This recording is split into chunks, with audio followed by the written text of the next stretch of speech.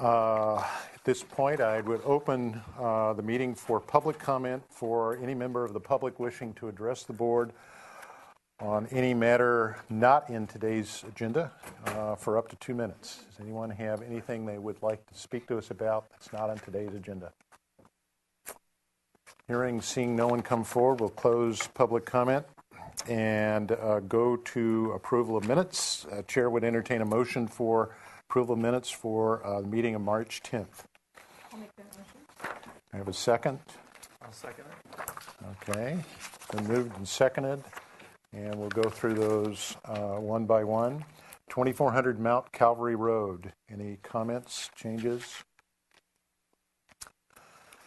3627 Camp Neal Drive. 758 Juanita Avenue. 435 Caneo Road.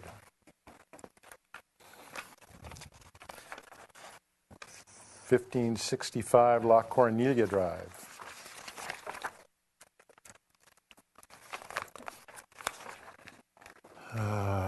And that, I think, concludes that part of the agenda. Hearing no further comments or additions, the chair calls for the question. All in favor signify by saying aye. Aye. Aye. Opposed? Abstentions? So carried. Let's go to approval of the consent calendar for March 17, 2004. Do I have a motion for approval? Make that motion. Okay. Do I have a second? Second. Okay. Mr. Ng, would you please go over those? Thank you, Mr. Chair. For Monday, March 17th, consent calendar, we had for item A, 2111 Stanwood Drive, we had a review after final. This was referred 1 week to the full board today. Item B, 2105 Anacapa Street, final approval was granted as submitted of the review after final. Item C, 30 Alston Place, final approval was granted with conditions. Item D, 1302 De La Guerra Road. This proposal was denied with finding that metal roofs are incompatible with the surrounding neighborhood.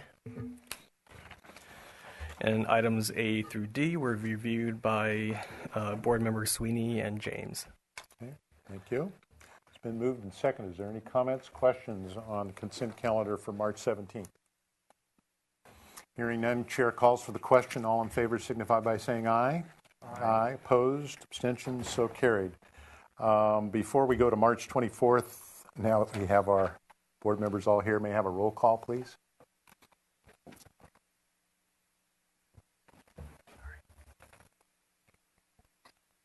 Oops, not enough microphones. Chair Sweeney. Here. Vice Chair Miller. Here. Board Member Bernstein. Board Member James. Here. Board Member Pierce. Here. Board Member Woolery. Here. And Board Member Zimmerman. Here. Thank you. Chair will entertain a motion for approval of today's consent calendar, March 24th. I have a motion. Okay. Jim first, second? I'll second it. Okay. Brian second. David, can you share today's consent, please? Okay, thanks, Mr. Chair. Today's consent calendar minutes, we have items A through E. Item A, 1860 Eucalyptus Hill Road. Final approval was granted as submitted. Item B, 507 San Onofre Road. This item was continued indefinitely to the staff hearing officer for return to consent with comments as noted. Item C, 2101 Mountain Road. This item was continued indefinitely to the staff hearing officer for a return to consent with comments as noted. Item D, 502 Las Alturas Road. This item was continued indefinitely to the full board with comments as noted. And item E, 762 Westmont Road. Project design approval was submitted. It was granted with the finding that the neighborhood preservation ordinance criteria have been met. And items A through E were reviewed by Chair Sweeney and Board Member James. Okay, thank you. Any questions, comments? The motion on the floor is for approval of March 24th. All in favor signify by saying aye. Aye. Opposed? Abstentions? So carried. Let's go to announcements. Maybe before we go to staff, we'll go to a couple of announcements from board. I was out of town last week, and Denise Woolery agreed to represent us at the Planning Commission hearing. Maybe you could just give us a quick overview, Denise? Yes, it was on Edgewater Lane, and they were going for their coastal development. Sorry. Start over. Edgewater Lane project that we gave final approval to, and they were in front of the Planning Commission for their coastal development permit, and it was passed unanimously by the Planning Commission. So it's on its way. Okay, thank you. And then I would just like to report in, I attended the city administrators biannual meeting of boards and commission chairs and vice chairs and representatives of the various commissions and boards last Wednesday.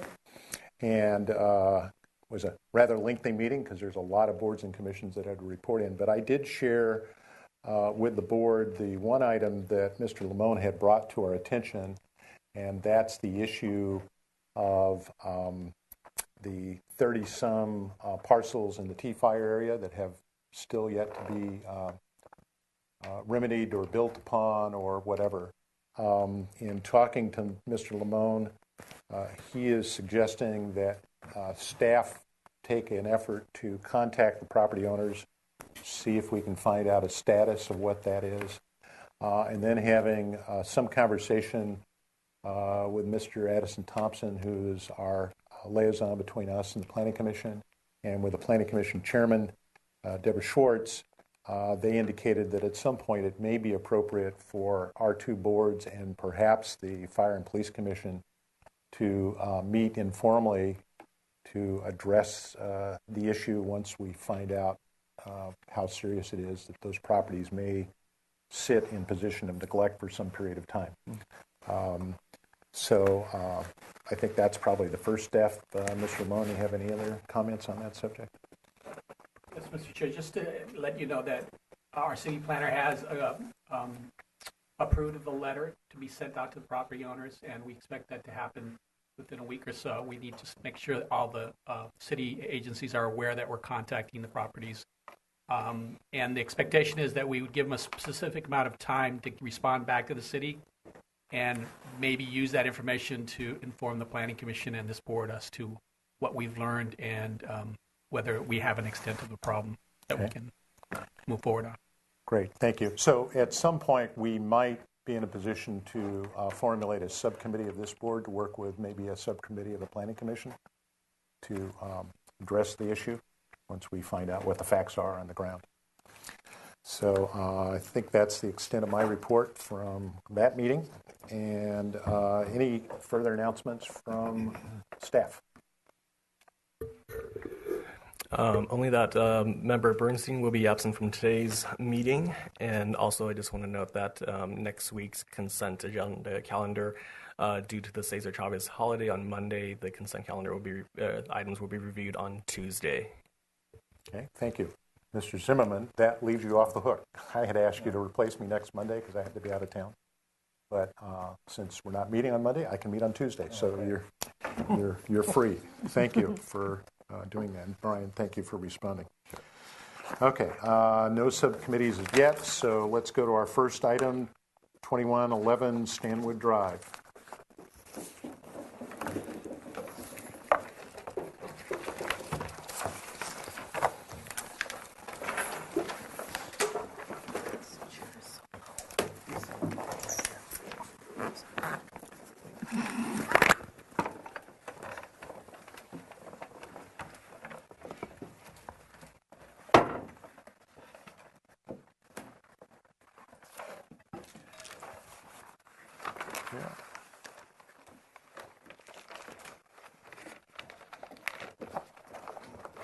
All right. If you could introduce yourself, please. Taylor Tatman, property owner. Richard Redmond from Edwards and Pittman Architects. Ben Tatman, general contractor. Okay. Oops. They got to be green. Thank you. Okay, before I have you gentlemen share with us where you are in this project, I'm going to share with the board that Lisa, James, and myself reviewed this at consent calendar. The reason we brought it to you today, to the board, is that we felt that there was a substantial amount of work that was accomplished on this project. And as you may see as it's being presented, near completion, that's in a different state than what the original set of drawings was approved, and including the introduction of S-tiles onto the roof. So we felt uncomfortable of making a determination whether to approve these changes as being requested after, more or less after the fact. And we felt that was a subject that needed to be reviewed at the entire board level, and so that's why it's here today. So if you could share with us what you're doing. Okay, first of all, I'd like to mention that I know Ben and Taylor from my office downstairs. I think they're responsible builders, and I know for sure they're young. They're young and perhaps a little impetuous. My work started basically after the house was pretty much complete.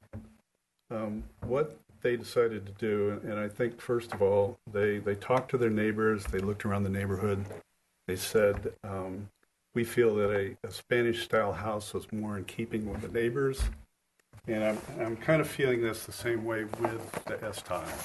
They actually saw this in the neighborhood, they assumed that it would be okay, and actually applied it to the house. Also, they extended a master bedroom balcony that enclosed the balcony over the, it's actually over the garage. And I think their thought there was that, hey, this is a space that we're never going to use because it's basically looking out onto the driveway. And it seems silly to spend, they actually initially had a steel girder designed to actually support that roof. And I think they thought that, they could make better use of the space. Sorry to interrupt, Rich. Also on that topic, it does overlook a shared driveway with the neighbor at 2109 Stanwood.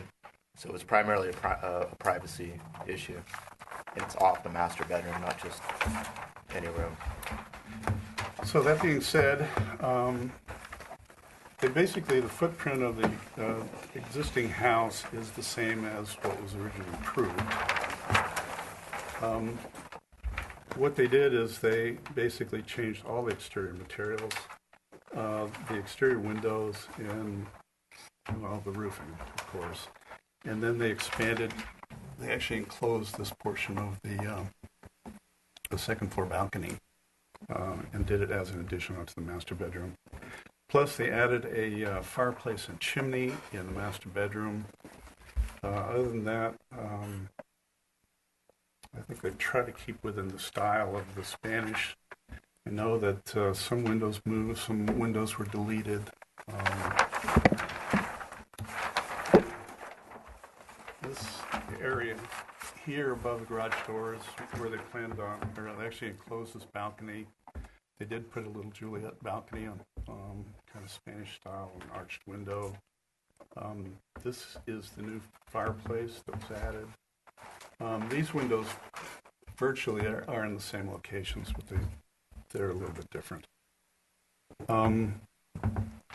Rear elevation really hasn't changed much, except, of course, for the materials. And the roofing. This is their proposed light fixture, front door and side light. There's actually a list down here of the things that was in the original plan and what it's been changed to. If you want to go through that list, that's fine. We've included some details.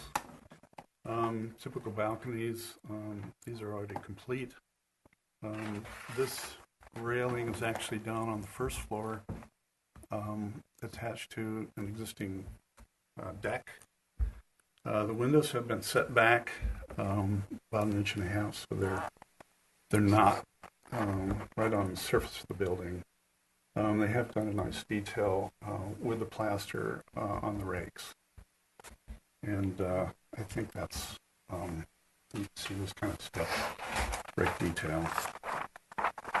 Landscape, I'm not going to get into, so that's pretty much the long and short of it. Would you please share with us what the original design was that was approved by this board? That's not it. This is what was submitted the first time. Yeah. So here's the original. Yeah. Yeah, it needs to be on the Here's color. the original. Siding was hardy plank batten board. You need to speak into the microphone. The siding was hardy plank batten board.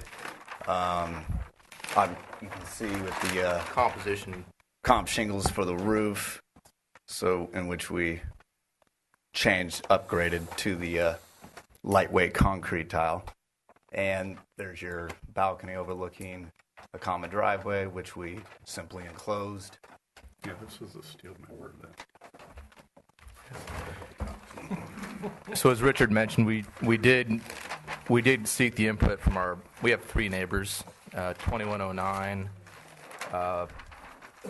he's at one of the side elevations.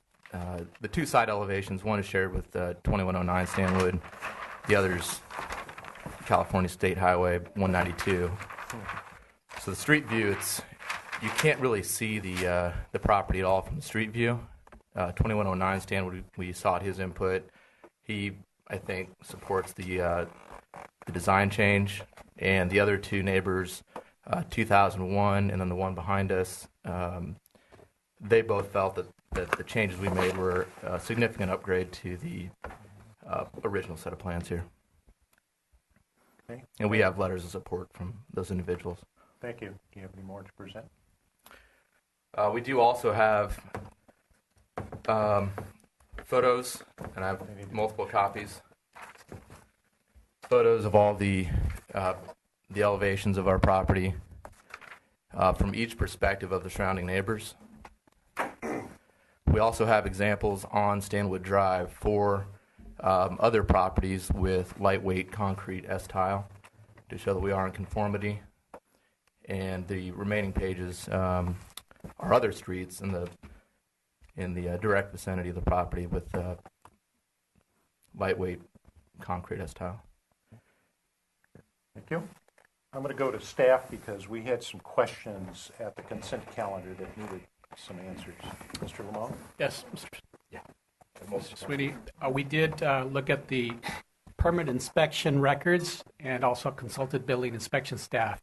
There was not any inspection that indicated there was a required revision per se, and I've been informed that it's a problem when certain inspections are performed and then work occurs after those inspections. So we're basically saying at this point there might have been an advisory given by the building inspector to say, hey, if you change the plan, you need to go through our process. But there was not a C-squared given at any point. So the city's position was we were not informed, therefore we didn't stop the work. There was one last item related to that. With respect to the materials, I did want to point out that there are instances where S-tile is installed without city review. And historically, we did not look at all re-roofs in the Hillside Design District, only those that were over 20%. That when we did the NPO update several years ago, we created a level playing field, and now everything in the Hillside Design District gets reviewed for re-roofing, so to make them more consistent. Because we did have this problem where if you came before the board, you were held to a higher standard versus a re-roofing that didn't get subject to review. So that's why we have some S-tiles out there. Okay.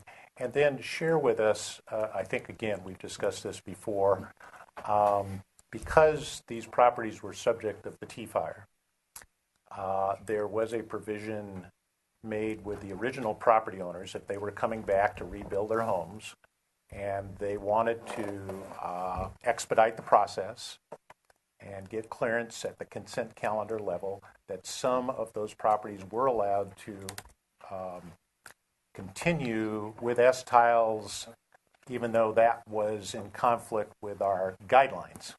Is that correct? That's correct. And to speak to that issue is that there are two allowances that the city gave the T-Fire victims. One was an expedited review process and the ability to build back quickly what they had. What we discovered, though, as we went through the process, is most persons, developers, did not want to build back what they had. They took the opportunity to change the design and or upgrade to different standards. That's understood, but what's not agreed to is to allow you to move forward without getting approval. So obviously we have a conflict here where you have some as-built conditions that should have been checked on with the city, because our review process is quite easy. You come in and get on an agenda quite easily. Now you're faced with a problem trying to accept changes that are already improved on the structure, obviously. Okay, thank you. Did you have an additional question, Chairman? Would that constitute a zoning violation? No, it's not a zoning violation. It's strictly a design review approval that has not been complied with. So now you're dealing with a review after final per se, different design. You have to treat this house as you would if it were to be proposed to be built, and see if you would find it acceptable. The reason I'm asking is because of the proposed square footage. Oh, I apologize. That is an issue that we check. So that is not a zoning issue. That's just additional square footage. Often during construction, there are changes that are proposed where applicants can add square footage. So that is not a zoning issue. It could be a design issue. Whether that element helped break up the mass, that's your decision as to whether that element looks fine. Can I have some clarification here? Because Yes. I'm just kind of getting a little overwhelmed. So this was approved, it was a T-Fire house, and it was approved through the standards of the T-Fire situation where you didn't get architectural review. Is that right? It went through a consent review process. And it actually had a show approval, for a modification. And so then you bought the property and decided to change the look of it to this Spanish colonial look. And I guess without the review, did you assume because it was T-Fire or a misunderstanding or? We had no assumptions, really. We purchased the plans. They came with the property. When we began building, then we noticed there were a few critical opportunities to upgrade the architecture, and it's really just the exterior look and feel. Okay. Nothing structural except for the patio enclosure. We're gonna come back to the board with questions. We can continue questions, but I'm going to pause right now and open this for public comment. Do we have anyone wishing to speak to this agenda item? Come forward. Can you come forward, please? If you don't mind to share your chair with this guy. Have a seat. Sure. You could share your name and address. My name is Russell Collins, and I live at 2121 Stanwood. Okay. And I have just a very brief comment, which is that as his next door neighbors up the street, I don't really know these people, but they brought it to our attention they were going to be at a council meeting, and we were aware of the original plan, and we were somewhat dismayed because it was really not a nice design. And as we watched the house go up, we were quite pleased to see that they had, rethought the aesthetics of it. And it's really quite a beautiful house. And the view from our house, which looks down on theirs, is they have a very nice tile roof, and it's really been enhanced by the improvements they've made. That's it. Okay, thank you. Okay. Anyone else further wish to speak to this agenda item? Hearing none, Chair will close it, and we'll come back to questions of the board. Before we get started, just to help clarify things, you're not the original owners of this property, correct? I'm the owner since February. I understand. But 2011. You didn't own this property when the T-fire occurred, correct? No. Okay. And have you constructed other homes in this area? 2. Okay. We built a home at 407 Conejo in a similar situation. We purchased plans with the property, and then we built 305 Sherman Road with our own set of plans from scratch, and that was Both were successful projects, and actually in the case of 407 Conejo, we did make a couple of minor changes similar to this, windows, siding, and I believe the roof as well. We felt they were upgrades, and we were instructed to take pictures, bring them in, and those were signed off on. So that's what we thought was the process, and we apologize for not coming further in advance for these changes. I see I've driven by this site several times now. See a for sale sign. Is this property for sale? This property is not for sale. There is no for sale sign. I'm sorry. It's you might be looking at Bank of Santa Barbara. No, there's a for sale sign. I'm moving into this home. Okay, that's fine. Thank you. There is no for sale sign, so I'm not sure what. I just want to clarify. Thank you. Okay. Oh, that's right. Our neighbor who has a lot that was destroyed in the T-fire, her house has been for sale for the last year, and that's a vacant lot. Yeah. Okay, thank you. I think it's his mic is not on. Somebody's mic is on. Yeah, there we go. Okay, thank you. Okay, just to make sure that was clarified, we'll go to questions to the board.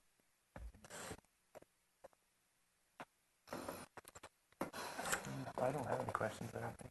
Any further questions? Jamie?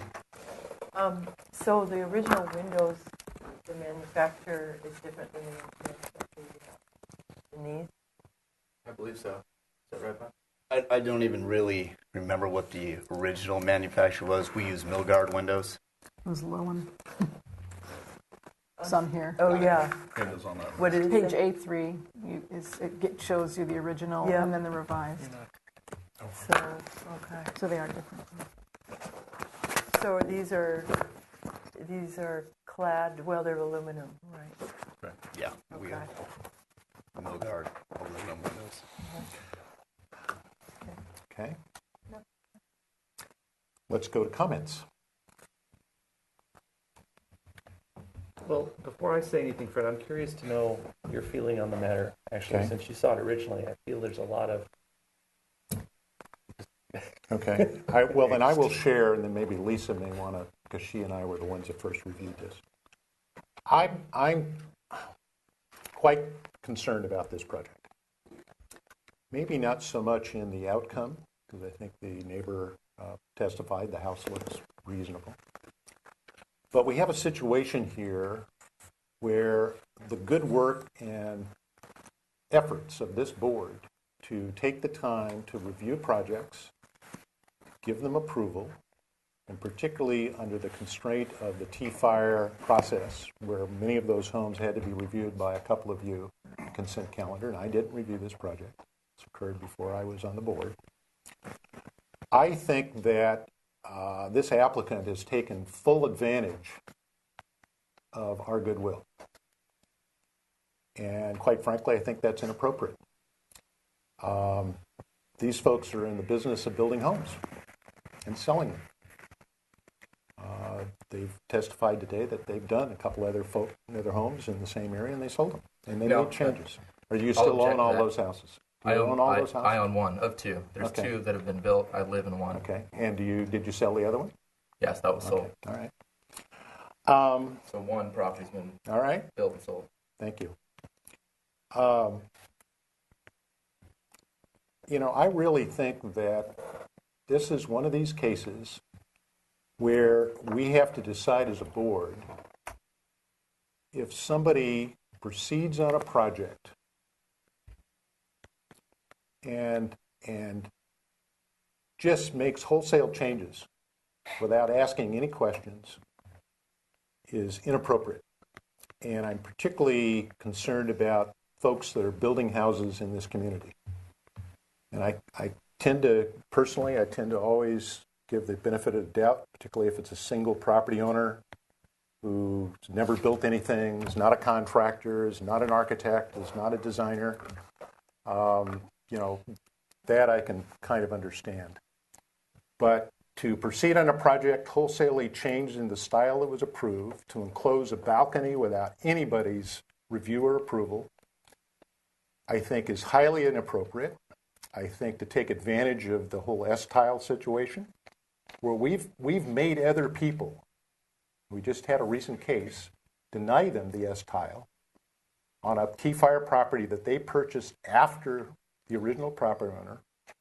We looked at it and we said, no, you can't use S-tile. You need to go to the traditional mission tile. I think it's unfair to other members of this community who abide by the rules and adhere to the advice of this board and the decisions of this board to allow individuals to subject us to believing that they can get off by just coming in here and writing a letter and saying, oh, gee, by the way, we didn't know, we're sorry, we made a mistake. One of the challenges we've had, and I've had some discussions with a couple of council members, is currently there is no system in place for procuring fines for people that do not follow the process. So in other words, there's no ability for the city of Santa Barbara to fine anybody for making design changes, wholesale design changes without approval. And I can understand a few windows here and there and a couple of things, this and that. But this is a wholesale change. And quite frankly, I think the quality of the materials is not that great. The windows are not that great. They're not what I would have liked to have seen, and we approved an original Spanish-style house. And I know there are architects that have come before us that we've really hammered on the quality of materials. And so I, for one, that's why I brought it to this whole board, because I would have denied the whole thing and made them tear off that roof and do the roof as originally approved. But I wasn't about to make that decision unilaterally, and I don't know whether Lisa has any comments, but that's my feeling at this point. I think that this applicant is taking full advantage of the goodwill of the city of Santa Barbara, and I don't think that's appropriate. Thank you, Mr. Chair. I will weigh in after having gone by there today and giving a lot of thought to this project. We are here to uphold the process, and had it only been on this property, I might have thought differently, but when you said that you built another one on Conejo and made some upgrades on your own. With consent of the board. Oh, with consent. I'm Yes, sorry. absolutely. I repealed that then. I do feel strongly about upholding the process. And as Mr. Sweeney said, it would be unfair to the last applicant that we denied S-tile. After driving by today, my concern was for the runoff from the debris on site going into the creek. It looks like you took some measures to stem the flow from that last rain. Yes. Yeah, Brian, generally our main inspector, he comes by, checks on it.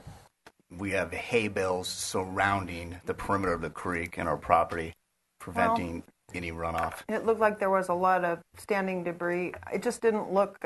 We did just tear up our driveway right now, and there is a lot of dirt, and which will be covered before it does rain, because Brian always comes by. Yeah, the erosion control has been just Handled every time. Yeah, absolutely. I just was We're very concerned for concerned the about it creek. ourselves. We are too. Protecting the creek would be my only other comment.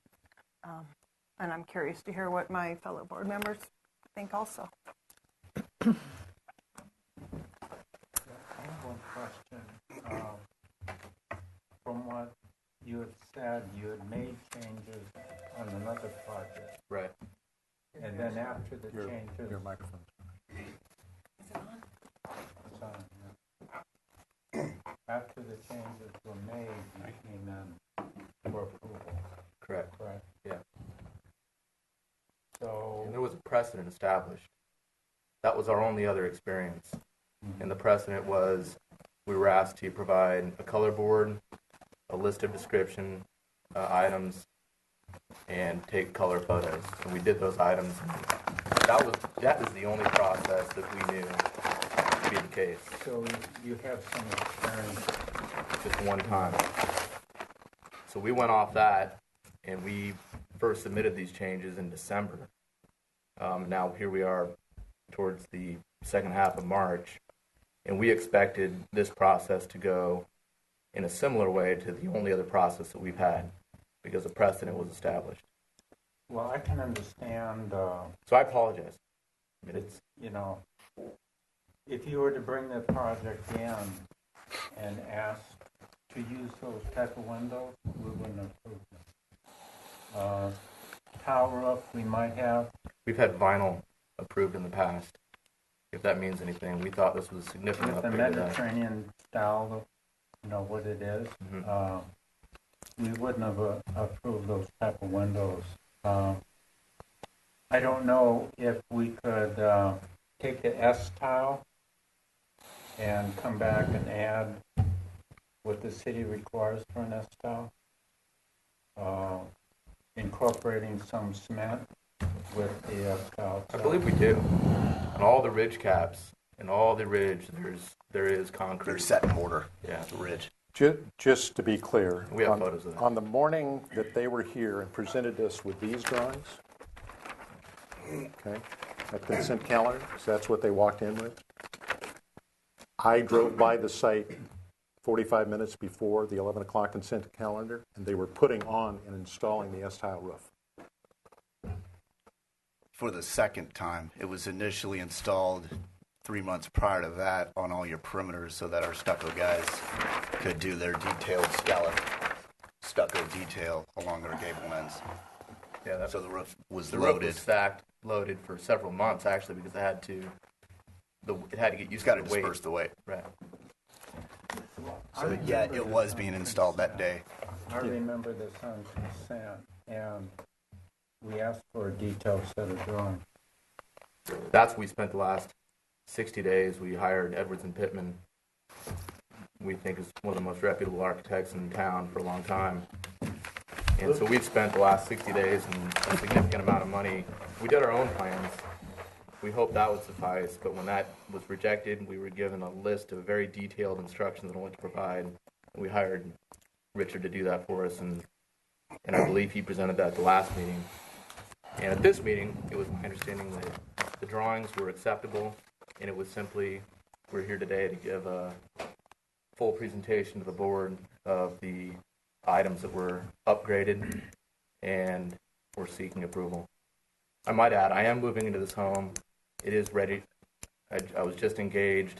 I'm starting a family, and I'd like to do that as soon as possible. I don't understand, you mean that these drawings were originally submitted for approval, these drawings? No, it was this set. No, this was just the last set that was done. They were submitted last Monday. It took us about 60 days. We first submitted in December. We submitted our own drawings. And we were told at the end of January those were not going to be acceptable. That was what was submitted. This is what we saw when they came in. Elevations and a rendering. So we were given further details to provide, and we hope to fulfill that by Richard's most recent set of drawings. Okay, Lisa. I do have a comment that these elevations give the building more depth, the windows more depth than in actuality. When you drive by, it's really quite plainer. So I don't think it's really an accurate representation. And That's amazing. It's very difficult to see from the street. Here's a No, it's not. photo. I just was out there today. Oh, okay. I was just Yeah, standing we were in the there this driveway morning. looking. Sorry. California 192, people are going so fast on that street. It's really, Oh, no, it's pretty. and we have lots of natural vegetation that obstructs the view from the street. But if you think it doesn't have as much depth as those drawings, and Well, I was just piggybacking on what Jim said, that we wouldn't have approved those windows, and they are not in harmony with the rest of the windows or your neighbor above you. now our windows are set back actually now. Recessed. They're recessed, so there should be actually more depth. Yeah. Given that the windows have been recessed. That is and my with- comment. It's only my comment. Thank you. Any further comments? Well, yeah, I guess so. I'm just curious how we're going to proceed on this, because here it is. Now, I understand Mr. Chair, your concerns, and you know, and of course, we want to keep the standards of the board, you know, where they are, and it's very important that people pay attention to what we suggest and not go off on their own and do things like this. And is this a great example of Spanish architecture? No, not really. So, and that's our job, is to try to uphold the best type of architecture, you know, new building that we can have. So I'm in a bit of a dilemma here because, you know, I would love to see, I wish it hadn't turned out this way, and I'm not sure, other than telling this applicant to rip off the roof and redo all the windows, which I'm sure my esteemed colleague, Mr. Sweeney, would like to do. I don't know that that's an appropriate way to handle this at this time. So I'm having a little difficulty. I thought maybe the renderings did. Excuse me, you're really sorry. not supposed to Yeah, have we're- crosstalk here. It's the board's position. I see what Lisa's talking about. This is extremely flat, and doesn't even show the flat side. yeah, but the ones that are on here are extremely flat. That's every side. Excuse me, this is to the board now. So it's just not really a really good representation of Spanish architecture, which is what Santa Barbara is all about.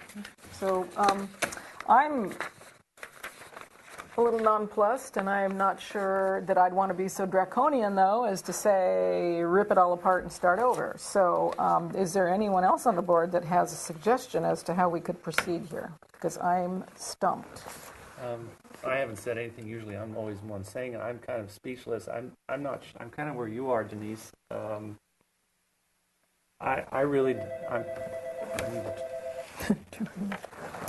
not sure where to go with this. I don't know what to do. I don't know. Okay, well, let me, maybe if I could just share with you, there's maybe 2 or 3 possible motions. Certainly one motion could be we accept all the changes and we give a review after final approval. We can take these set of drawings here as submitted by Mr. Redmond and approve them. And the applicant can then occupy the house because it's virtually done. Okay, that's one motion. The other motion is we could say no, we'll approve it, but we want you to tear the current roof off and put proper mission tile on there. Okay, that could be second. That's another kind of motion. You could have a third motion that says we want you to do the tile and change all the windows to a better quality window. We could say, look, another motion could be, look, we'll accept everything except we didn't like you filling in the balcony. Put the balcony back in Spanish style. So there's a variety of things you can do. We can certainly just approve it as it's submitted. We could approve it with changes, which most certainly will cost the owner to make those changes. But as I said before, the city at the current way things work, we have no ability to fine an applicant for not adhering to the approved design. The only way that occurs is if this board decides that whatever's been presented is unacceptable, is to force the applicant to make the changes. So that's kind of where we are. Well, it's sort of the situation like this is the plans they're proposing and it hasn't been built. Come on. Hello? We could say that these are the proposed plans as if they haven't been built and then make our comments on what they need to do to improve it. That's another approach, certainly. And then it's as if they're going to have to go by what we recommend, which means they're going to have to tear it down and change it. Right. I mean, that's another approach one could take. Yes. Mr. Lamont. Mr. Sweeney, I'd offer the approach would be, for the record, to take some straw votes on those elements that this board finds acceptable. And when you make those votes, with the understanding if you vote against them being acceptable, that you're the majority opinion will prevail, that if the majority of the board finds them unacceptable, they have to come back with an alternative. And then you can focus in on what elements you think you can or cannot support. And the majority may be that all elements can be supported, but I think that way, if this goes to an appeal, because that is another option for this applicant. If it gets denied, their other option is to pursue an appeal to City Council and have them make the decision ultimately, if they don't choose to follow through on any either complete denial or partial denial. Okay, thank you. Mr. Chair? Yes. So in that, in light of that, what Mr. Limon said, as I look at this S-tile roof, yes, not our favorite. However, the coloration that was used, the fact that it's mottled, is that something that the board could accept as far as, I'm just putting it out there. What do we think about that? It doesn't seem... Well, this is what I would say had you not worked on it. I would have said that the tile you put on there is an improvement of what was originally there. Cop shingle. Yeah. Yeah, I would have said that's that. what I would say. However... So do you want to, at Mr. Lamone's suggestion, do a straw vote for each of the identified elements that we want to talk about? Or does someone want to make a motion based on Brian's approach as if we... Your microphone. Is to take the approach that Brian has suggested, that we look at it as if this hasn't been built, but this is being requested, and approach it from that standpoint, or make a series of straw votes, as Mr. Limon is suggesting, based on the elements, and we could start with a discussion of the roof. Would you like to do that? What would you like to do? Yes. So if we do Brian's approach, are they back on the calendar, or are we spending more time to talk about this? I'm assuming if you do Brian's approach, like we would normally do with anyone that comes to the board, we would make suggestions. We'd have a list of comments, and then they would be required to come back, because typically we'll say study this or study that or look at an alternate material, and then we would put them on another calendar and come back. So we're not approving or disapproving. We're allowing them to look at alternative approaches. Well, one thing about doing that's kind of nice is that we have the opportunity to take it one by one and discuss, get an idea of what everybody feels like about the windows separately, and just like you did with the tile roof, because that was a good point. Because this is tough, and it's a lot of money, so that makes sense. Okay. So would someone like to maybe start that process? Maybe we can start on the roof, the top of the house, and work our way down? Okay. Well, I guess I did. I'm looking at you, Denise. Okay, so Denise is suggesting that the proposed S-tiles, as proposed, are acceptable. Is that acceptable? Yes, you're saying? and an improvement over the comp shingle that was originally designed. So that item is on the floor for a straw vote. Could I add? Sure.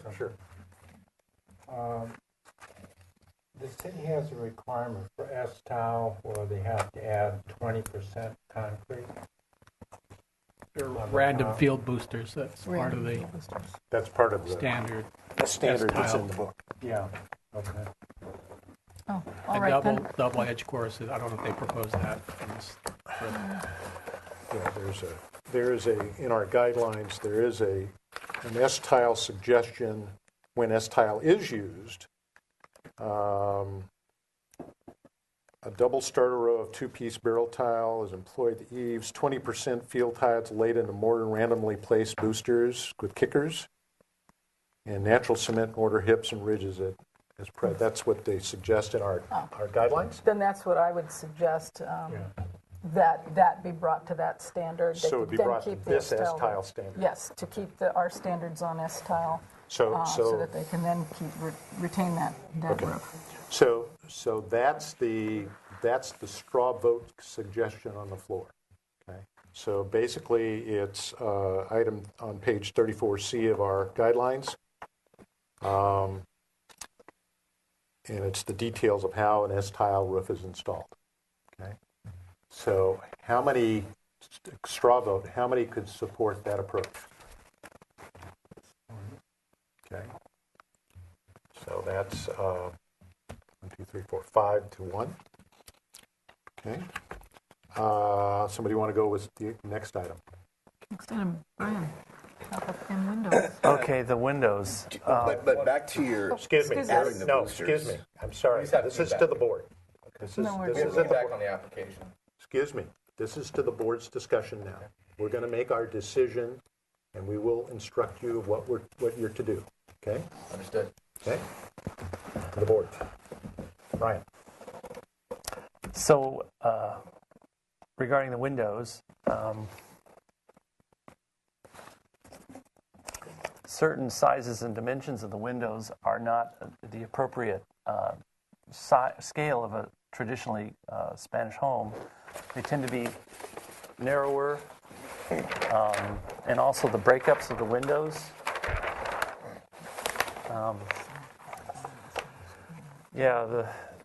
It's. So can you make a suggestion by elevation identification? So maybe south elevation or wherever you want to. Okay. Which windows are more inappropriate than others? Well, in the west elevation, the window that's item number 4 is probably a little too narrower. It should be probably 6 inches to 12 inches deeper, taller. Give it more of a traditional, that's more of a modern, contemporary dimensional window. The window up above to the right of the balcony. Yeah, I'll point Oh, here. I'm sorry. Yeah. You need That to- window there perhaps should be a smaller window. Maybe introduce some kind of wrought iron decorative element. Maybe not. But it probably should be a smaller window, more proportional in the traditional size. On the south elevation,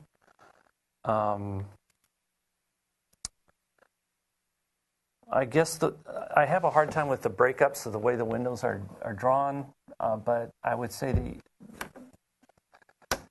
the whole length of the building itself is kind of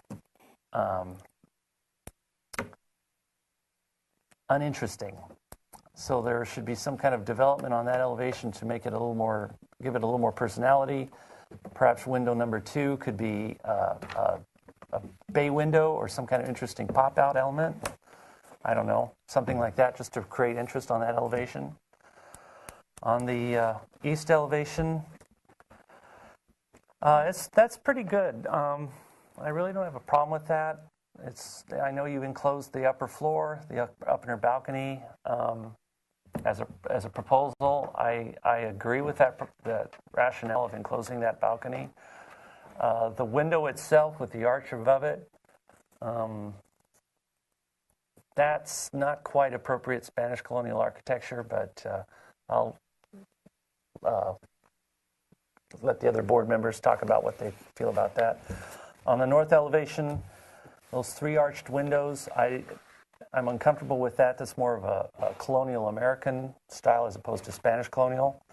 And then the 2 windows on that says item number 2, those seems a little too large. Actually, all the windows on that seem a little too big for the scale of the house. The upper clear story windows are a little too wide. Maybe you want to break those up a little more so they look more of there's just more breakups involved. Another possibility is adding shutters on the front elevation as a decorative element.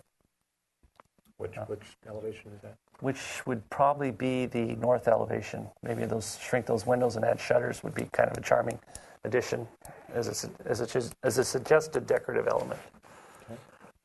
Those are my comments. Okay, and your comment includes that you're okay with enclosing the balcony. Yes, I am. Okay. So that's, again, this is kind of a straw vote. Anybody have anything to add? Can I comment on Sure, that? go ahead.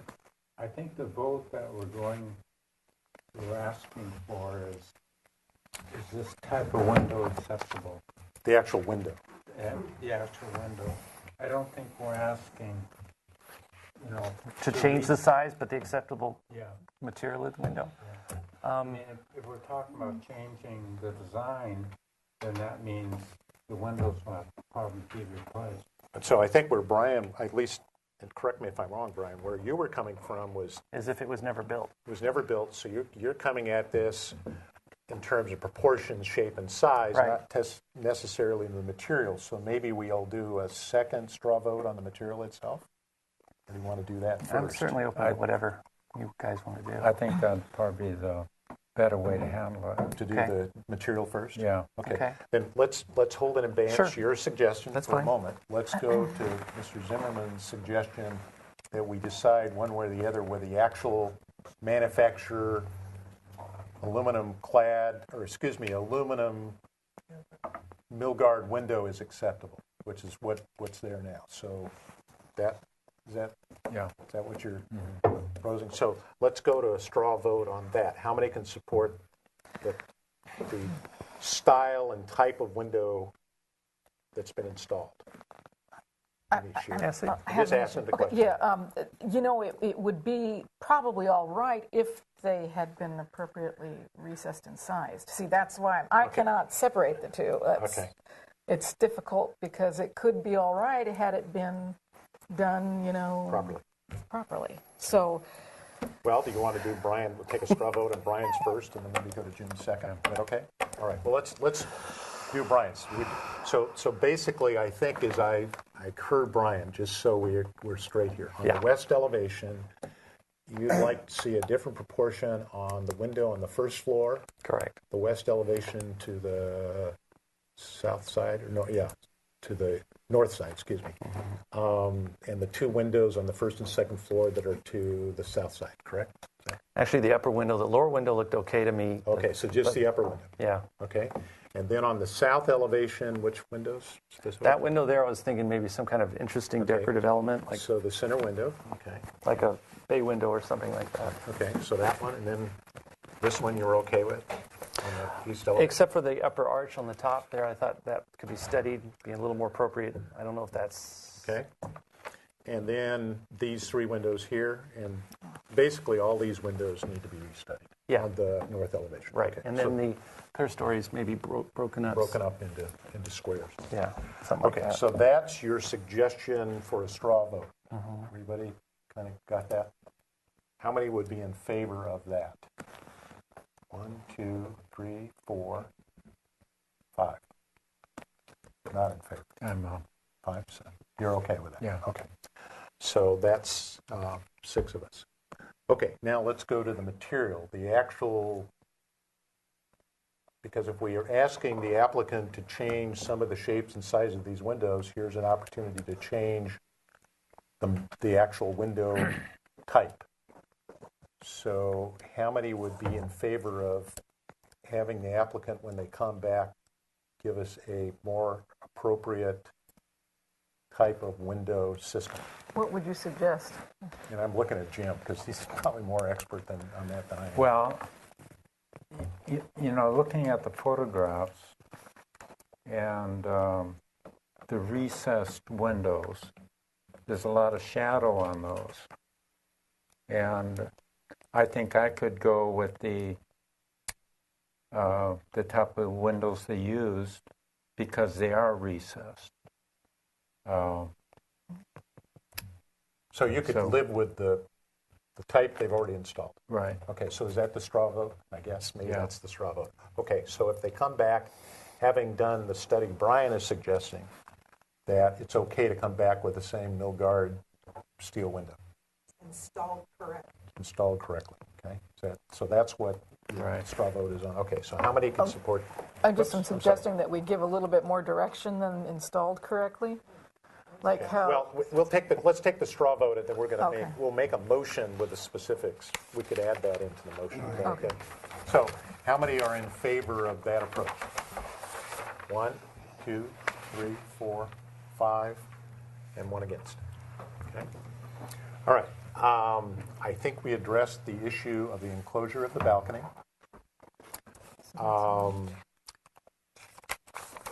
Anything else that we want to make comment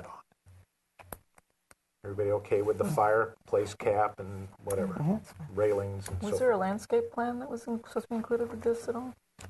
So they were That on not this? required with the original set, and so we just submitted those last week.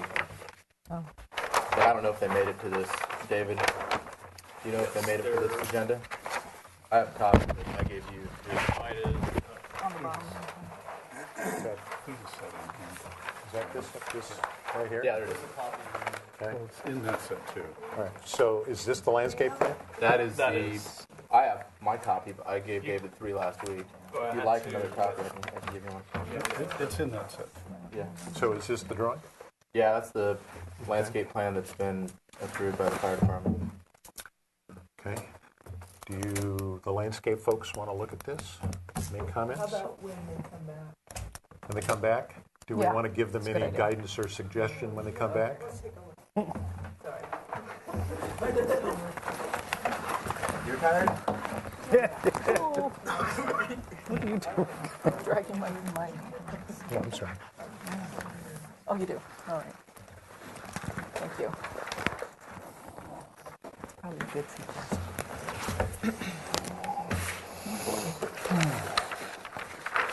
Just for members of the audience, so you understand the process, because it may apply to the projects you may like to speak to. We don't see these drawings ahead of this meeting. These drawings are presented to us usually at the first time, and the first time we're able to see them is when they're put on this table. So that's what's happening right now.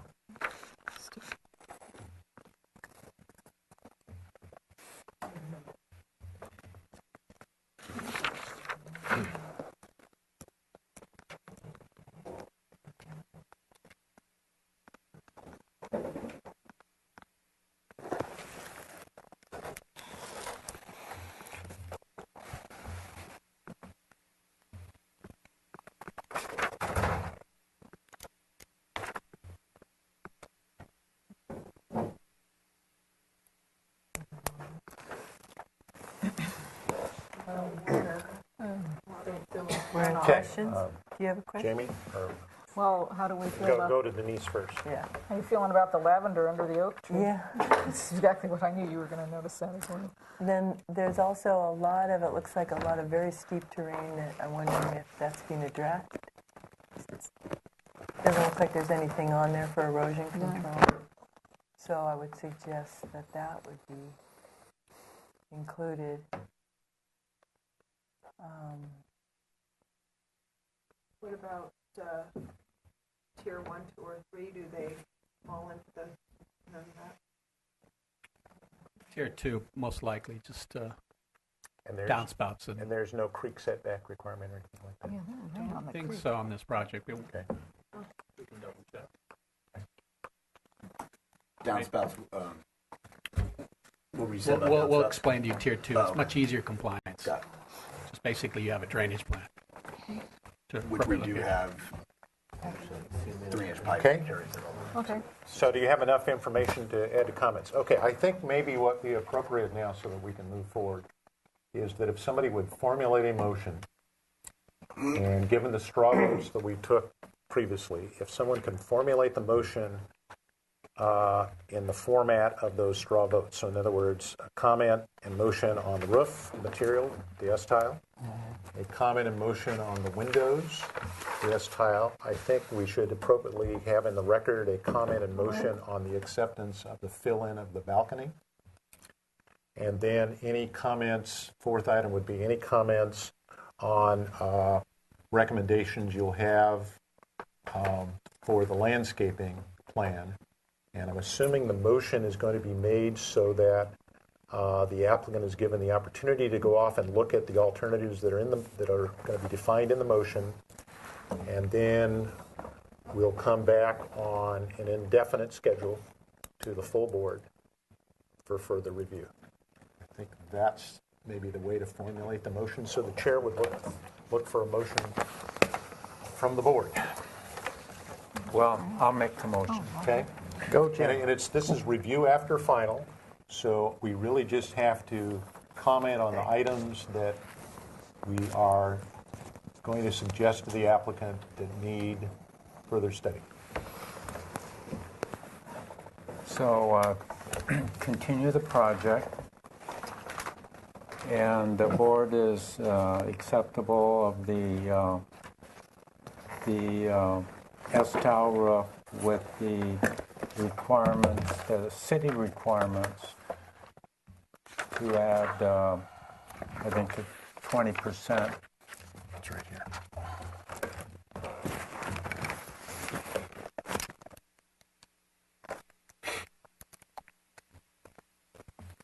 So it's the city guidelines for S-tile that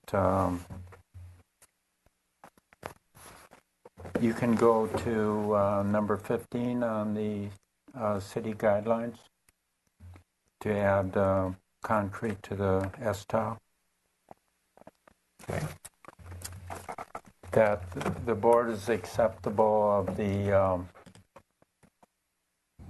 metal railings or the metal windows, and that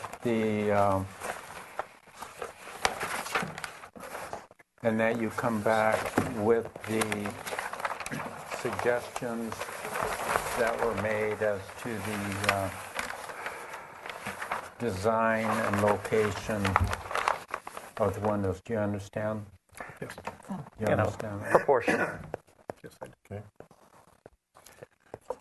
And the other part? The board accepts enclosing the original approved balcony. Okay. And does your motion include, or will you entertain an amendment to your motion from our landscape folks about the landscape plan? Okay, and to extend your scope of the plant material for the steep areas on your site for erosion control. More appropriate planting under the oaks, so there's specific plants that do well under the oaks. And if you could just make a note on how you plan to irrigate. Anything else? Okay. Denise, is that covered? Okay. So that's part of the motion. Okay. Anything else to the motion? Okay, that's the motion on the floor. Do I have a second to that motion? Second. I have a second to the motion. Further discussion?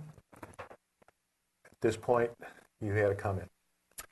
I just wanted to ask about this detail that we've done in setting this back 2 inches currently. Is this appropriate or not appropriate? We found that appropriate. Okay, so the setback on the windows. Setbacks. Right. Okay. Okay. So I think we're in concurrence. The setbacks okay. So that is the motion on the floor. You'll come back to the full board on an indefinite calendar, so that'll afford you time to do the work you need to do. Any further discussion? Hearing no further discussion, chair calls for the question. All in favor signify by saying aye. Aye. Aye. Opposed? Abstentions? So carried. So we'll see you back at the board.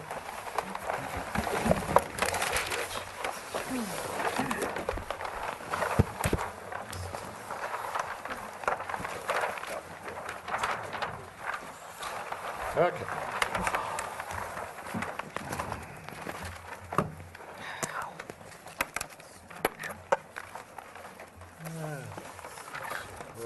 We're on to 930 Emerson Avenue. Sis.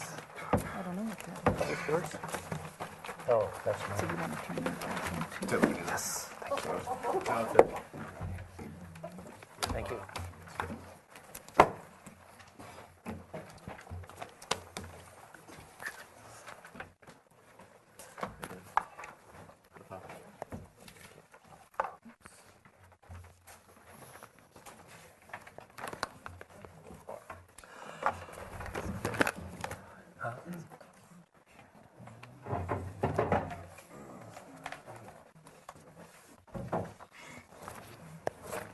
What's this one? Oh, stem. What's the other one? Hi, welcome. Could you introduce yourself, please? Akiko Wade Davis, architect. Jim Davis, architect. Jonathan Leach, landowner. Welcome. Mr. Miller, could you read the comments from our last review? I will, Mr. Chair. Thank you. I believe they are, number 1, study reducing the second-story roof line. Number 2, study the front entry overhead porch. Number 3, provide a landscape plan. Number 4, provide details of a second-story peak.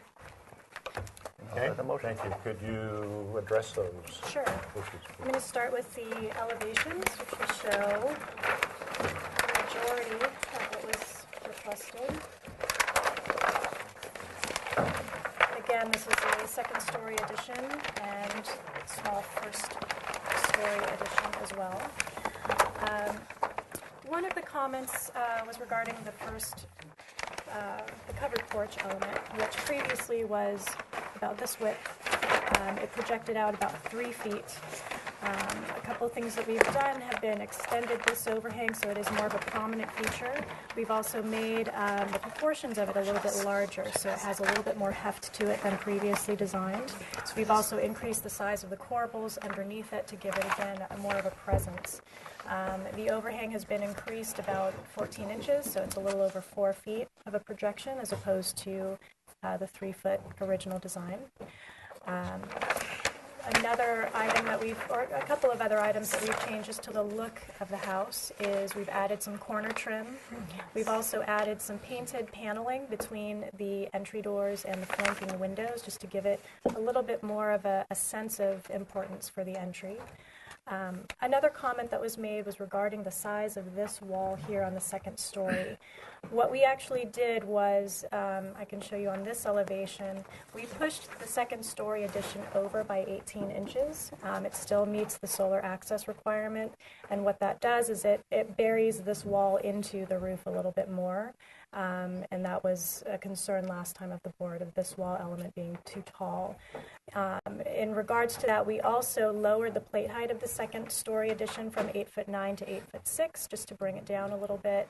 It was our preference, as well as the preference of our clients, to keep this single roof pitch over the bathroom addition with a lower plate height.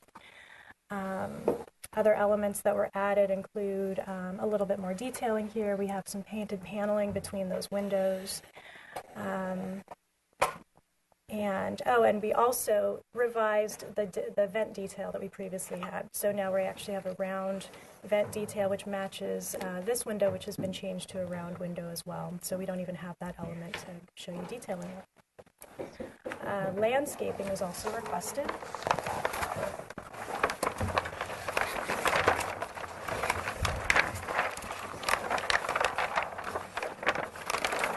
So on sheet A 1.1, on the upper site plan, what we're showing are some existing trees that are well established and provide a lot of screening already as is.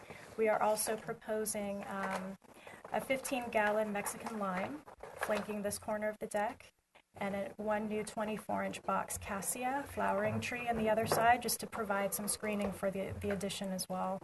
And providing some perimeter hedging, just some formal cropped rosemary to tie in with the existing rosemary that they have currently. And they do have some existing peach trees along the back of the property that we would like to maintain. A small area of buffalo grass, just right off the deck here, and bark mulch around the perimeter. So trying to keep it fairly simple and easy to maintain. Okay. Anything else? We also have a color board. So the shingles for the house would be this heathered moss color. It's a hardy shingle. The wood windows and doors, as well as the wood trim, would be painted this off-white shade. The metal roof over the entry would be a weathered copper finish, not actual weathered copper, but a finish called weathered copper. The comp shingle is this color here, and then we just showed some sandstone to show how the color ties in, as that will be located on the front porch element as you come walking up the stairs. This is the proposed light fixture for the house in a polished nickel and frosted glass. Thank you. Anything else?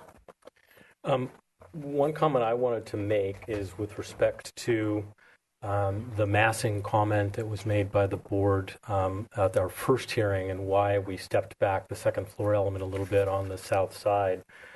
I understand the concern of being presented with that kind of massing from the side of the building, but I think certainly the context of the property and its surroundings should also be considered when looking at that. This is a picture taken from our upper yard looking towards Emerson. This is the existing peak of our house. This is the house next door, which they're finishing the construction. Obviously, you can see that the peak height is going to be very similar to our finished peak height when we're done. This is a comparison of the two properties showing you the setback between the facade of their structure and ours. So if you're looking at this building, the only place where you're going to experience that south facade of our building is essentially us in our yard from the streets. By the time we're done, this is us looking toward our neighbor, and this is our existing facade of our house. You won't actually see or experience this facade of the second. Sorry. You need to put them over on the So sorry. You're being televised. You won't actually experience that second floor facade except for basically our property. This is an existing 9-foot high wall that runs most of that length of that property boundary. Okay, thank you. And then just to make sure everyone understands, you came in with this is the proposed addition. That's the original footprint of the house, correct? Correct. Okay. All right. Anything else? No? Okay. The chair, thank you. And the chair will go to public comment now. We have one speaker, Red Simon. You could step forward. And you'll take that seat. I think you got microphone on. Yes. You can introduce yourself and your address, please. Hi, I'm Brad Simon. I live at 2010 Emerson Avenue, 2 houses towards the mission from this house. I find it a delightful addition. It seems modestly scaled. I agree with the owner, John, that taking the context of that very bulky building next door, there doesn't seem to be a bulk issue on that side of the building to me. The size, bulk, and scale seem modest. It seems to be in compliance with all the good neighbor policies the city has as far as the amount of second story and stuff. And I love it. I think they should be commended, if not rewarded, for their investment in our neighborhood, which has been needing it for a while. And I very much like it. And I certainly don't think any public views are affected by it. Okay. Thank you, Mr. Chair and board members. Thank you very much. Okay. Anyone else wishing to address this item? If you want to address the item, you can come sit in this chair and you'll need to fill out one of these little yellow slips, please.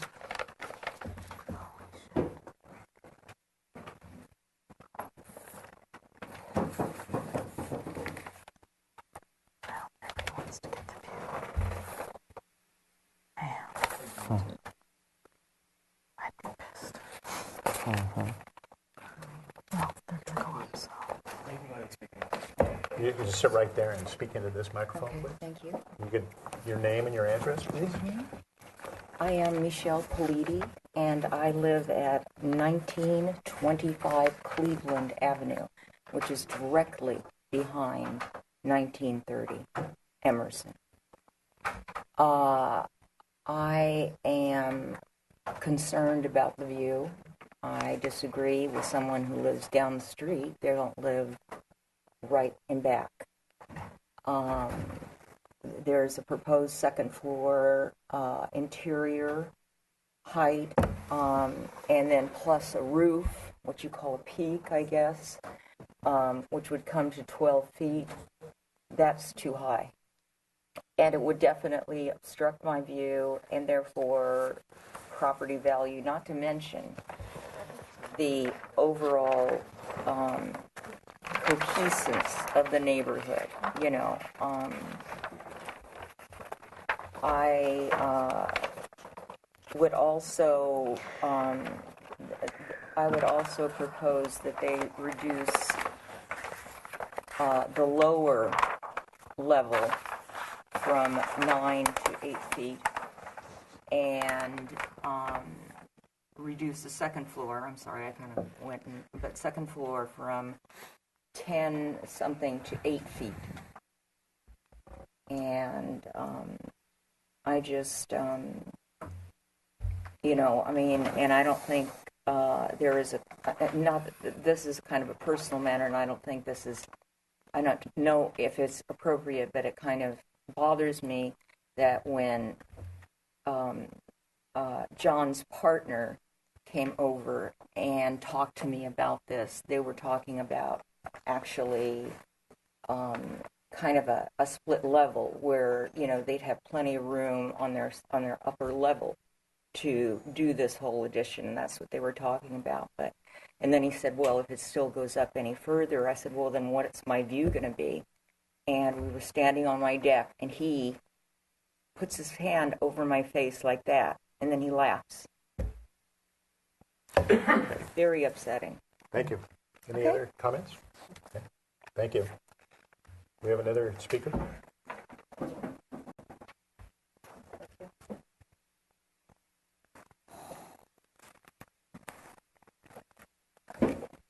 Hi, your name and address, please. Sorry, Suvi Bailey, and I live next door, 2000 Emerson Avenue. And if you could point maybe on that map, which way is your property? Here's the subject side. Yeah, we're this lot here. Okay. And I've actually provided photographs to kind of give more of a 360-degree view of the area. So this is the grade looking down. Put it here because it's sure, yeah, no problem. This is directly the view out from my window. This is perspective from Michelle's property. I get some more of these. Because as we were talking about, our main concern is there to be a balance of distribution of space with the ceiling height, to not have this conflict of taking too much of the aesthetics from where I live. There's a few more here. Excuse me, he's speaking to the mic. Sorry. Let me get a few more. So, and then here's another grade. And I have pictures, so here's a better showing of trying to give less biased photographs.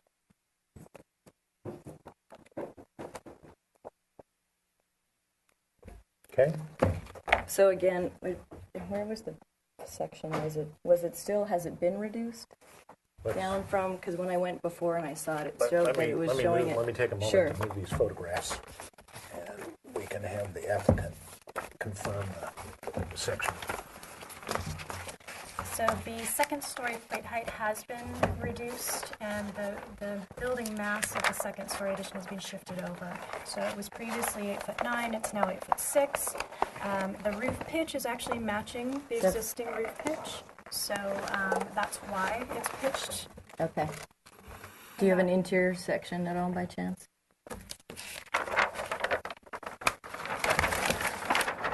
Yeah, this is what I was talking about. Sure. If this being reduced to 8 feet. If we That's what I was talking about, that, and then possibly this to 9, because of that direct, I'm like looking right at it as a television. I mean, it's right there. Okay, thank you. Thank you. Okay. Anyone else wishing to address this item? Hearing none, the chair shall close public comment and bring it back to the board for questions. Before you go, I just wanted to introduce 2 more support letters from neighbors. Okay. Thank you. Jesse is one house down from 1924. You received a letter of support last hearing from 1924. And Dick is one house up from Brad, who spoke to you today. Okay, thank you. Let's go to the board for questions. Who would like to start? Anybody have questions?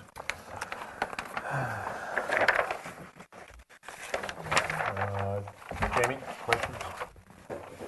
Well, I guess on these kinds of pitches, what is the lowest center measurement? Like for the top of the peak on the interior? So, you want me to go to the section? Yeah. Section elevation. that guy right there. Okay. So what are you referring to? This, So right this now, slope here? the peak, Yeah. that measurement, that's at what? What height? We have a scale we can measure. What's from here to here? No, We need top. finish grade though. Where's the finish one? Have one in there. Just from the second floor? I guess so. I'm just wondering what you could minimize it to. Okay, so let's see, this is drawn at half-inch scale, so let's go to half-inch. There it is. Okay. So right now, from this second floor, let's see, the second floor is at 10 feet from the existing first floor. Okay, so the second floor is at 10 feet. Okay.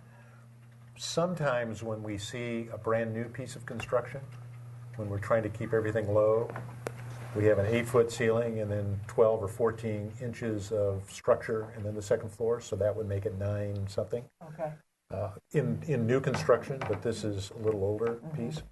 And then from that floor up to the roof ridge, it appears to be something like 13 feet, 4 inches, 3 inches. That's worst case scenario. Can I make a comment real quick? Because I'm just noticing, I think what you're trying to approach here, not that I'm, is the fact that you want to keep your existing ceiling and build above it. Exactly. So that's why the finished floor is a little higher than usual. Right, because and they're trying to- that's why I was referring to it. In new construction, we may not, we Right. probably would have seen that, but because it's an older house, they're trying to retain, that's why you see it a little higher. Okay. So does that answer your question? Mm-hmm. Yeah, I was trying to understand. Okay. Thank you. Lisa, any questions? Yes, thank you. So are you limited then by, in order to mimic the roof pitch, is that the lowest, then you can have the peak and still be able to accomplish the matched pitch? It is because what you'll see in this section is on one side of the building, we've actually got a plate height of 6'11". So we are minimizing it on that side. And we have an 8'6" plate height, which in my opinion is fairly modest. We do go up to 10'6" because we're utilizing some of that roof pitch on the interior space. But we are starting from an 8'6" plate height. Jim? What was our suggestion at the last meeting about extending the roof down? This one? Yeah. I think I did a little sketch to, I said that it would be acceptable in this style of architecture that they could tip that a little shallower in terms of its pitch, that it didn't necessarily need to follow that, and that would be an acceptable approach. But they've chosen to come back without that, so I think that's how they're responding. Denise? Well, I'm sort of interested in lowering it as well, as far as seeing what could be done. Did you not want to follow that recommendation first because of it matched the pitch of the other? Is that was your reasoning? Because given where it is and all of the comments so far, I would really love to see that angle come down a bit here. We are matching the pitch of the existing roof, so I feel if we were to change the pitch to a 4 and 12, for example, I think it would just look awkward because it wouldn't match the existing architecture, which is fairly prominent. And we did study the shed roof idea. We looked at it in model and in our elevations, and it was a preference of ours as well as our clients to keep a simple roof pitch, so it's just a solid roof plane coming down because it is a small area and it kept the addition a little bit more simplified. Okay. I'm just sketching to you what the other alternative was in the previous discussion. Right. Okay. Brian, do you have questions? No, I have no questions. Put that up on the camera. Jim, questions? Any further questions? Okay. I don't really have any questions at this point. Let's go to comments. Yes. If you go with the scheme of flattening the roof out just like that over on the end, you could lower the first floor to an 8-foot ceiling, and you could lower the plate height up above to 8 feet. Correct? Actually, the existing ceiling height on the first floor is 8'4". It's existing. And my guess is that when it was built, it was the height of 8-foot studs plus 2 plates.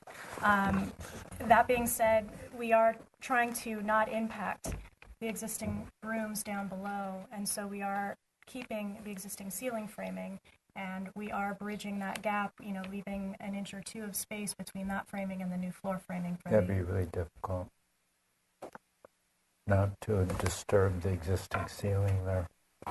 We are working with our structural engineer to make that work out that way. Okay. Any other comments? Yeah, Ryan? Mr. Chair, I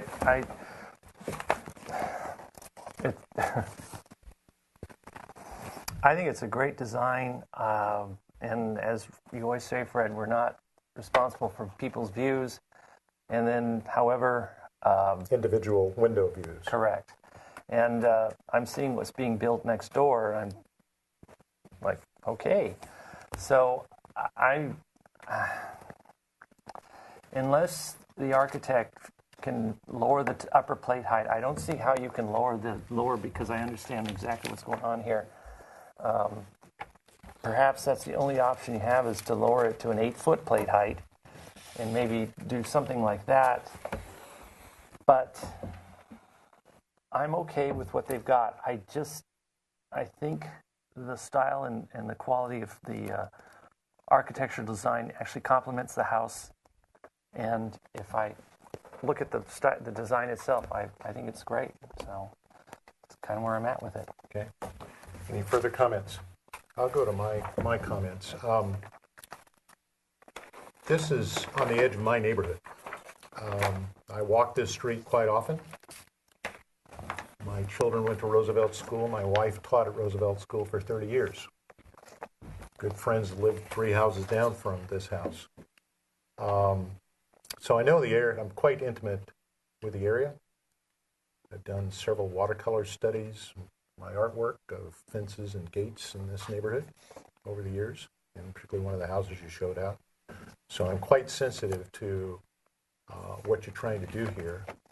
And I think I want to just make comments so that it gets on the record that I think that you addressed all of my concerns in terms of the visual aesthetics. I think that this is a great improvement. It really sets the house up. I think that's an appropriate way to deal with this particular house and this style of architecture. I think that those are really quite nice. I think that the area we're talking about is this little piece here, correct? That's kind of this issue of, is it too steep or too high or whatever. And it's kind of like this little bump out that you provided in the back. You know, one of the wonderful things about all of these homes up in that area is that they've all demonstrated the ability to change over time. As families have moved in and out, things have got added, things have got changed. And out of that, a lot of little wonderful things have happened.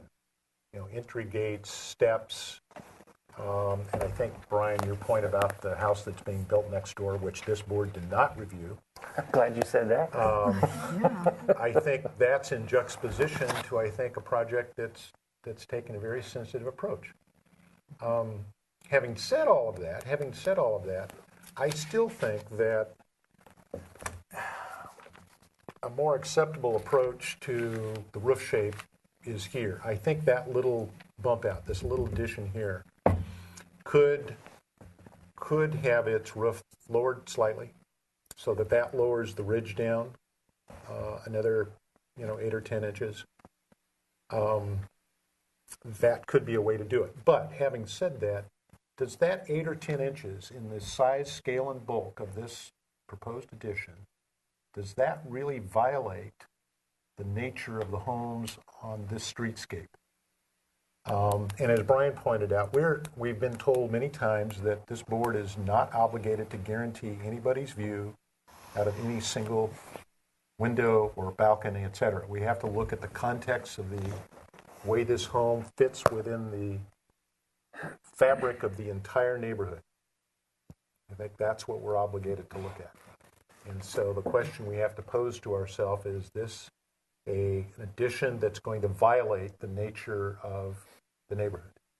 And I would contend that no, it's not, that it's a most appropriate if we're going to allow anybody to build a second floor. You know, that's obviously an argument, and I think we've said on several occasions, we're not in the business of telling people they can't build second floors unless, in some cases, they're really inappropriate to the context of the neighborhood. But there's a lot of houses in this neighborhood that have second floors, whether they've been there for many, many years or whether they're new. Nevertheless, it's an eclectic mix of various types of architectural styles. So I could support a motion that would approve this project. I don't think changing the roof, moving the ridge up or down may make a lot of difference. I mean, if I were doing it, I'd do it this way, but that's me. Anyway, those are my comments. So the chair would go to a motion. Now, let's see, make sure we're doing the right thing. The applicant is asking for project design approval and final approval. The issue of final approval, obviously, is does the applicant have sufficient amount of details, color boards, et cetera, that would allow us to do that. Obviously, one of the choices we could is give it final approval, final design approval with final at consent. That's certainly an option. Or you could give it final, having them come back here with, or you can decide there's enough information here today to give it final.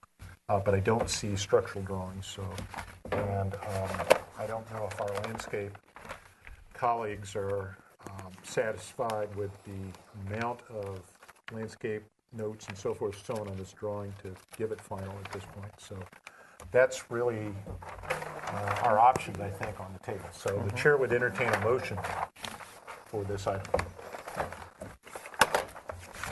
I'll give it a try. Okay.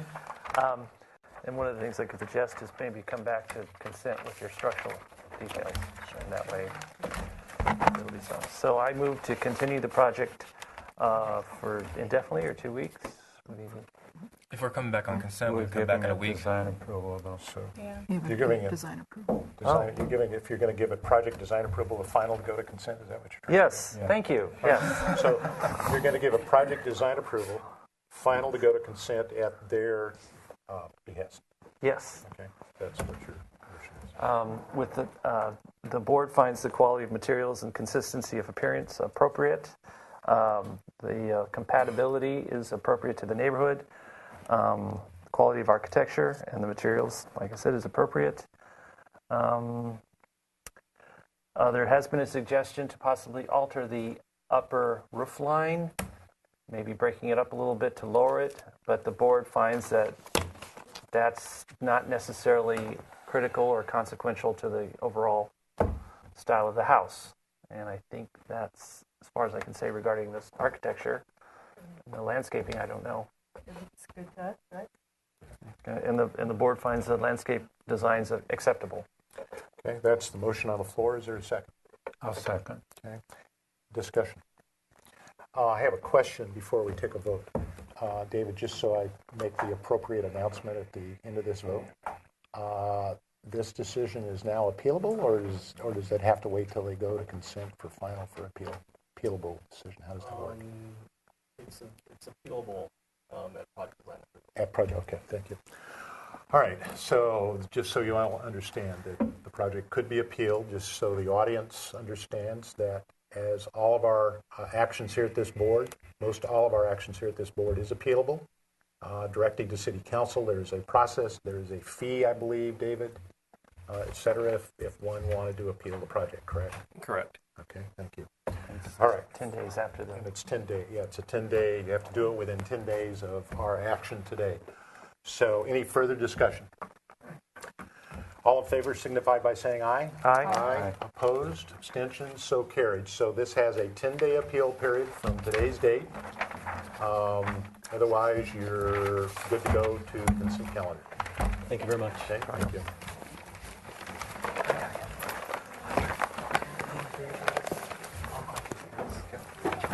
Okay, we're going to go to 958 Garcia Road.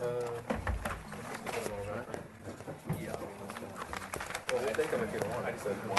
Okay. Here's one right here. Okay. It's Thank you. And I'll take that one over here as well.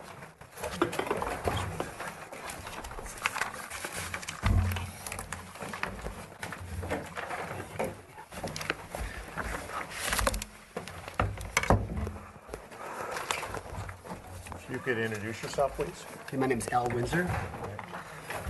And if you're talking to that microphone needs to be just press it. This one? or this one is on here. If you'd like. There you This are. one's on. If That you one's wanna scoot over a little bit.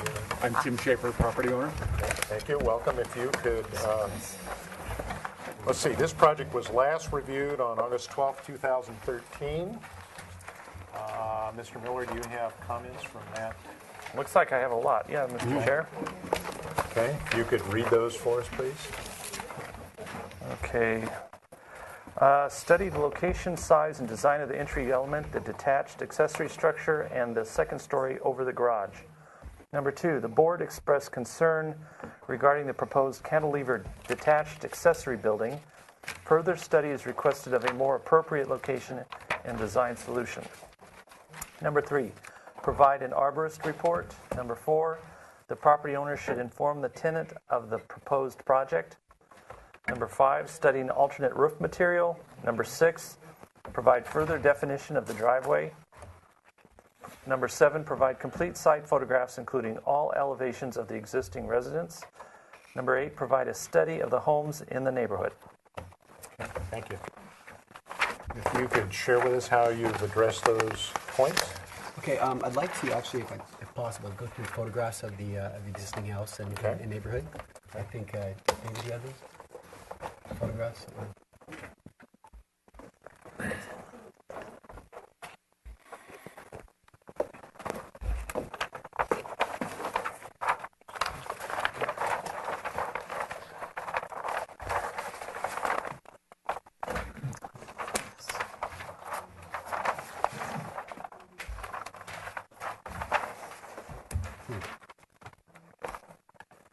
That's not it.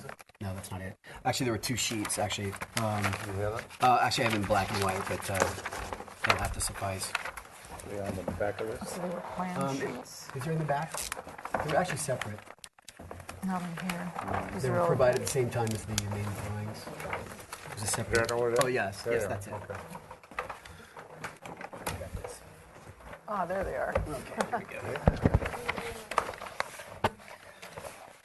Okay, so again, the location is up on Garcia. It's about 2 blocks up from the connector between Milpas and Anapamu, about a block south of the Santa Barbara Bowl.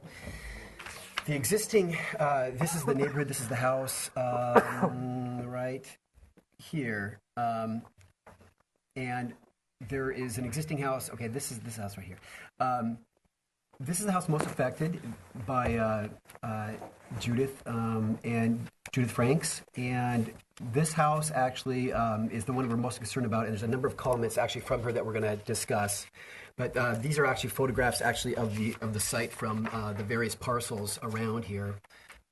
If this is helpful. The existing house. There's a number of photos here. Some of these have to be actually done in panorama because there's so much vegetation and in close proximity we have to sort of do a panorama. This is actually the south elevation. You can see it's a 1952 ranch-style house, heavy overhang, very simple construction. The neighbor's house right above is pretty similar. And one of the main issues with this house right now is the roof is basically rotting away, and it actually has cedar shake on the roof, and it's sort of a tinderbox. So one of the main impetuses for this project is to actually replace the roof, and not only the roof over the main structure, but also the garage. And the goal is to actually replace the garage roof as is. In the last proposal, it was proposed that we actually add a second story on here and combine the breezeway to the house, and we're going to remove that proposal now. Right now, there's an existing storage shed that is close to the property line. Actually, I think it goes over the setback slightly, and this will be replaced by this proposed accessory structure. These are a few views of the breezeway connecting the garage to the main house. These views here, it's hard to see upside down, but this is an existing deck right now on the south side at the master bedroom, and this is an existing deck up above. Both of these were installed illegally many years ago, and both will be removed. Currently, they're being removed under a separate demo permit.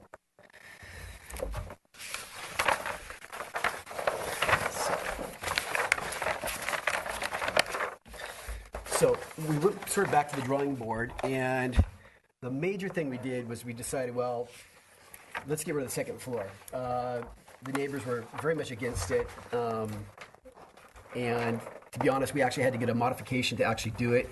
So we decided, well, let's get rid of the second story, and let's try. The most important thing also is to keep the ridge the same height. Judith Franks right here is the most affected neighbor. And we met a couple weeks ago to go over her concerns. She had a list of questions, and we went through item by item. And two specific questions she had were whether we had to have a chimney, which I'll show you in elevation here, and then also if we could study the height and the height of the finished floor as well as the ridge height of this proposed accessory structure. And this accessory structure actually hasn't changed in size from the last proposal. The house has significantly changed as far as the addition. We're only proposing to add 32 square feet, basically to add a real proper laundry room. The house right now is very chopped up. What we plan to do here is actually essentially make a sort of a master wing with a master bath, and then the rest of this would be a combined living room and kitchen. So as we go through the plans here, this is the actual addition right here. A small area right here. The rest of the footprint will remain. There's a deck right now. I showed you in the elevation right here, in the existing in the survey. And there's a deck that does this. These will both be removed, and we'll put a new deck on here. One of the things that is a problem right now is you have to go downstairs and then go back up some wood stairs to get to a deck over here. We'd like to just combine this all. And again, we're going to keep the footprint basically the same. We just want to actually add a little bit more living space out here. The other thing we're going to do is, again, keep the roof essentially the same overhang, except at the south side, we want to add some posts out here and actually cover this portion of the deck so that we can open up doors and actually enjoy the view. This is a fantastic view from here. Right now, it's very chopped up, very small windows. It's just not functional. So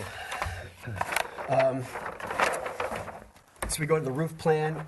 The main difference now is we'll have a large gable roof. Currently, we have a hipped roof here.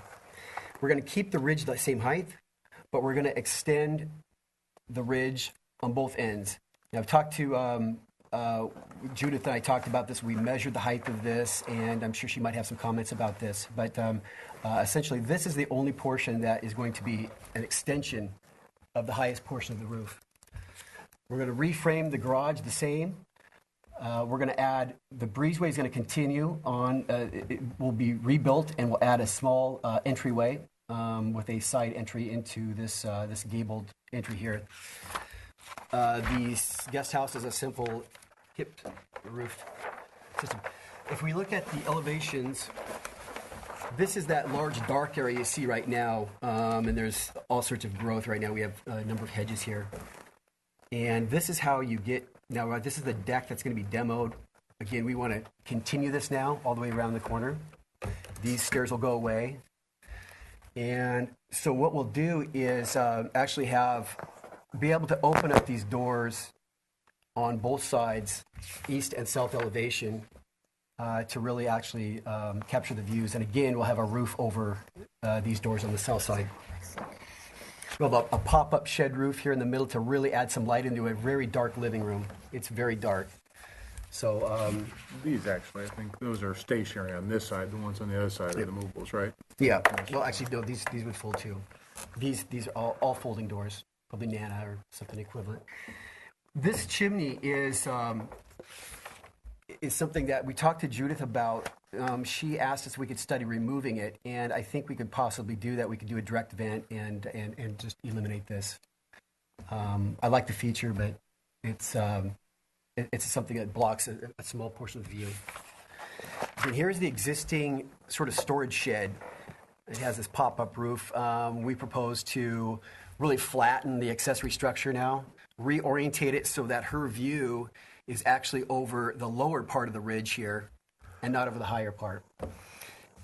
We also discussed, again, as I mentioned, lowering the finished floor of this, or possibly lowering the plate, or not really the plate, but actually the slope to reduce the ridge height slightly.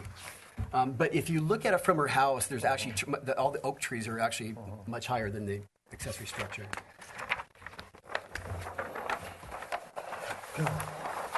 In the east elevation, the existing, again, these stairs would go away. We would have some site stairs that are more organized. Underneath the deck, we'd like to actually capture some of that space. It's a very small house. We'd actually like to actually have mechanical down here, perhaps use it as shop or whatever. This is all behind foliage and all that. Okay, so...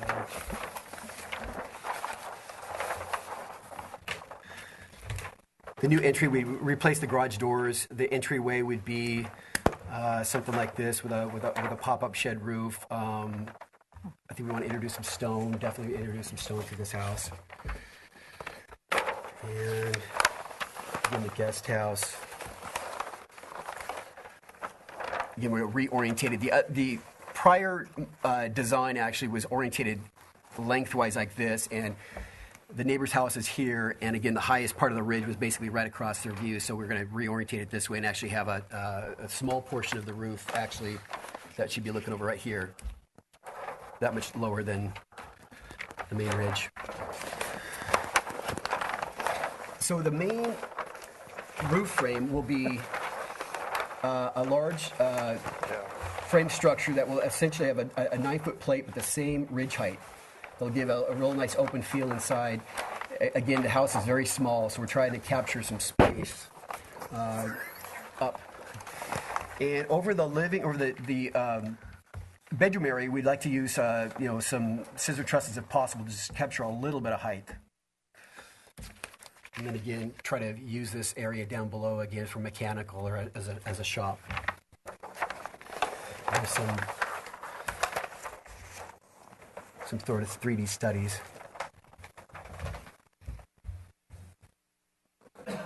Okay. Anything else you'd like to share?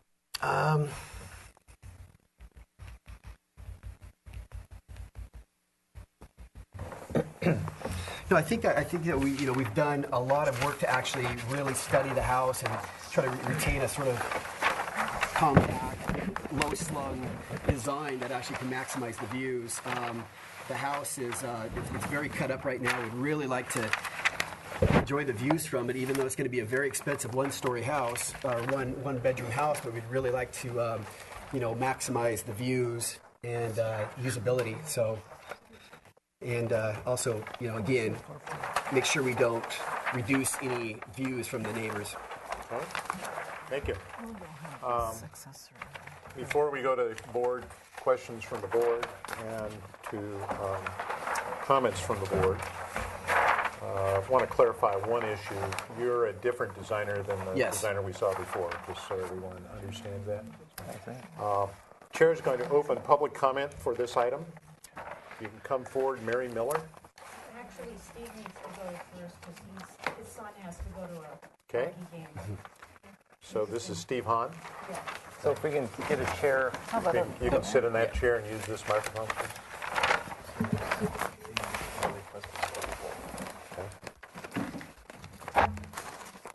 I don't know if that mic's on.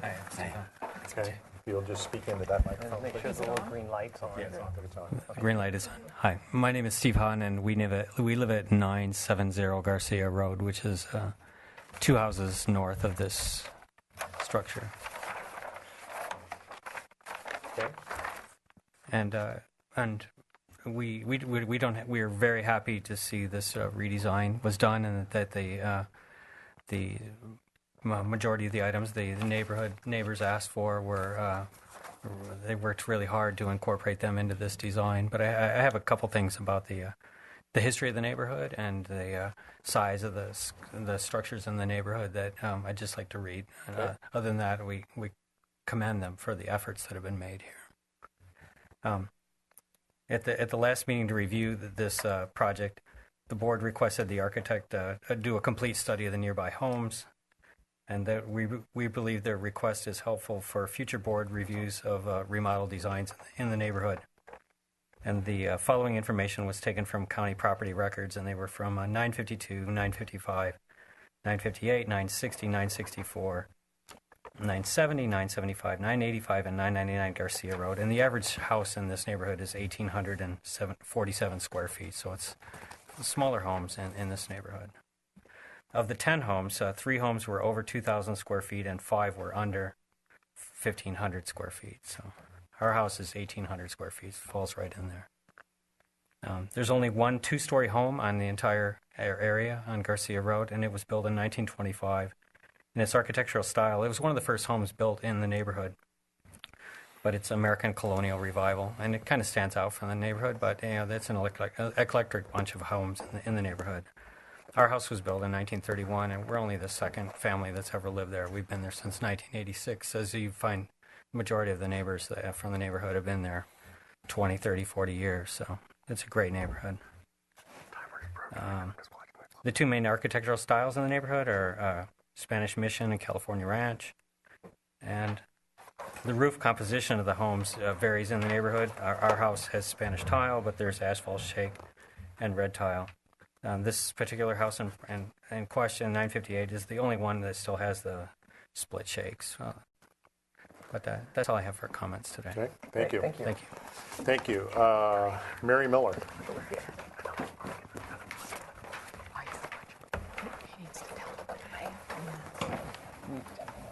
So as you know, my name's Mary Miller, and I have the pleasure of being married to Judith Franks, the person who they keep referring to.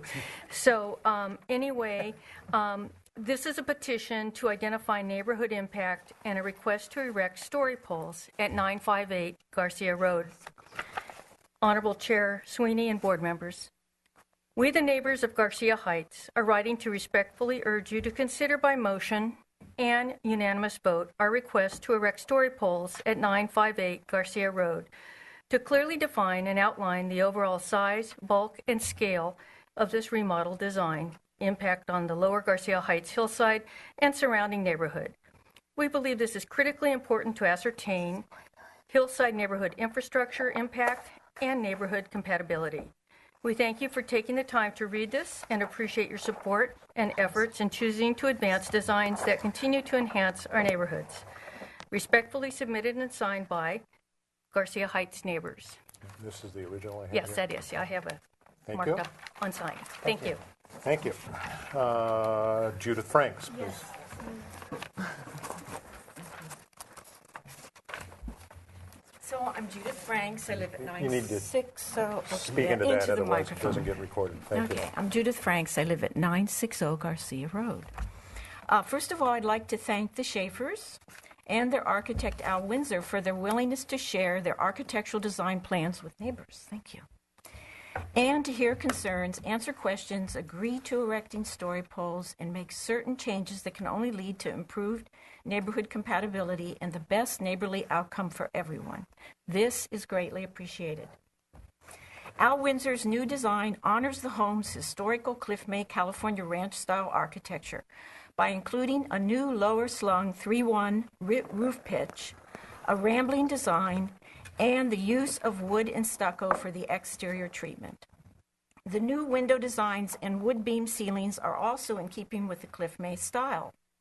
L.B. Nelson Builders, who advertised as specializing in California ranch-style homes back in the 1950s, used identical plans for constructing both 958 and 960 Garcia Road.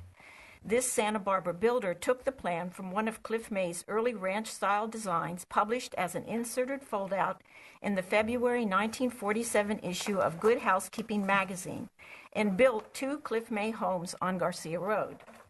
I am giving a copy of this historical Cliff May insert to the board. I have also given it to the city urban historian Nicole Hernandez. California Ranch style is to be added to the future edition of the Historical Architectural Styles of Santa Barbara. I hope the board will keep these important historical stylistic elements in mind throughout this design approval process and never lose sight of the architectural future of our quaint Garcia Heights hillside neighborhood. Thank you. Thank you. Our next speaker is Kellum DeForest.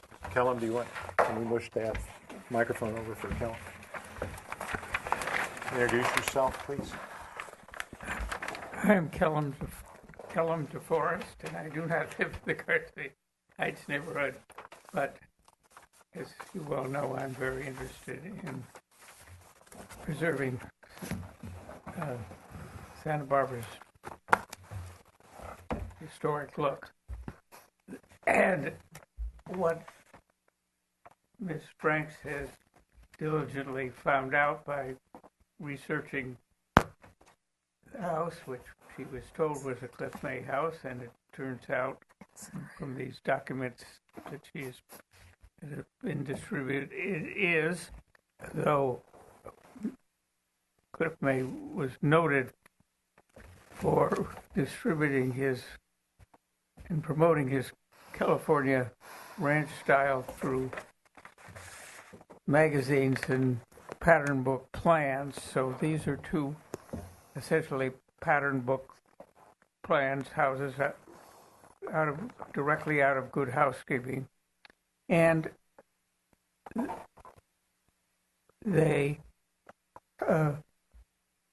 and this remodel keeps the feel of a Cliff May house. In fact, I don't know how it got all broken up, because one of the features of Cliff May was that he had opened one space, flowed into another, but maybe somebody broke it up since 1952. So I want to thank the architect and the owner for continuing this Cliff May style, and it needs to be, and his contribution to the architectural style of California needs to be celebrated. Thank you. Thank you. Okay. Any further speakers on this address? Hearing none, chair shall close public speakers, and we'll go to the board for questions. Anyone like to start? I have no questions at this time. Denise, questions? No questions at this time. Lisa? Jamie? Jim? I just had one question on the addition, or this new structure. It's showing what appear to be some steps, but all the other drawings show that finished floor and that to be the same. They're just stepping stones. So it's down 1 foot. It's just right? down 1 foot, yeah. So that's 153. Yeah, and this is 154. So between here and here, we're going to go down a step. Yeah. So that's why I was confused, because that sketch. Okay, I guess that does show a foot. Yeah. Okay, one of them kind of looked like it was all the same. Okay. If we went down a little bit more, we could help the views slightly, but we'd be kind of digging into the hill a little bit. Okay.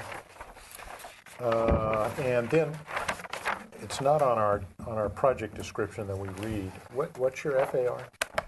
FAR is only 58%. Okay. Before it was 66. When the last last time. proposal, Okay. 66. So it's 58%. Yep. Which is below our 85% guideline rule. Okay. I think that was my questions. Any further questions? Let's go to comments. Yes, sir. Denise. Yes, Mr. Chair. Thank you. I think this is a beautiful design. I think it's very, very in keeping with Cliff May most definitely, and I think very sensitively designed. I kept hearing something about story poles, but was that for the prior design? Because I don't think this one would require it. It's a one story, and it's. Well, I think it might help actually in the accessory structure, and also perhaps where the ridge is going to be extended just to. It was just, initially this was two-story, and the ridge here is the same now. Mm-hmm. And so the neighbors requested just to be able to see what it did. Yes, so, see where it ends. So you guys are willing to do that? You guys are willing to do that because I just personally didn't see the need, but it's certainly up to you. It's sort of up to the neighbors, I guess. I mean, it's one story, and we don't usually require them on a one-story project, especially one that's clearly nothing is projecting up other than that fireplace that you mentioned, the fireplace, which is pretty nominal. There's a chimney there now, so if we got rid of it, it'd be removing that chimney, actually opening up a little space, I suppose. So it'd be even better. And is this going to all be on caissons? Yes. Yeah. We had an arborist out there making sure that it wasn't going to affect the oak. In our plans, actually, there's an oak that's been made into a hedge. Actually, it's in one of the photographs. They've chopped it off. I don't know when they did this, but it's like a 12-inch oak at the top where it's been chopped off, and it's horrible. So unfortunately, that has to go. So the arborist said that definitely should go. Never be right. Yeah, I don't know when they did that, but it's bad. Okay. Any well, further comments, Denise? no, other than I can certainly support this project. Brian, comment. Good job. I think you're very sensitive. I really appreciate your sensitivity to your neighbors. And I agree with Denise. I don't feel the story poles are required, but we do promote good neighbor policy. And if you put the story poles up, I think you'll be ahead with your neighbors. But as far as I'm concerned, the only thought I have is if the possibility of maybe lowering these caissons down here look kind of. They need to be. Can we confine our comments to let our board make comments, and then we'll come back to you. You make some notes, and we'll come back. Yeah. So my only suggestion is maybe lowering that so that these caissons aren't so obvious, and maybe enclosing them. That's the only thing I can suggest. But I do like. I think you've added some energy to this house. When you look at the top south elevation and look what you've done, I think you've added some energy and vitality to the look of the home. So I really compliment you with that. So yeah, I think it's a good job.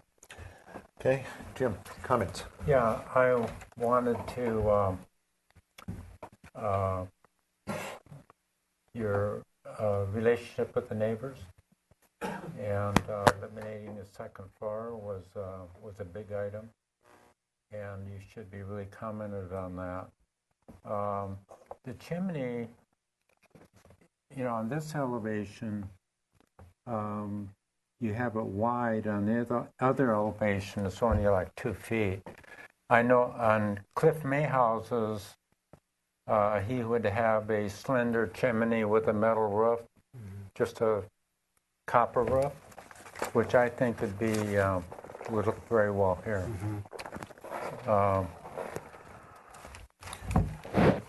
But I'd like to comment you on. And I don't think story poles should be required. Okay.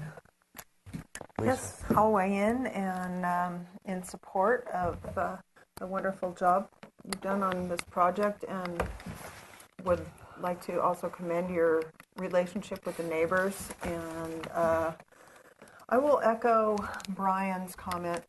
The only thing that all jumped out would be the accessory structure, if it could be lowered a little and just dug down into the topography a bit, or possibly enclose the bottom. But I'm in full support of this project. Thank you. Jamie? And I agree with my board members here. I think this is a great design, and so I can support this project. And I agree with Brian and Lisa too that lowering the accessory building would, I think it would give a lot to the whole look of it.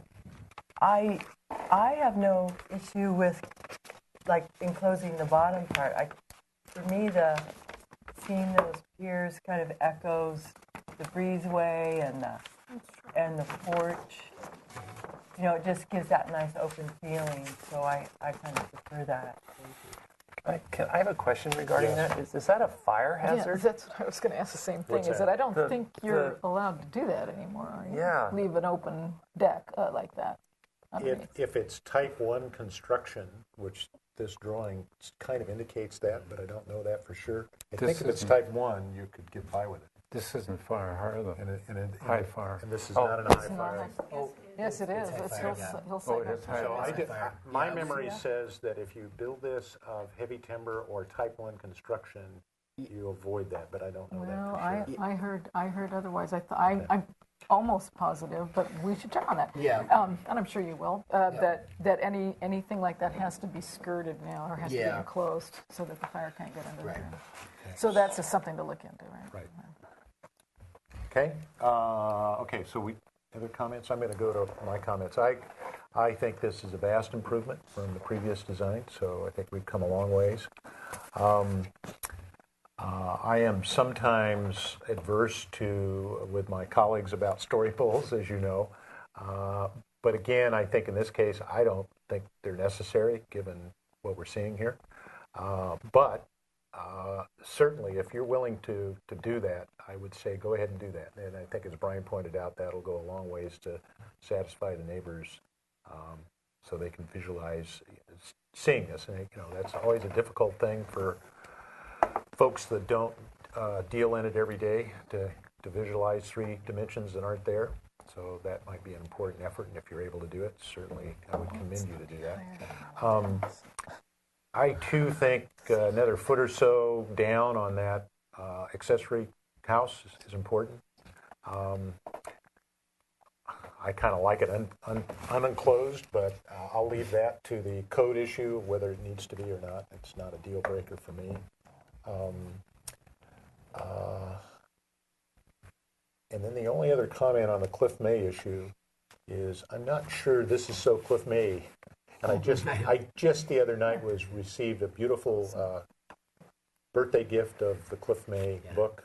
It's just gorgeous. I haven't had time to go through it all, the big one. So I haven't time to. So, and having had a couple clients over the years that own Cliff May houses out in Hope Ranch.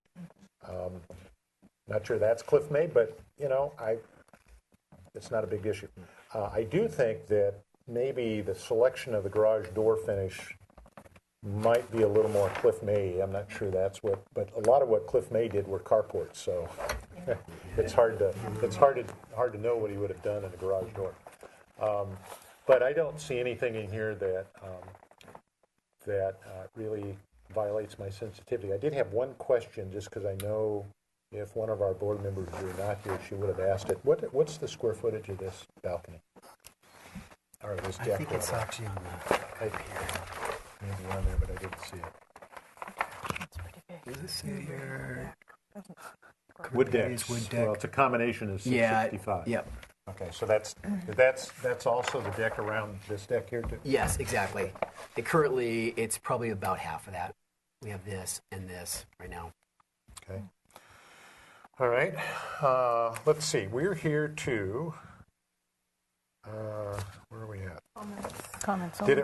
Comments only. Did it receive environmental assessment yet? Do we know, David? No, it has not. Okay. So we can only make comments today? You can make comments, but I can suggest continuing it to the next meeting for project design approval and final. Approval. Okay. So you still have to get your environmental assessment. Mm-hmm. So we can't give you any formal action today other than comments. Okay. So you'll have to return. So the chair would entertain a motion for this project. Comments only. We'll need to return to the board for formal action. Who would like to make a motion? I'll make a motion. Oh, goody. Somebody else wants to. The board would like to continue the project indefinitely, or what's your preference? It's either 2 weeks or indefinitely. Indefinitely. Okay. Indefinitely to the full board, and we find positive comments on the revisions you've made. And the only suggestion the board has would be to possibly study lowering of the accessory structure, plate height. No, not the plate height. Not the plate height, just floor. lowering the structure to settle into the topography. Finished floor, lower the finished floor. And that you have shown good relations with your neighbors and quality materials, and thank you. Okay, so that's the motion on the floor. Is there a second to that motion? I'll second. Okay, is there any further discussion? Okay, hearing none, chair calls for the question. All in favor signify by saying aye. Aye. Opposed? Oh, Abstentions? sorry. One comment, studying the post if it's higher fire. Yeah. If that's a building Sorry. department. Yeah, yeah, okay. Okay, thank you. I'm sorry, I interrupted. That's okay. No problem. Oh, yeah. How do we get on the schedule here for next 2 weeks? Yeah, you have to see David. Thank you. You're welcome. All right, let's go to 3626 San Remo Drive. David? Yes, you took them. What's that? You took the minutes, or that I read. I think they're all there. Thank you. Let's go to 3626 San Remo Drive.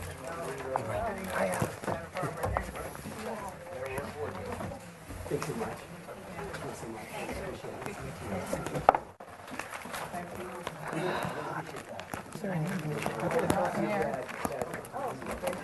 Do you have air conditioning? It's getting hot in here. Oh boy. Oh, no. There you go. Okay. You want that? Was it about this actual house? 90% of the tract homes in San Fernando Valley were designed by Cliff May. That's when he was famous for quick, fast, and cheap. We have somebody sitting there. I don't see why they revitalized and You know. Okay. 10%. All right, this is 3626 San Remo Drive. As just a point of clarification for the board, the last 4 items on today's agenda are all on San Remo Drive, and as you recall, we decided when this project was first introduced that we would take action on each individual home that's being presented. So as we proceed through this, on each house, we'll need a separate motion for whatever action we choose to take as we go through this process. And then I want to be clear on one piece of information, and I neglected to do it at the last meeting, and I apologize. Kate Svensson, who is the project designer on this project, was a former employee of the firm that I retired from. There's perhaps been some concern about my ability to judge fairly this project because of that relationship. What I want to share with the applicant and the design team is that I don't believe that's the case. As I shared with someone earlier in the day, had Kate brought these designs to me in the office, and this was our project, I would have probably been just as passionate and boisterous, if not more so, before it left the door. One of the things we did in our office is we had internal reviews on not all our projects, but a lot of projects, and I was very adamant about making sure before it left the door that we had plenty of opportunity to hammer on it. The other point I want to make is that the applicant in its first presentation presented several examples of previous projects that they had encountered and done, and I think we all agreed they were all quite attractive. So my point on this is maybe unlike some other applicants where they're individual homeowners, haven't done a lot of this, these folks have, and I believe they've kind of demonstrated that they have the wherewithal to do a really good project. So having said that, I think what my view on this project is that here's an opportunity to do a really good project. And so my comments at the last meeting may have been perceived as harsh, and I apologize for that. But I'm very interested in making sure that when we have the opportunity that we do really good architectural work and good architectural landscaping. And I think this is one of these projects where we've got that opportunity, and I think with a little work we can get there. So I just wanted you all to be clear about that before we proceed. So having said that, do we have comments from our last Yes, meeting, we do, please? Mr. Chair. Thank you. The comments are, number one, verify that the Historic Landmark Commission will review the extent of the proposed demolition to occur on Parcel 3. Number two, a review of the historic aspect of the trees along north property line as requested. The board feels the trees should be retained. Number three, limit tree removal to areas for grading and drainage. Retain trees within the building envelope until building construction begins. Brian, I think you're reading Out-of-date minutes? Yes. That had to do with the Planning Commission. Where are we? So that first one is confusing. It was confusing to me too. Let's see. What that was. This is what I was reading. What I suggested is that we do lot 1, 2, 4, and then the landscape review. So are we? So that was supposed to be for the landscape review, and it's the Planning Commission. So do we have? I do have. Oh, do we have the right document somewhere? Mr. Chair, I can clarify. clarify. Yeah, clarify. There's 4 different items in front of you today. Right. The first one on the agenda is the overall subdivision grading plan, which the Single Family Design Board hasn't seen since the middle of 2010. So for quick background, the Planning Commission approved a 4-lot subdivision here at 3626 San Remo back in October of 2010. There's a new applicant, Capital Pacific Homes, who is asking for some changes to that subdivision that require subsequent approval by the Planning Commission. And the 4 reviews you have today are all dependent on that approval. So the board can't take any action on the 4 items in front of you other than concept comments at this point, because there are changes to the development envelope on lot 4, the creek setback on lot 3, which and some other minor changes to the subdivision map. And if I recall, there was an issue of change. There was a trail in here that had to get changed out, et cetera. That's correct. The applicant is now proposing that decomposed granite trail along the creek be removed. So in essence, we're only commenting on lot number 1, which is our item number 6, or excuse me, number 5. So that's this one, correct?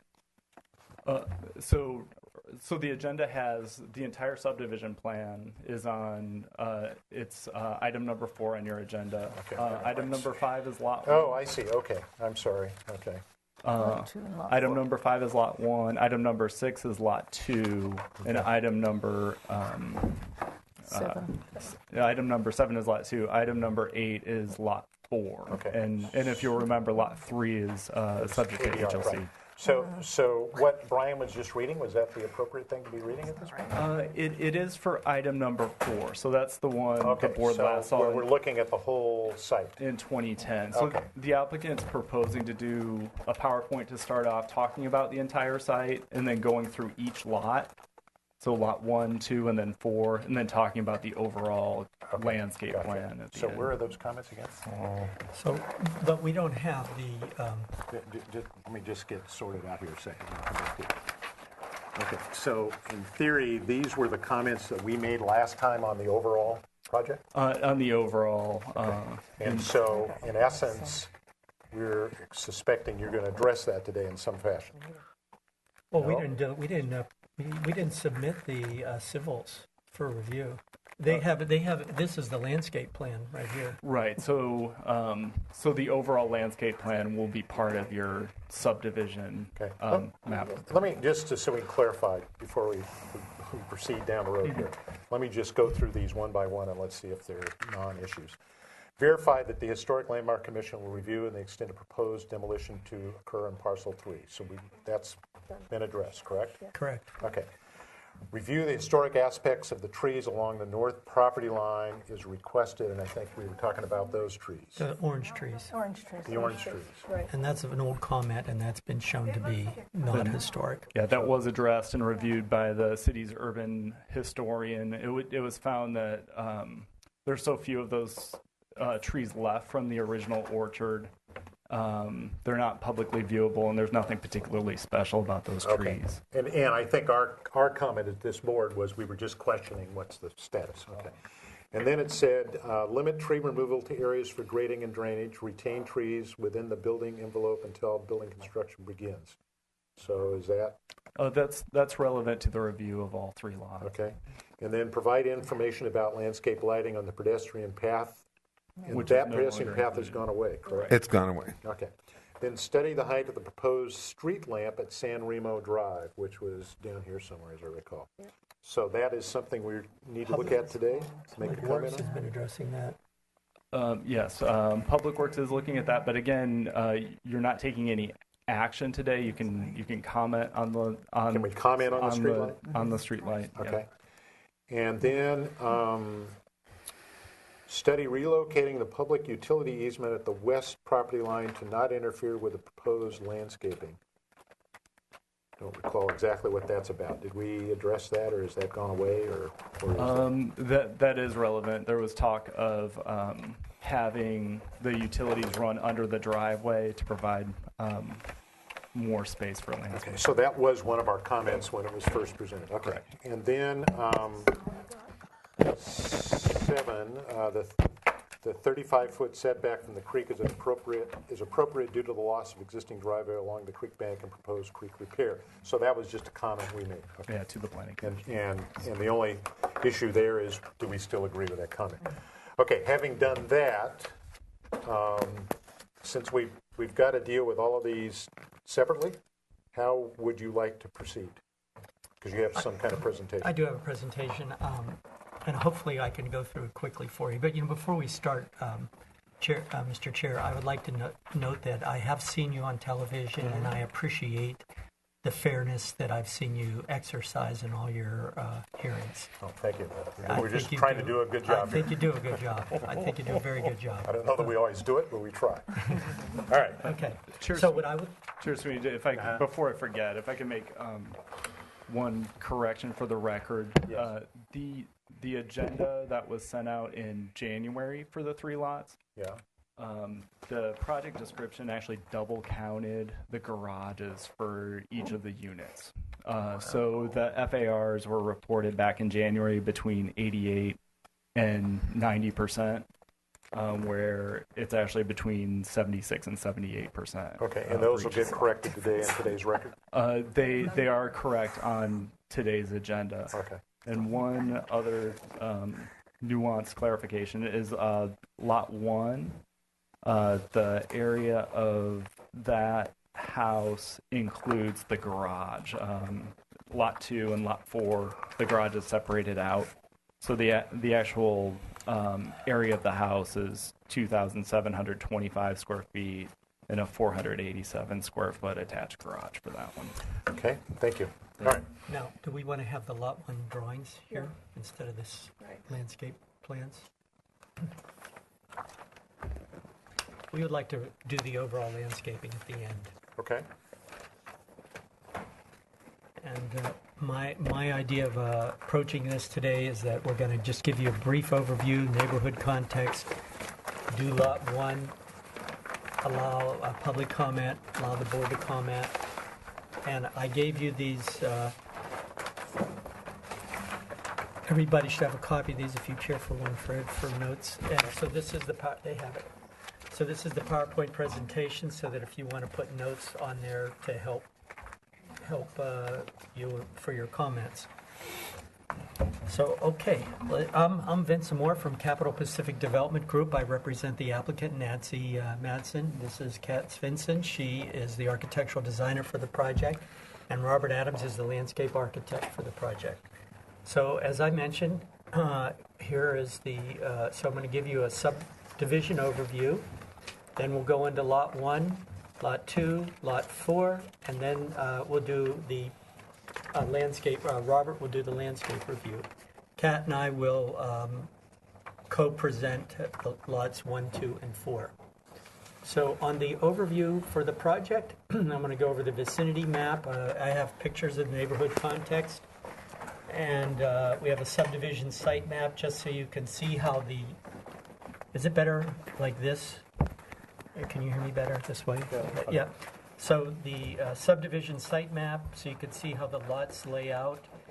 And then we'll briefly review the general comments from the last hearing that we've had that are applicable to all the same comments that would be applicable to every home.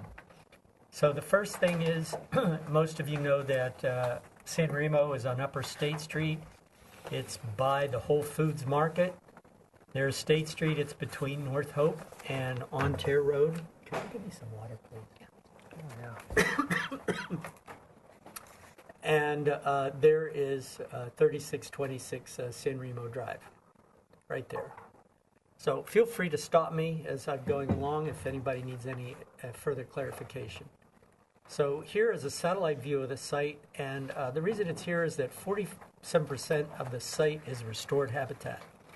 And as you can see, there's a lot of trees there, and there's the site with the wooded area, and we are going to be expanding on this wooded area.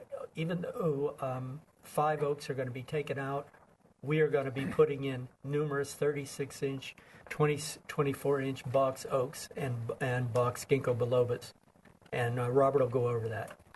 And then here is something that's interesting. We took a look at the top 20% of the homes in the housing market area, and those are shown in yellow there. And we came up with a median square foot of 2,950 square feet of the top quartile of homes there, or top 20%. And of those 20% homes, the average area is 2,708 square feet. And the average area for the homes at San Remo is 2,780 square feet. So as you can see, we're roughly like 200 square feet under the median, or about the same as the average in the upper 20% of homes in the area.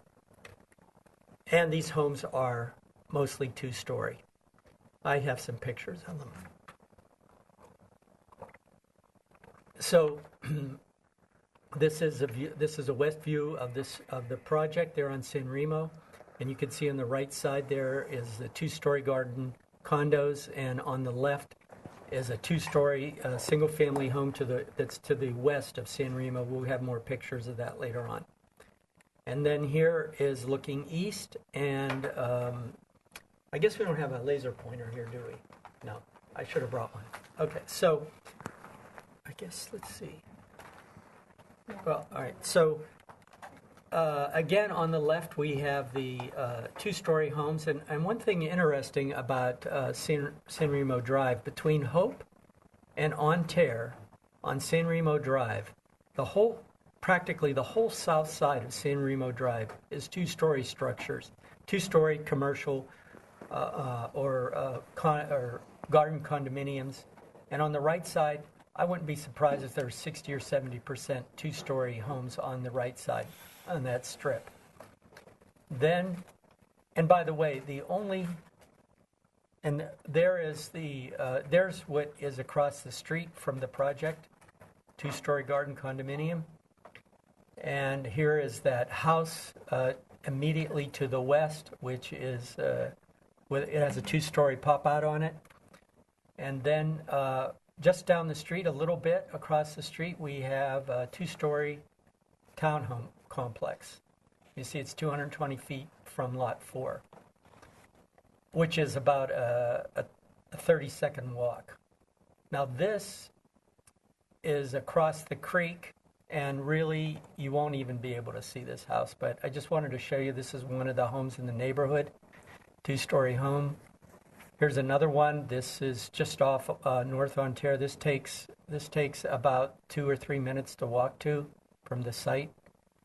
And here's another one. You'd say maybe that's 4 minutes to walk, or my pace. My pace would be 2 minutes. So here's the site plan. So the left side is north, the right side is San Remo Drive. You can see on the right side, that is Lot 4. That is our only home that is visible to the public off of, that the public could see, other than the view corridor that we're going to make happen for Lot 3. And we will talk about Lot 4 and the two-story and the massing of that and how that interacts with Lot 3 when we do our Lot 4 presentation. And so there are the lot numbers up there, so you can get a sense of it. So the northernmost is Lot 1, one way to think about it, and then it goes to 4 at the southernmost end at San Remo Drive. And here I put in like a brown or orange outline of that is the area that is restored and preserved habitat that we are going to maintain, or that we're going to restore. Then here is this is the existing building that's there, and that photo shoot was a difficult one. We had to clean it up. That probably took 3 or 4 days just to clean it up just for that picture. And we've taken a lot of pictures to document this structure. HLC was happy with what we've done. And we hope that our next building, we're going to reconstruct this and it's going to look just like that. Except those doors are not going to be green because they painted them green. The original color is a dark brown. And we have that color sample with us today. And here is what the view corridor looks like now. And to the left of, if you're looking at that home, and to the left of it, you see some trees kind of blocking it out. Those are pittosporum trees. We have 2 pittosporum trees that we're going to leave in place. We will trim them up to make the view a little better for the historic view corridor. But what's important about that is you will not be able to see Lot 4 as a result of these trees. And in addition to that, we're going to be putting in some other large oaks to screen it, which we'll cover later. Here is a review of the comments that the board has made that can apply to that will apply to all the homes. What the board has recommended is that we study reducing the square footage, and what I'd like to say is that there was a mistake in the communication, as Dan mentioned in the minutes, or I mean in the previous agenda, and our FARs were all around 90%. And now they're around 77, 78%. And they're all at least 500 square feet smaller than what was shown in the previous agenda. And here, the board suggests adding details, plate heights, and meet with the neighbors. We have met with 2 of the neighbors. We went over with them their concerns. And, at some point in the hearing today, if that becomes relevant, we can talk about that. But we tried to implement their concerns other than not building at all. So here is the Lot 1 preliminary view. Kat is going to present some of this. I may step in. Can I use the thingy?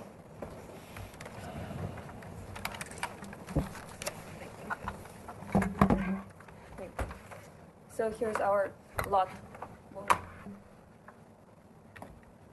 Here's our Lot 1 preliminary review. This is the west elevation that you're looking in, the main entrance elevation.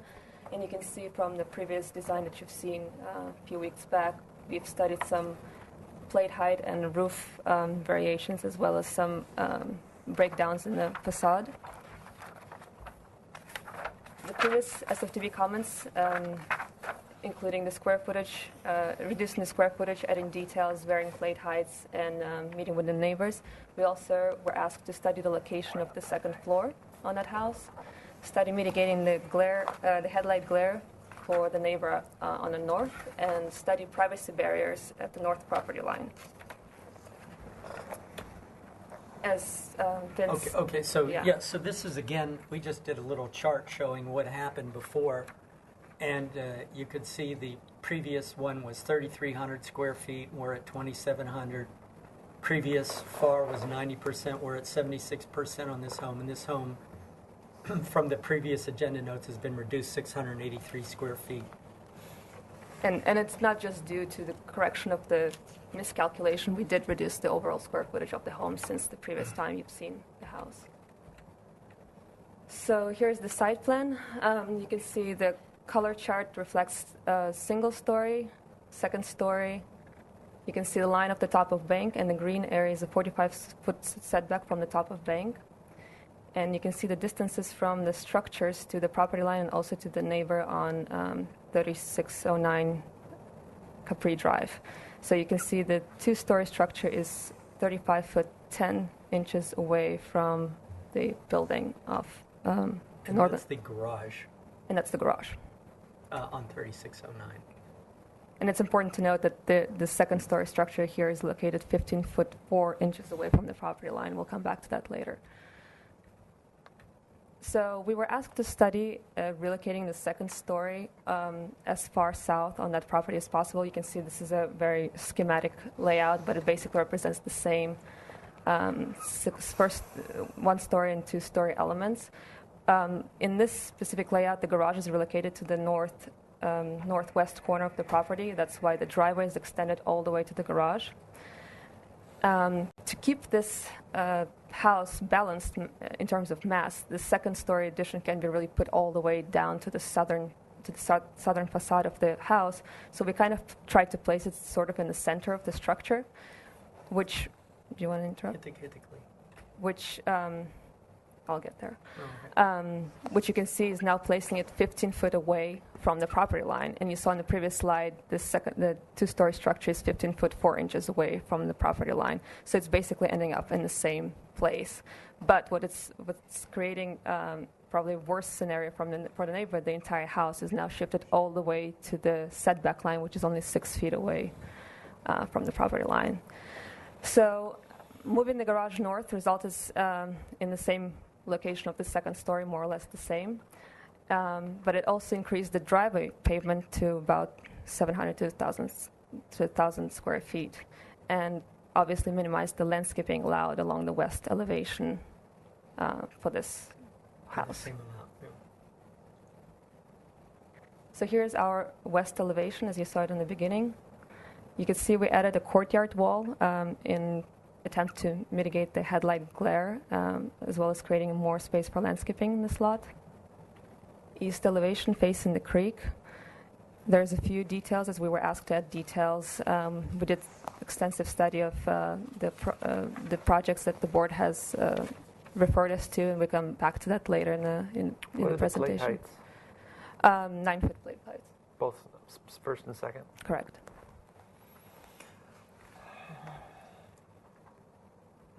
This is the north elevation. You can see that the top right corner used to be a second-story addition and a balcony. It's not here any longer, and I'll show you another comparison slide on that. And the south elevation. And here's a 3D view of what it would look like when you're driving up to the house. And the east view from the creek.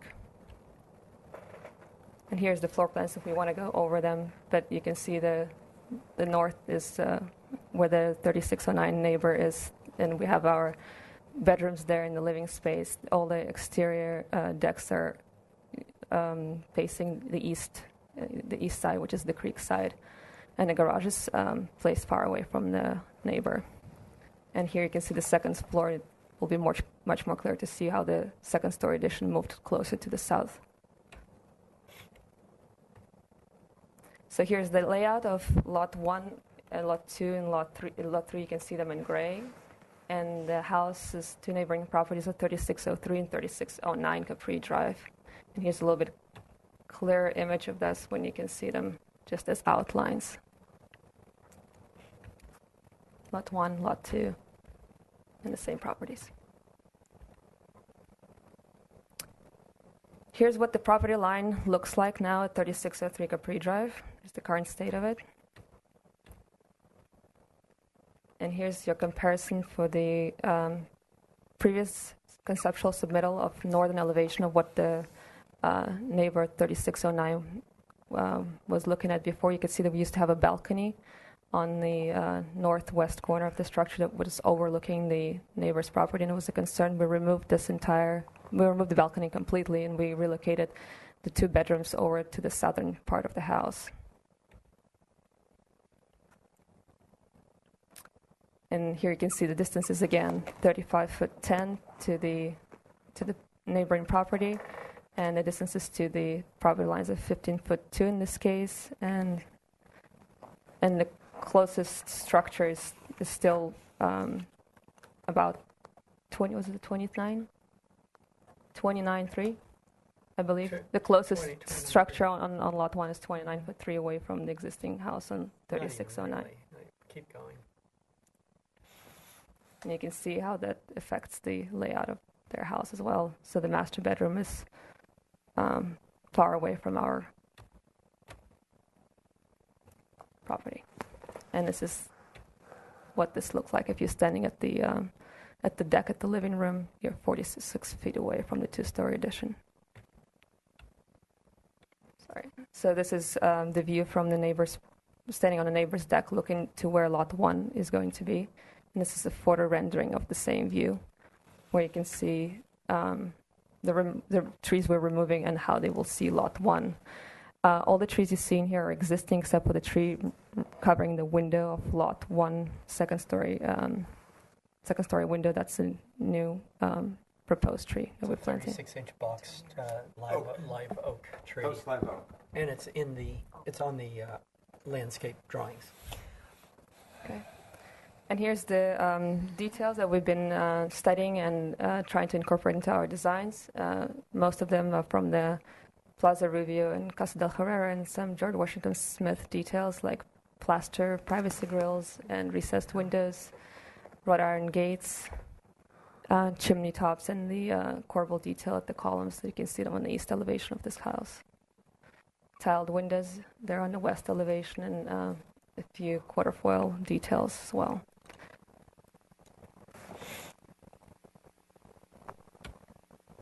And here's just the street view for those who are not familiar with Plaza Rubio. I mean, it looks very similar in terms of massing to what we're kind of trying to design as well. That's right opposite the Mission, right? That's our presentation for lot 1. Okay. Right. Thank you. So I'm assuming we'll come back to the other lots as we go through this. So let's, first of all, we probably should comment to the overall site plan, just because that's item number, whatever that was, number 4 on our agenda. I have a question, yes, Mr. Chair. Yeah. Were you planning on building all these homes at the same time? Well, it depends on the way the developer wants to proceed and how we get the approvals on them. We would love to build all of them at the same time, but I don't think that's going to happen. We'll probably do 2 and 2. Okay. But that doesn't mean wait 2 years and build another 2. That means build 2, and as those homes are maybe 50 or 60% done, at the worst case, 100, we're going to start the other 2. Okay. I think how we should proceed is we need to address item number 4, which is this big overview thing. So we'll come back to that, and then we'll come to lot 1, which is item 5, and then we'll go through the other 2. But before we do that, probably this is the appropriate point to stop. Do we have anyone from the public wishing to address any or all of these projects? I'm going to do it this way rather than break it all up. It may help us go a little faster. Okay. Thank you. Okay, so Robert Jacobs? Yes, if you could come up and speak into the microphone, please. I have no comments at this time. Okay. Because I don't know what you're proposing at this time. Okay, thank you.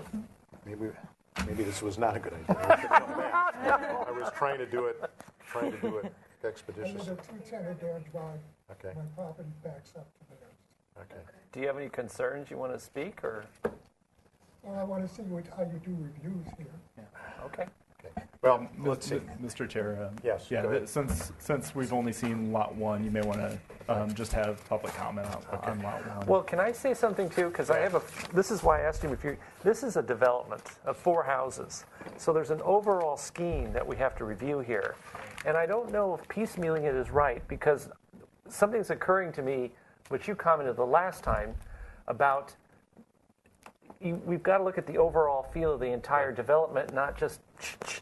So I don't know. Well, and one of our dilemmas, and I'll look to staff for guidance on this. One of our dilemmas is last time when this project was introduced, we were told we had to deal with these individually, lot 1, lot 2, lot 3. Is that still the case? Mr. Chair, it's your discretion on how you would like the applicant to present the project. We would certainly want a motion and comments specific to each lot. They're technically separate cases that are moving through. And that's what happened last time. There were some general comments that applied to each of the lots, but in the end, there was a motion for I for can't. the individual I don't lots. think I can comment on each lot. Well, but may I interject something? So, for instance, here on this page, where you can clearly see the changes they made. Just so we they're not put it on numbered, are they, television. these pages? So I don't know what. Does it have a screen number on it? Where's that? Oh, 33 is the. So, and it shows the elevation that is most critical to the people who are living right on Capri Drive behind this project. Well, whoever, if there's someone here who does, Well, then. okay, excuse me. Let's let's let the board talk, and then we'll figure out how we do this. Go Right. ahead. So anyway, I'm seeing the reason why, because as we go through, I mean, unless we can all keep this in mind, and then come back and comment on it later, we don't want to lose our place as to what the changes were on each. I appreciate that. My thought is, you made a comment, and I agree with you before, that one of them should be a one-story house. I don't know which one, but to me, it's a too cookie cutter, even though they're beautiful designs, but you have 4 of them, very large homes, and they lack a continuity to them. And I'm thinking one of the homes, and you do go by Plaza Rubio, there's a couple homes that are one story, but there's a nice variation going on, and I don't get the variation. I get a lot of very large homes, and I know you're under the FAR, but based on the context of the 4 houses being right next to each other, it's almost a McMansion of George Washington Smith homes, big homes, and it's overkill. I think some of them have to be reduced, and that's my struggle. So that's your struggle. Yeah. We also have some folks in the audience who are waiting to see the whole presentation before they speak. Yeah. Okay, well then. So one of our dilemmas is, first of all, we haven't seen any of this stuff. We don't get to see this ahead of time, so we see it when it's presented here. So our dilemma is somewhat your dilemma, but the process is generally how we do. If this were a single application for a single lot, we'd have the presenter present the project, show us what they've done, then we would open up for public comment, then we would close public comment, and then it comes back to the board for questions and discussions. That's normally how this process works. However, today we've got a project that's being introduced in a very complex way, and we're having to deal with each of these separately once we come to a motion for formal improvement. So maybe what we should do, kind of listening to my colleagues to the left here, is get an overview of all of the houses first. Sure. Then we'll come back and we just want to see everything first. Then we'll come back and comment on the first lot 1, lot 2, and lot 4. Perfect. Does that sound a better way to do it? Sounds excellent. Okay. So if you could just continue and go through all of them. That might be Okay, helpful. and I might suggest that following the presentation of all these homes, if this is the way we're going to do it, then I'm going to present the landscape as a subdivision too, because that all fits in the context. Okay, and that's fine. So if you could just continue through, that would be helpful. Of course, we know this isn't a housing project. This is just 4 lots. However, this project in its overall design concept is from the Spanish Revival architecture of the historic facade that we are reconstructing. And we are actually following in the path of Deddy Pikert in his concept of building a village around that that type of architecture. And that's what we've done here in this development. So Kat is going to continue, and the last time, so Kat's going to continue on here with Lot 2 now. Okay, so here's the overview of Lot 2. You're looking at the, again, the west elevation, the front entry of Lot 2, new design. Again, the last SFTV comments asked us to reduce the square footage, add details, and look at varying plate heights or variation in roofs, meeting with the neighbors, studying the west front door and entry area, articulating the west facade, and variation in colors. As previously mentioned, the last SFTV agenda called out the square footage being at 3320, and our new proposed, our new submittal, the square footage is called out as 2792 and 78% FAR versus the previously mentioned 90. Overall reduction of 529 square feet from the previous SFTV agenda notes. Again, similar schematic site plan where you see this 1-story and 2-story elements. Top of bank and the 45-foot setback from the creek. Here's the west elevation from the previous submittal. We've varied the facade and played with different step backs and step outs in the facade, as well as some details around the front entry and the front door detail. The east elevation overlooking the creek. We've reduced, actually removed one exterior deck and changed several windows and added some chimney details and railing details. Here's the north elevation and the south elevation of the house. Another 3D view of the west elevation as you drive by the private driveway. And here's the elevation overlooking the creek. I have to mention that the screen is really stretching it out. Just FYI, it might be a little bit different on the printouts because it's looking very distorted to me right now. Here's our floor plan. You can see all the exterior decks and entertainment places are located on the south and east property lines. And here's the second story. You can see the deck that used to be in the center of the structure has been removed. And we did reduce the overall square footage of the house even more since the last SFTV notes. And here's a collection of details that we used for to reference this proposed property: the front door and the exterior light fixtures from neighborhoods around Santa Barbara, the chimney detail, and the pot shelves that are actually mimicking the details on the historic structure on Lot 3. Arched windows and the same George Washington Smith detail on the plaster grills and the quarterfoil. And then once again, a street view of Plaza Ruby. You can see we're using a similar detail on Lot 2, as you can see on this left-hand structure. Any questions? Should we move on to Lot 4? Just keep Okay. going. Do you want to take this over, Vince? Yeah, I'll take this. Okay.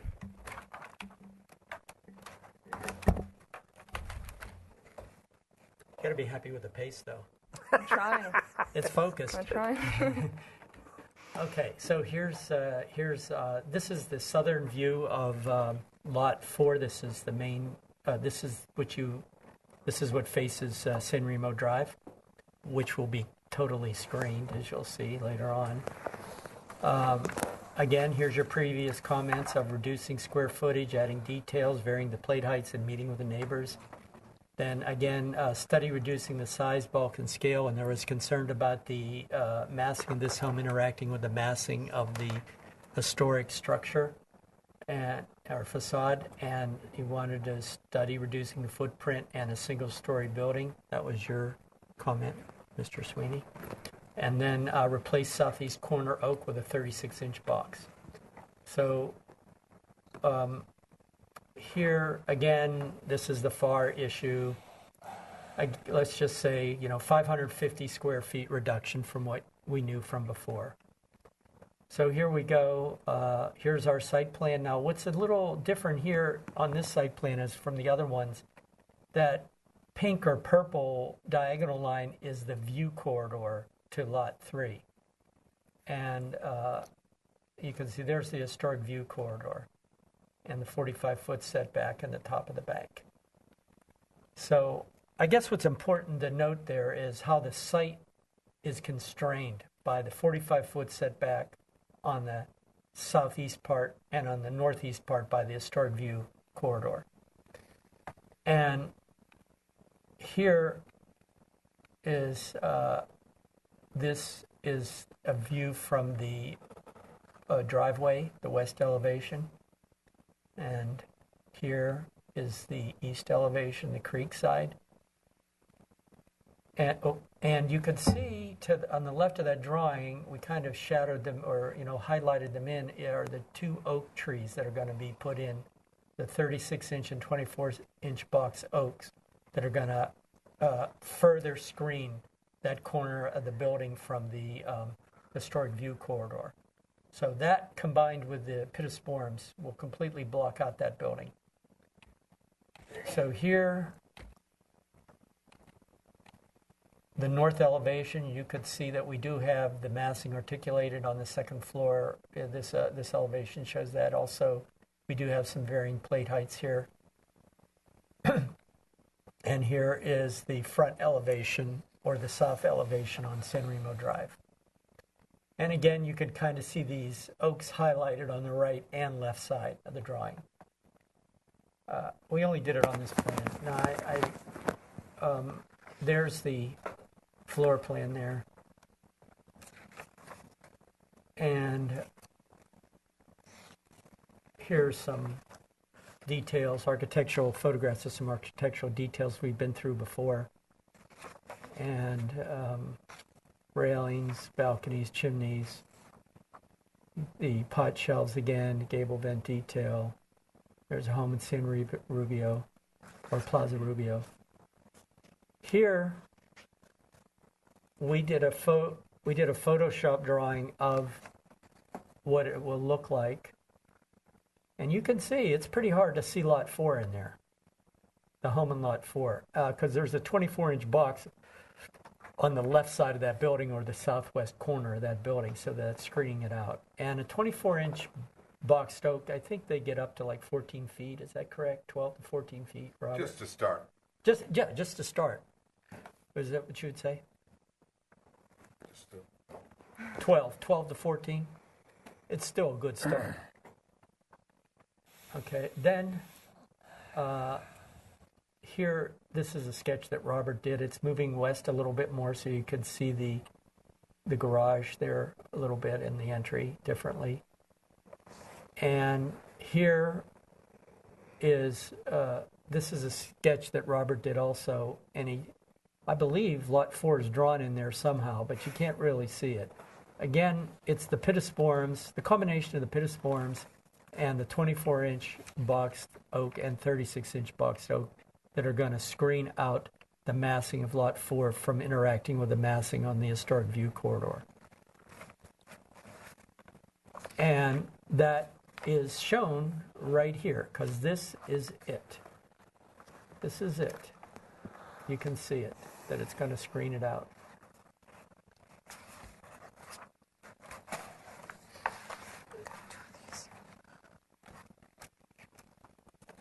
Okay. So, Robert, do you have landscape plans? Yeah, I'm going to just briefly go over the larger context of that. We have this aside. Can we get this on camera? You will. Oh. I don't have to use that keyboard. We're waiting for the technicians to. Oh, they probably need this. They probably need this. Oh, there you go.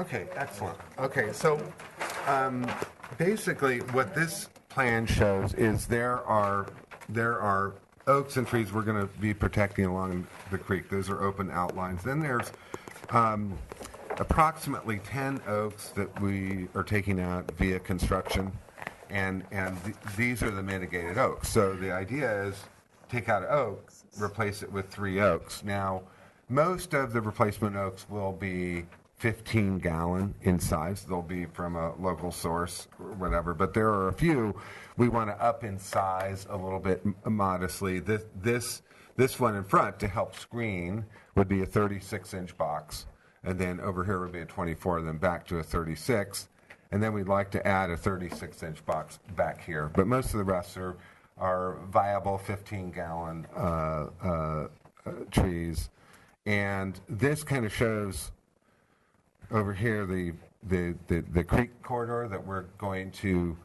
not only restore, but there's that road, there's that old driveway, and we're going to mitigate that with native plants. We'll see that on the land, on the following plan. But this is kind of like the oak plan.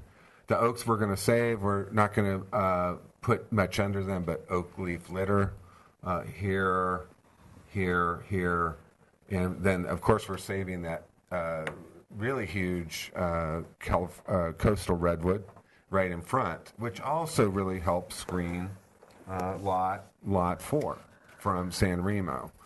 We might trim it at the base a little bit, but not open it up. But that's it. In fact, we're even accommodating a cobble wall on the outside of that to help the roots from being restricted on that redwood. So that's a very important tree, and all these are actually very important. We're preserving as much as we can. What we can't preserve, again, we're mitigating. So basically, here's the landscape plan. So we have a big area of creek restoration that we're taking up to the backs of the houses, and I wish I had a color plan to send down there. But anyway, and instead of this this pathway we had, this 4-foot decomposed granite pathway, we didn't need that. We wanted it to be a creek restoration. We didn't need the circulation necessarily. So what we have provided is these vegetative bioswales, because we're dealing with stormwater here. We're going to plant the edges of these bioswales, and you can kind of see that line and in between the houses to help with the stormwater drainage. Excellent. You have a color plan now. Anyway, and then in front we have different drought tolerant, a lot of succulents in here where it's going to get sun in front of these houses. We have a screening mixed with oaks. We have the beautiful ginkgo tree that, of course, turns yellow leaves sort of in the fall. Just a beautiful, nice screening tree intermixed on this interface in a low ground cover.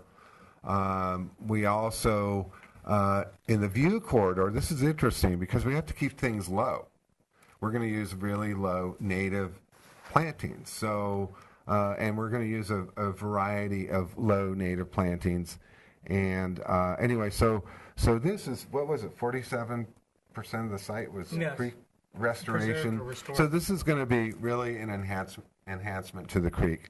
In terms of lighting, we don't need any lighting back here.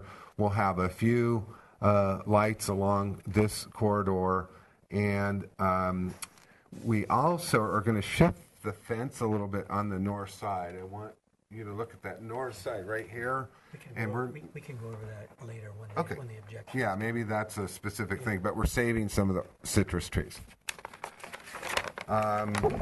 This is just a general feel of the plant materials and a low entry wall, the privacy fence. This is the stone wall that goes around the redwood. We're trying to keep this drought tolerant. We're trying to keep it natural. We're trying to do ornamental in front of the houses where that's possible. And again, we want this landscape to be water conserving as possible. And we also ask that that we use a lot of natives to restore that creek. And we have some guidelines from a biologist from some years ago. We're following those guidelines very closely in terms of the amount of plant material they wanted to see in the creek restoration. So we're doing quite a bit. And then here are some sketches I did. This is the full redwood we're trying to save. And you know, wanting to keep the pittosporum to keep screening, and then adding oaks there, so the view really is, you know, softer from the point of view of the San Remo neighbors. So anyway, that's the overview of the landscape, and we can talk specifically about lots as we get into detail. Okay, thank you. So we've now seen a big overview. We've been at this for over 3 hours, so the chair is going to take the prerogative to ask for a restroom break for about 5 minutes, and then let's reconvene. We have 5 speakers when we come back.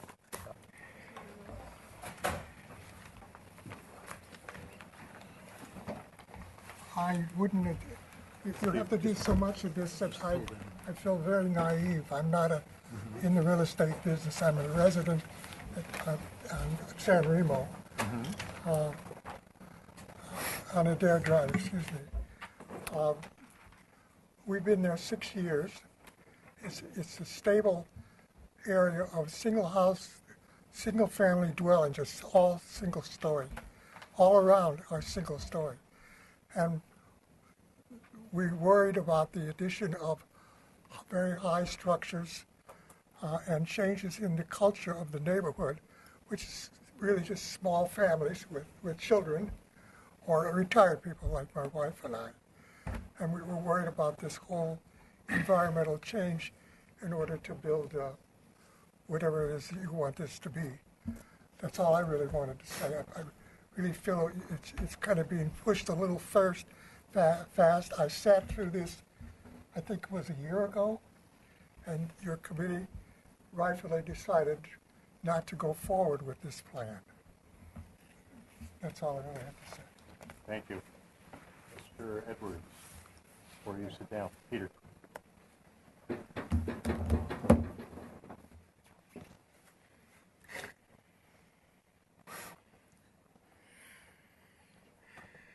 Peter Edwards.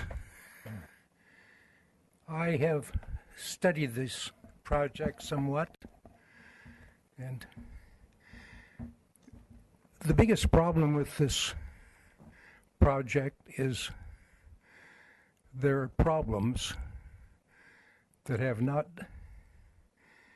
enhanced the project in any way. The stream which goes down the east side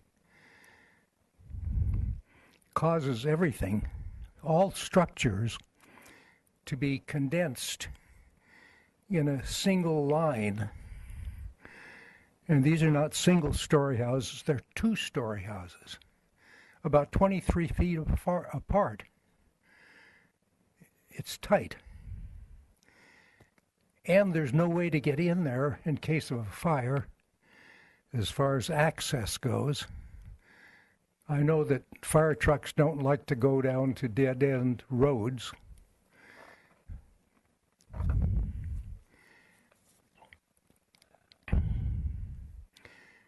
The site now is basically wooded, and I understand they're adding a lot of oak trees. Oak trees are not my favorite tree. They're dirty, and they're really not very pretty.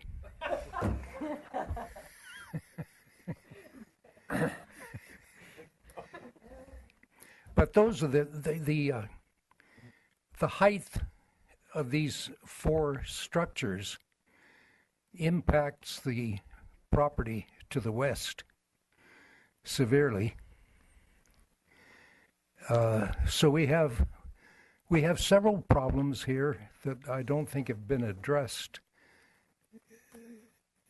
satisfactorily. I think the size of the buildings are large too. I didn't really realize it until I saw the elevations. They're very nicely done. It's good design. But these 4 buildings in a row will not enhance the neighborhood, I don't think. I think they're incompatible with the neighborhood.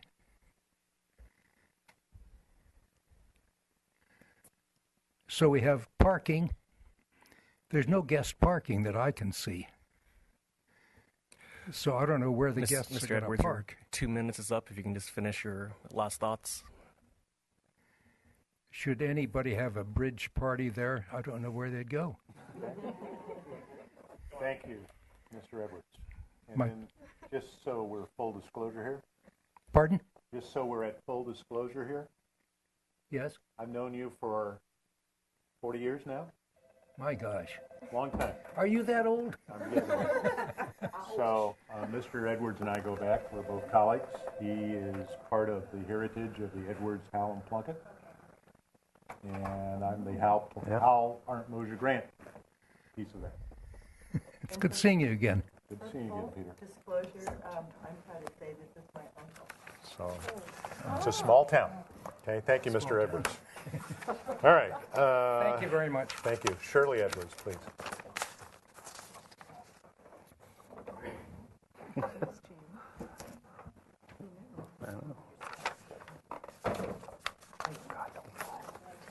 Got a cord there. Okay. That's all we need is.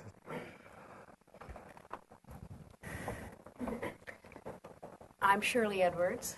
He's a tough act to follow. He pretty much stole all my lines. The only thing I would like to add is that we live on Adair, which is a cul-de-sac, and the backyards of 4 houses on Adair border this proposed project. The house on lot number 2 will be directly behind us. As Peter said, and as you can see, these are all 2-story houses. They're lovely. They're beautiful. And we've been told that having these large, expensive houses built there is going to increase our home value. But frankly, the thing that we're concerned about is that it's going to diminish our quality of life because we use our patio and backyard daily. When you age, you don't have the opportunity to travel and do a lot of things. So we spend a lot of time in the backyard. And I just feel that we're going to be compromised as far as privacy. And like I said, the houses are lovely. If they were being put somewhere else, I think it would be terrific. But I think it's just too large of a project for the area. Thank you. Thank you. Next speaker is John, is it Steer or Steve? Steve. Yes. Prefer that my daughter Molly go first? Okay. Here, please.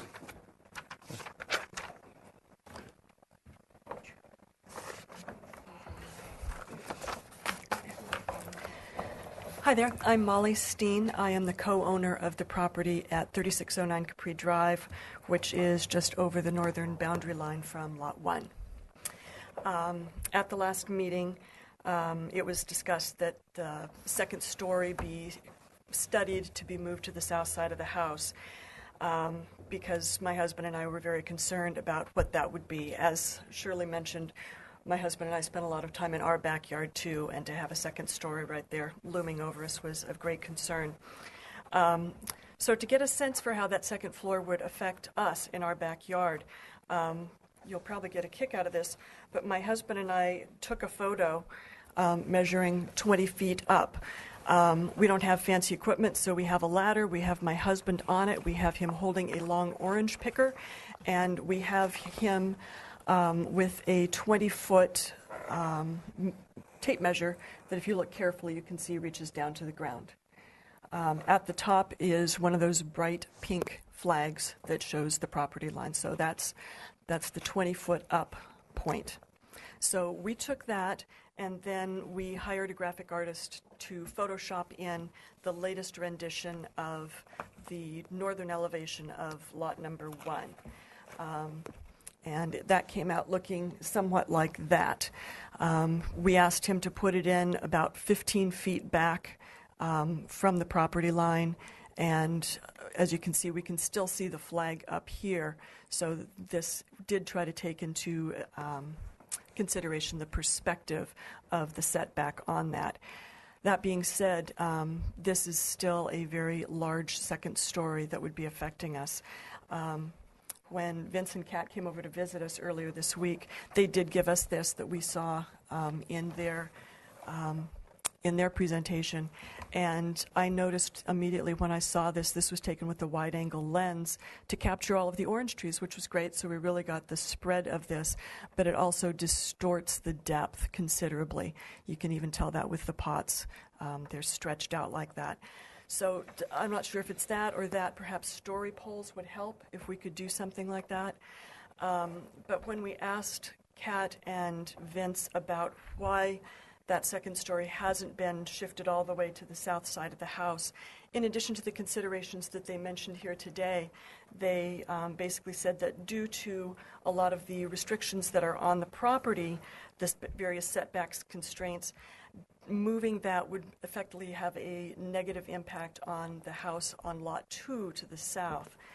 And I imagine that that's likely the case, and I strongly believe that the existing neighbors deserve greater consideration for the mitigation of negative impacts than any theoretical future homeowner of a proposed home. And Ms. Steen, your time is up. Okay, may I make a short more comment? Go ahead. Thank you.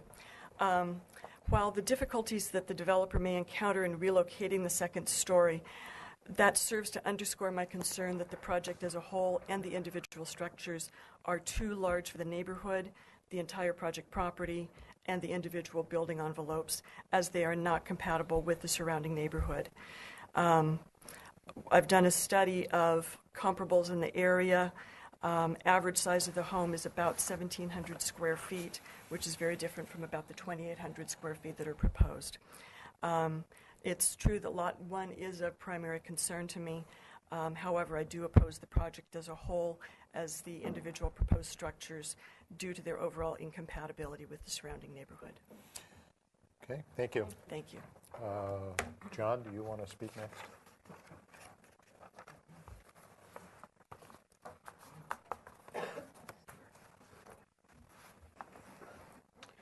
I'm John Steen. I'm the other co-owner of 3609 Capri Drive. I'd like to start out by picking a nit or two, if I may. With regard to the square feet, Vince said, oh boy, we dropped 500 square feet off of this thing. Well, it's really only 79, which is a pretty small number. The second nit I might take is that the picture that was taken, that Vince showed, was taken from our property without our knowledge and without our permission. And you might want to think about that a little bit. To move on a little more, I'd like to throw some more numbers at you. The house on Lot 1 is about 60% bigger than the average or the median of 8 other properties that we happen to have listed in our appraisal, which was taken last January. So that means that the probable selling price will be about 60% more than the median value of those other 8 houses as well. That's quite a big jump from what's in that new, what used to be called New San Roque area. With regard to privacy, Molly did a good job on that one. I really don't have much to add to that. But I'd like to suggest that strong consideration be given to making lots 1, 2, and 4 single-story houses.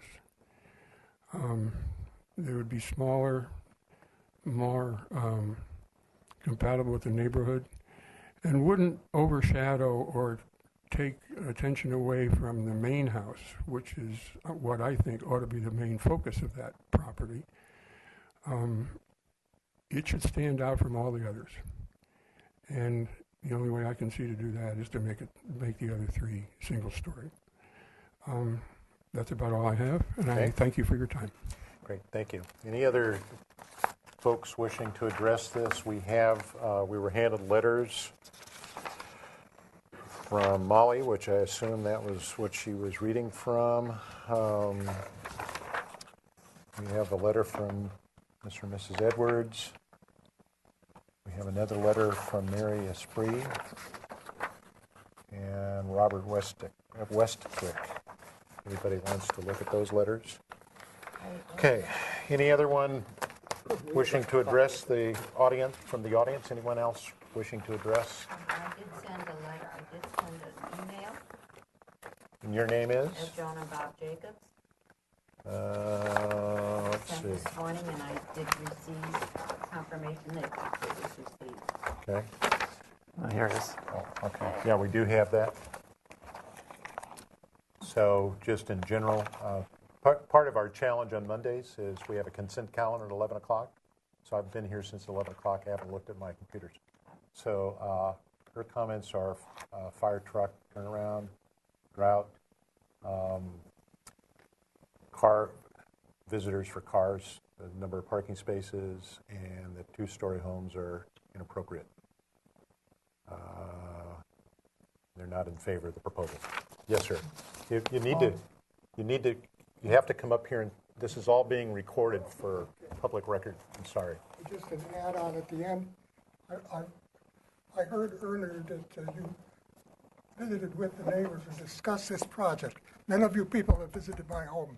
We knew nothing about this until very recently. We haven't visited any of the neighbors. Well, what was who said We that? visited the site, but we haven't visited the neighbors. I personally put 3 notices on everybody's home. I never saw it. Yes, you did. Oh. Okay, thank you. Okay. I'm gonna stop public comment here. Yeah. Because otherwise we can't get to process here. Just so you all understand, this project still requires Planning Commission review, correct? Correct. Okay. So the way this process works is they're still here for preliminary review and comments. All we're allowed to do is make comments. We can't make any decision on this project today until it goes to the Planning Commission. The Planning Commission is another major public hearing. That's one, if I would suggest, if you have strong feelings about that project, that's one you should attend and make your comments and feelings known. Once the Planning Commission has dealt with this project, then it will come back to us where we're look at it for architectural design approval. Then we may choose to have the applicant go off and do further work, at which point they come back, we will give it final design approval. All of those are public meetings. So that's kind of how this process works. So today, we're here just to give comments that primarily will travel to the Planning Commission. Am I correct? Those comments, our comments go to the Planning Commission? That's right. And again, to be clear, there is an approved subdivision map, and the request from the applicant is to make some changes to that approved map. Right. So they're not looking at the houses per se. Right. So it's just the land surface that the city has already allowed to be broken up into lots. Correct. Okay. All right. So the chair will close public hearing and bring it back to the board. Let's start with questions for a big overview of the whole site. Maybe that's a way to, and then we can go to the Yeah. lot 1, lot 2, and lot 3. I have no questions at this time. Mr. Chair, Yes. if we're going to be asking for story poles Yes. eventually, and we're talking about 1-story, 2-story homes, why don't we get some story poles up and then the neighbors can take photos, we can take photos, just to see how much that is affecting the neighbors themselves. So we can do that as part of whatever action we take today? So just keep Mr. Zimmerman's comment in mind as we talk about this. So let's go to questions on the overall, and let me just remind you the germane comments that we had from last time is we had a comment about a street lamp. I don't know if it's still an issue for anyone. We had an issue about relocating the utility easement. I don't know if that's still an issue for anyone. And then we said the 35-foot setback from the creek is appropriate due to the loss of existing driveway along the creek bank and proposed creek repair. So those were comments that are still germane to the discussion of the overall site. Mr. Chair, they're also handed me other minutes. Are those the lot specifically? Yeah. Okay. Well, let's come to those secondly. Well, they're all kind of similar. Well, I understand that, but I have a couple of questions just on the general site, and if no one else does. I believe we went over this, but maybe you could quickly remind us, how have you handled the fire department turnaround issue up that driveway? That was handled by Lisa Plowman in the initial approval, and I'm not sure how it was, but fire did sign off on this. So the fire department is okay with this one? With this private driveway, yes. Okay, and then did we ask about guest parking?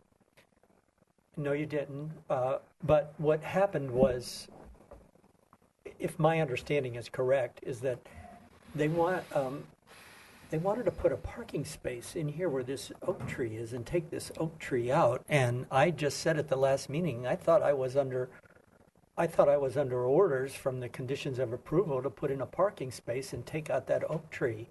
And that brought up a lot of concern here at the last meeting. And I said, okay, look, we're not going to put a parking space in there. So when you say they, was that us or the planning? That was Okay. you folks. Okay. And then this is 17 feet wide, right here. 17.6. So there is space for a vehicle for a guest to park along the side of the street in here, if need be, but not 20 cars.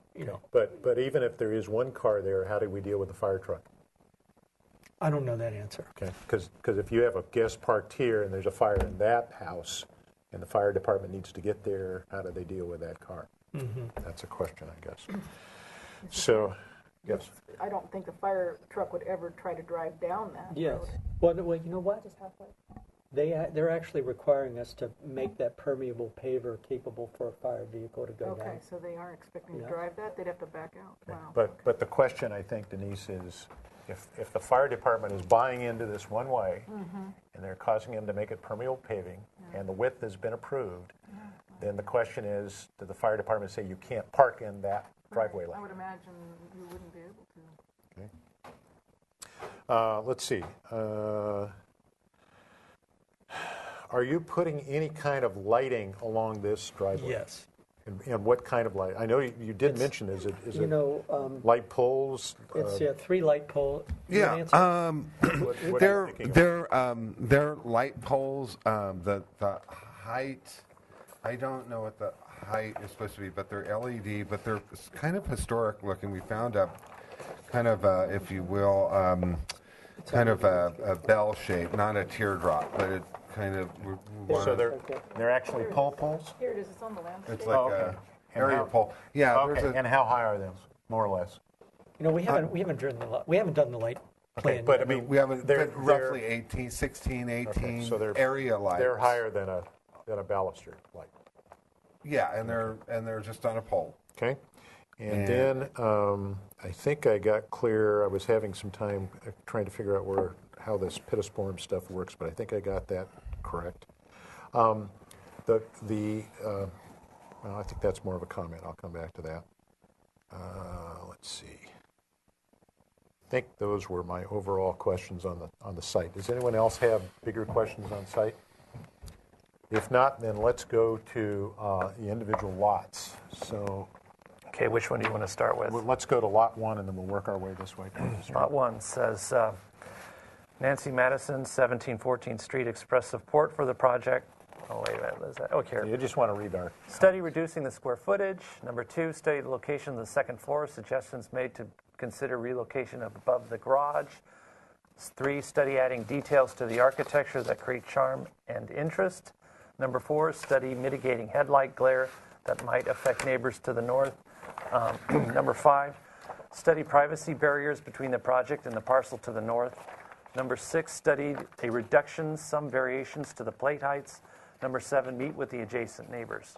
Okay. So can we have Lot 1 drawings up here? Everybody's over there. So we're at questions now on Lot 1.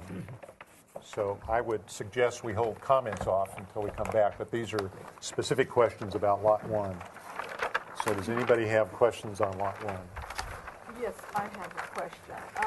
So when you spoke about the reduction of square footage, really what you were saying was that you were just telling us what the adjustment was for the double garage count. Is that correct, or did you actually reduce the square footage? Yes, we have reduced the square footage. Okay, as and well. where did you do that?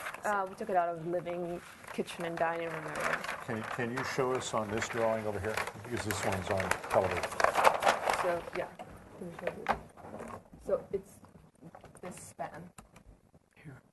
Sorry, we took square footage out of. The length of it? Took a strip out of this, yeah. And when we relocated this flex space close north, we reduced this space of the flex room as well. And that was a 500 square?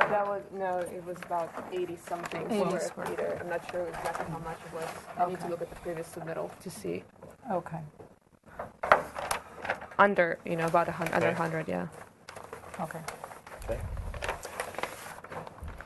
Any other questions on Lot 1? No, not at this time. Okay. Brian, you have questions on Lot 1? Jim, questions on Lot 1? Lot 1? Lot 1. Okay. I have just one question on the, right here, on this wall. The driveway comes in and turns like, maybe I should use another driveway. Okay, so the driveway comes in here. So this was an effort to mitigate the headlight business of getting in there. Was there a reason, or is there a setback issue? Maybe that's what this line is. Yes. Not being able to pull this wall out a little further? Yes. Correct. And so you'd have to get a modification if you move that wall out? Correct. Yes. Correct, okay. Mr. Chair, that's actually a sewer easement right there. So no modification. So you would couldn't be get a required, modification even if you asked for it? Correct. It could be built out to that line, but it is a city sewer easement. Okay. So what, right there where it kisses that line, there's a foundation. So can the foundation go beyond that line? There's some kind of footing for this wall. Right. We'll have to pull it That's back. something that they would, So the that applicant might would even have to come back explore a with little Public bit. Works. All right. There's a fence all on here. Okay, and then, I wanted to get to that. The fence you depicted in this sketch, I think it was. Right. It appears to be a wood fence, is that correct? Privacy wood fence, yeah, 6 feet high. Redwood. And And so it's just a traditional wood fence. yeah, privacy fence. All right. And then, of course, in front, right in back of that, we want a narrow screen hedge too. So And there's some layers of Is that privacy. the same fence? So that fence is somewhere over here. Right. And is that fence turning and going down this way? It- What's going on here? It is. We're actually adapting the fence, proposing to adapt the fence and save a few of the citrus on that side, even though they're on our property. But we could look at that other plan down there Okay, and so show the you fence is that. going to move off the property line somehow. Yeah, Okay. near the property line. And then, one big question I forgot on the overall thing. You're preserving 47% of this site with woodland and so forth and so on.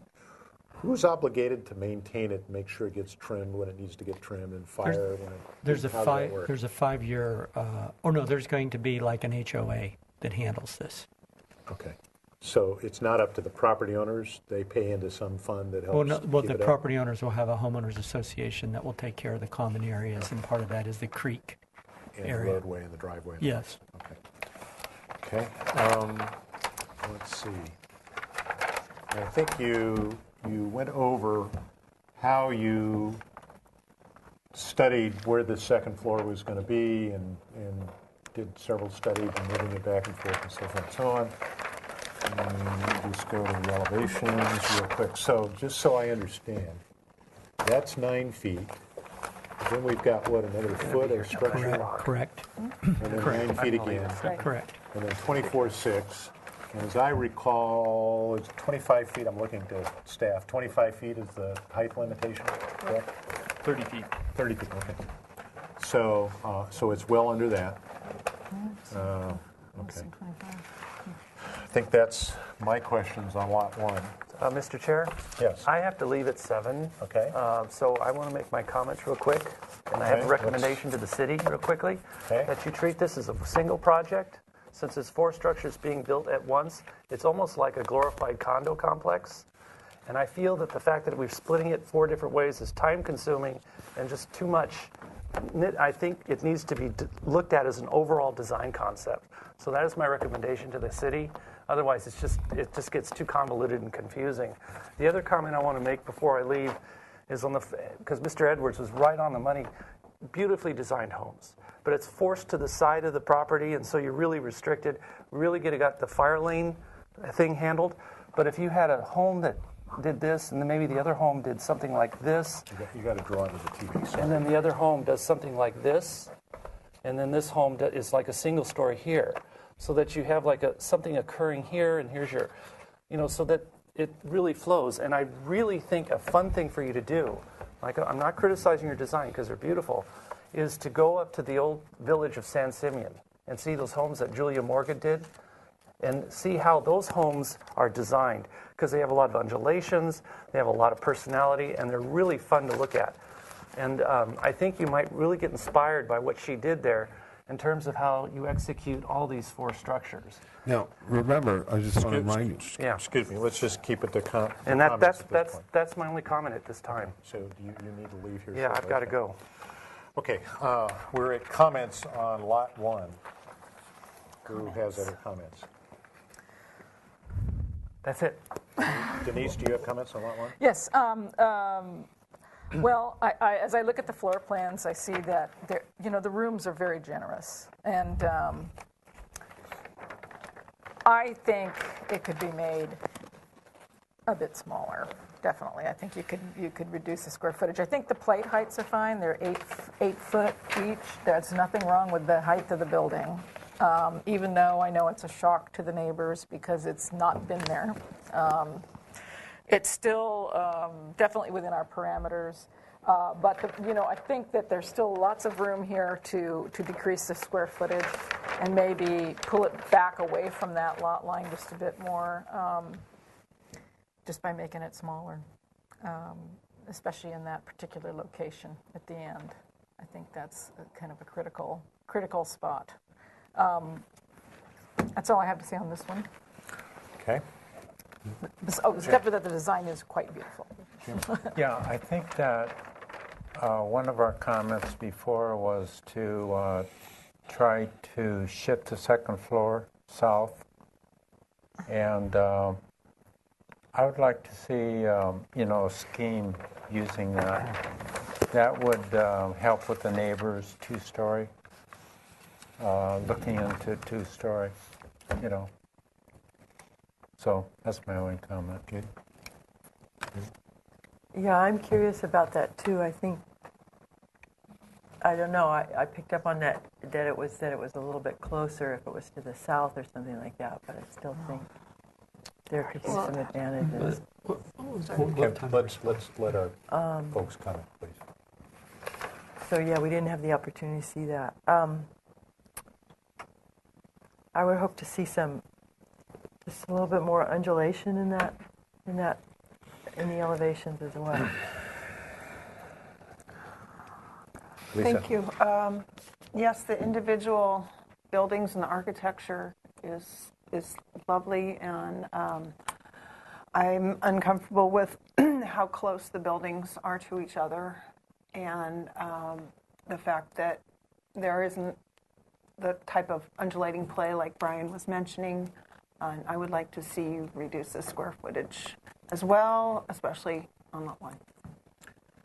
Okay, thank you. Any more comments? Okay, I'm going to go to my comments. Could I get you to go to your PowerPoint and go back unplugged to the... them. Did you unplug it already? It's okay. unplugged. Well, that's fine. That's fine. I'll reference it. Just move along. What I'm struggling with is the size, scale, and bulk of what you're proposing, and it's indicative of the house in Lot 1. And I completely understand why you put the second floor where you did, but I think that if one makes an effort to do traditional Spanish architecture, and I think I agree with my colleagues, the designs that presented are quite lovely, and I think they responded to our comments the first time around. But I think that if you look at Plaza Rubio, if you look at Julia Morgan's work at San Simeon, what you'll begin to see is that the second floors, where they occur, they tend to tuck themselves down, okay, in the context. So even though they're 2 stories, they appear almost as 1 story. And I think that's indicative. There's 2 homes in San Simeon that are very large that do that, I think, quite successfully. The issue about Plaza Rubio, it's wonderful to go look at all of those. The thing that helps Plaza Rubio is it faces a large open area in front of it. And in similar fashion, Luda, Riggs, and Smith did a home on Middle Road.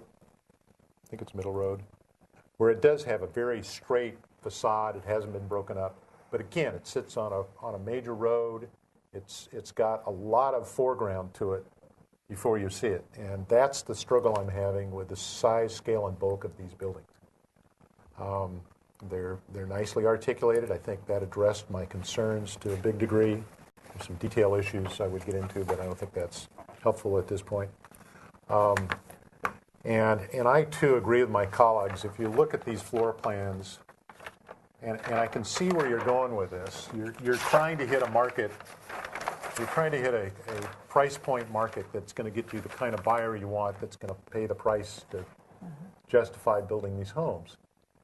But it's not the neighborhood. If you go down Remo and up around Adair, yes, there's some 2-story homes, but these were all built as tract homes early on. They were fairly frugal about their square footage. They represented a point in time of the build out of this city that was conducive. I happen to agree with a comment made by one of the neighbors a little while ago that in a lot of ways the house that was done by Edwards and Plunkett ought to be the major structure, and that all of these other 3 houses ought to be subservient to that major structure in size, scale, and bulk. And I think the house on lot number 1 isn't there yet. I think that one can live in a much smaller house, and maybe have to go shoot for a different demographic that you're trying to sell these houses to, because I just think they're too big. It's just not there yet. They're too big. This one's Chair, too I'm going big. to excuse myself Okay, from the thank meeting. you. Thank you very much. Thank you. So that's my comments on Lot 1. Now, would you prefer to go through comments and questions on all houses before we come back and make motions, or do you want to make a motion on each individual lot? How would you like to do Why don't we that? make a motion on this and then keep going? Okay, you want to do that? All right. Have So, some. Well, we can't really. We're just sending comments on anyway. yeah, right? just make, so you could do a motion with comments now, if that's what you prefer, and the chair would entertain a motion if that's where we are. You want to do that? Okay. Okay. I have a question. Excuse me, we're going to make a motion. Okay, I'd like to make a motion to send the following comments to the Planning Commission, that on Lot 1, we really appreciate the design changes and the design features of the home. However, we do feel that the home is still quite large and could be reduced in square footage. We would also, as we requested on the last meeting, we did not see any other change in this direction. We would like to see some other scenarios with the placement of the second story, moving toward the south if possible. Anything I'm missing here? I think that's So, it. is that your motion? Yes. Okay. Do I have a second to that motion? Second. Okay. Is there any discussion from the board? Okay. Go to the applicant. You had a question. Yes. Is this where I can discuss Yes. some of the issues that have been brought up? We're going to, we'll take an action on the motion, but you can go ahead and introduce your comments. Well, one of my And concerns... it should be germane to Lot 1. One of my concerns is what constitutes too large of a home? What does that mean? Okay. And because we've shown that in the area that we are within the middle of the upper quartile of that housing market area. Okay. And yes, and also I would like to note that we did have the neighbor's permission to take the photograph there. Okay. And I'm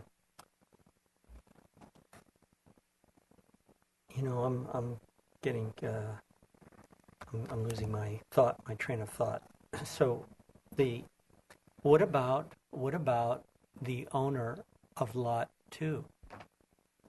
What about that? Because what you're asking us to do is already we have 15 feet from the property line, and you're asking us to go even more, and we're already at 6 feet on the south end, and you're asking us to move all the living space area now closer to the south end of the property. So my concern would be, well, to me this seems like NIMBYism, because these folks at 3609, I met with them, very nice folks, have had 50 to 100 or 20 to 70 feet of space for 35 years. And all of a sudden, this is going away. I could understand putting the story poles there so that they could see really what's going to go on. Mm-hmm. But to put everything on the onus on Lot 2 in favor of 3609, I think that is unfair to the owner of Lot 2. Okay, thank you. I'm going to bring it back to the board. I'm going to close your comments, come back to the board. Denise, do you have a comment? Yes, I wanted to amend my motion to add that we would like to see story poles on this particular lot. Okay. And to what level? We have A, B, and C. Well, I think to minimum level B. Okay, B, all right. And, all okay. right. I'm going to comment to the applicant's question about size. Yeah, I was going to do that. I've lived in a house for 30 plus years that I designed and remodeled based on a house. We live quite comfortably with four of us. They're now adult children and gone, but at the time we lived quite comfortably in 1,800 square feet. That gave us a library, dining room, kitchen, large living room, a studio for me, 3 bedrooms, 3.5 baths. We did quite well in 1,800 square feet. So I think looking at these plans, there's a lot of way to suck these in. I don't think this is an issue of penalizing lot number 2. I think this is how you shape this house on this particular lot. And I think you're not there yet. It needs some more work, and I think these houses can be reduced in size and scale. I think the other thing to think about is maybe it's not necessarily the first floor that gets pushed in, it's the second floor. And I think part of what I'm hearing from my fellow board members is that the second floors are still a big problem. So maybe that's where you have to really do some homework on. If there's going to be second floors, those got to be much smaller. And I see some heads nodding in agreement. So that would be my comment. So there is a motion on the floor. We've had discussion. Is there any further discussion on lot number 1? Okay. Everybody understand what motion on the floor is? Okay. Did we get a second to that? No. I second. Jim seconded. Okay. So any further discussion or comments from staff? Staff kind of got what we're talking about? Okay. All right. Chair calls for the question. All in favor signify by saying aye. Aye. Opposed? Abstentions? Mr. Chair? Yes, and I have an aye vote. Yes. Instead of going through the other three, The other two, yeah. or the other two, Yes. couldn't we generally say that the square footage should be reduced instead of going through and detailing all of them? Well, can we come back to that piece of Yeah. conversation just for a moment? I would like to go to number 2, and I'd like to go to number 4 at the same moment in time, so maybe we can do that. Because I think the comments are kind of going where you think you want to go with this discussion. Let's see, that was 1. Oh, okay. This is all one. This is, oops, lot 2. Oops, watered all the notes. Let's get rid of some of this stuff. All right.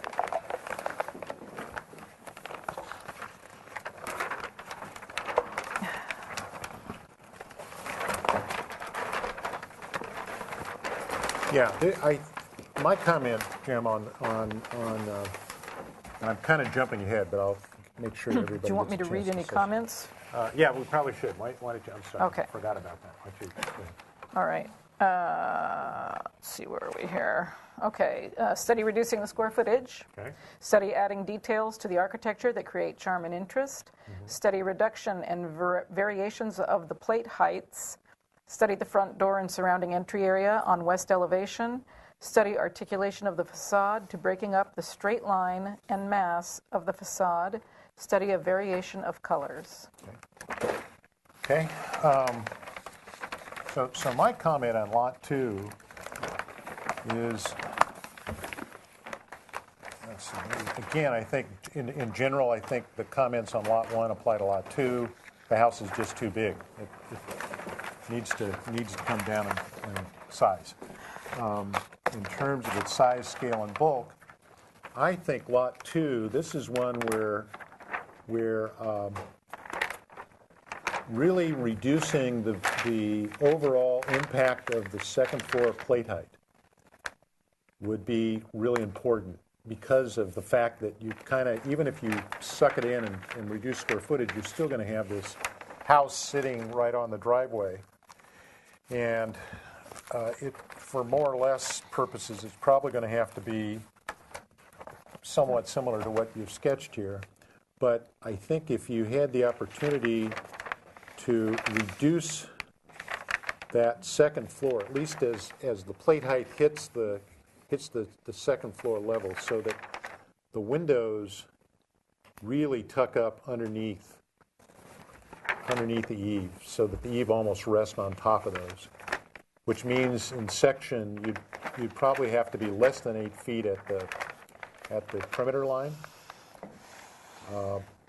as you go through. So I'm drawing section to you, so that you really reduce that. And then I think on this one, and this is where the selection and choice of details becomes important.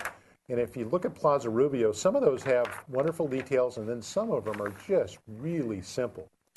So you've given a lot of thought to detailing lot number 1, and I think it looks quite attractive. I think you could take maybe a little slightly different approach on this one by eliminating some of the extra details. Certainly this rose window ought to be in, not out. At least that's the way it's shown here with the shadow line. One of the things in general I always get concerned about is these, and I know we see them all over town, is these sloped-in windows. And I understand why you're doing that, and that's probably okay, except that these shelves get really dirty. And that really requires a lot of maintenance from the homeowner to keep them clean, to make them look nice. So that's something you got to think about. But I think overall, if you were able to bring that in, and then instead of doing that kind of front entry, introducing a porch, and you see what that starts to do, it starts to break down the scale of that facade, just even if the porch is only a few feet deep. That gives a shadow line, et cetera, where the front door ought to be, et cetera. So I think it needs to be reduced in size, and then I think you need to kind of play with that. You can certainly have a flat facade, if that's what it takes to fit a house in Lot 2 and keep the distances from the house on Lot 3 and the house on Lot 1. But I think you can articulate a single floor. The thing that you showed us several pictures of the George Washington Smith house that's at the corner of Las Olivas and Garden Street, and I'm very familiar with that house, having watercolored it a gazillion times, including one in my own home. The thing that helps that house is it's got that big wall in front, right out the street property, and it provides a foreground and scale. You don't have that opportunity here. So that's kind of a dilemma. But if you look at that house, you'll notice that the two-story element is really tucked down, and that the living room wing that goes down towards Santa Barbara Street really kind of helps the massing. And I think that's kind of where I'm coming from some of those ideas. I don't know that you necessarily have to maintain an absolute 8-foot second floor height all the way around the perimeter. Let the edge drop, be it 7 feet, and you go back a few feet in, and then you can bring it up, and then that allows you to pop the ceilings open. You can have some exposed trusses, some of the ideas that George Washington Smith did, and how they handle it. Because remember, he was copying homes. In some cases, he was literally copying homes from Andalusia, and Spain had a lot of short people. They have a lot of tall people. So their sense of scale was really important. And if you travel Andalusia, you'll see that a lot of those homes that we all kind of pine to about being what we are as Spanish architecture, you'll see that the second floors are kind of tucked down. They're shortened down. And we even had that to some degree on the De La Guerra adobe, although it's not there today. There was a little second floor perch that Captain De La Guerra had for his money counting. It was tucked into that roof. So I think that's a way to handle it. So that would be my comment on Lot 2. Could be 2 stories, but I think it needs to be smaller. And I think the scale needs to, the size, scale, and bulk still needs to come in. Anybody else comments on Lot 2? Good comments. Yes. So one of our comments was a variation in color. Have you checked on that? We haven't checked in with color that? boards. So. Oh, let's see that. Let's break it up a little bit. And then if we could go to Lot 1. Where's Lot 1? Because I'm going along Jim's suggestion. Yeah, Where's sure. Lot 1? Lot 1. There we go. 4. Excuse me, Lot 4. Excuse us. Going around the wrong direction.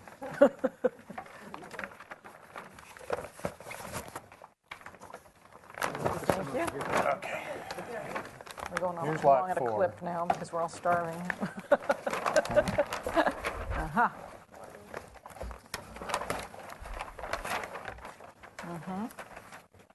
Okay, does anyone want to see these now, or should we wait? Also, Denise, I want to mention that paving is very different at every house. We have hands and sandstones, bricks.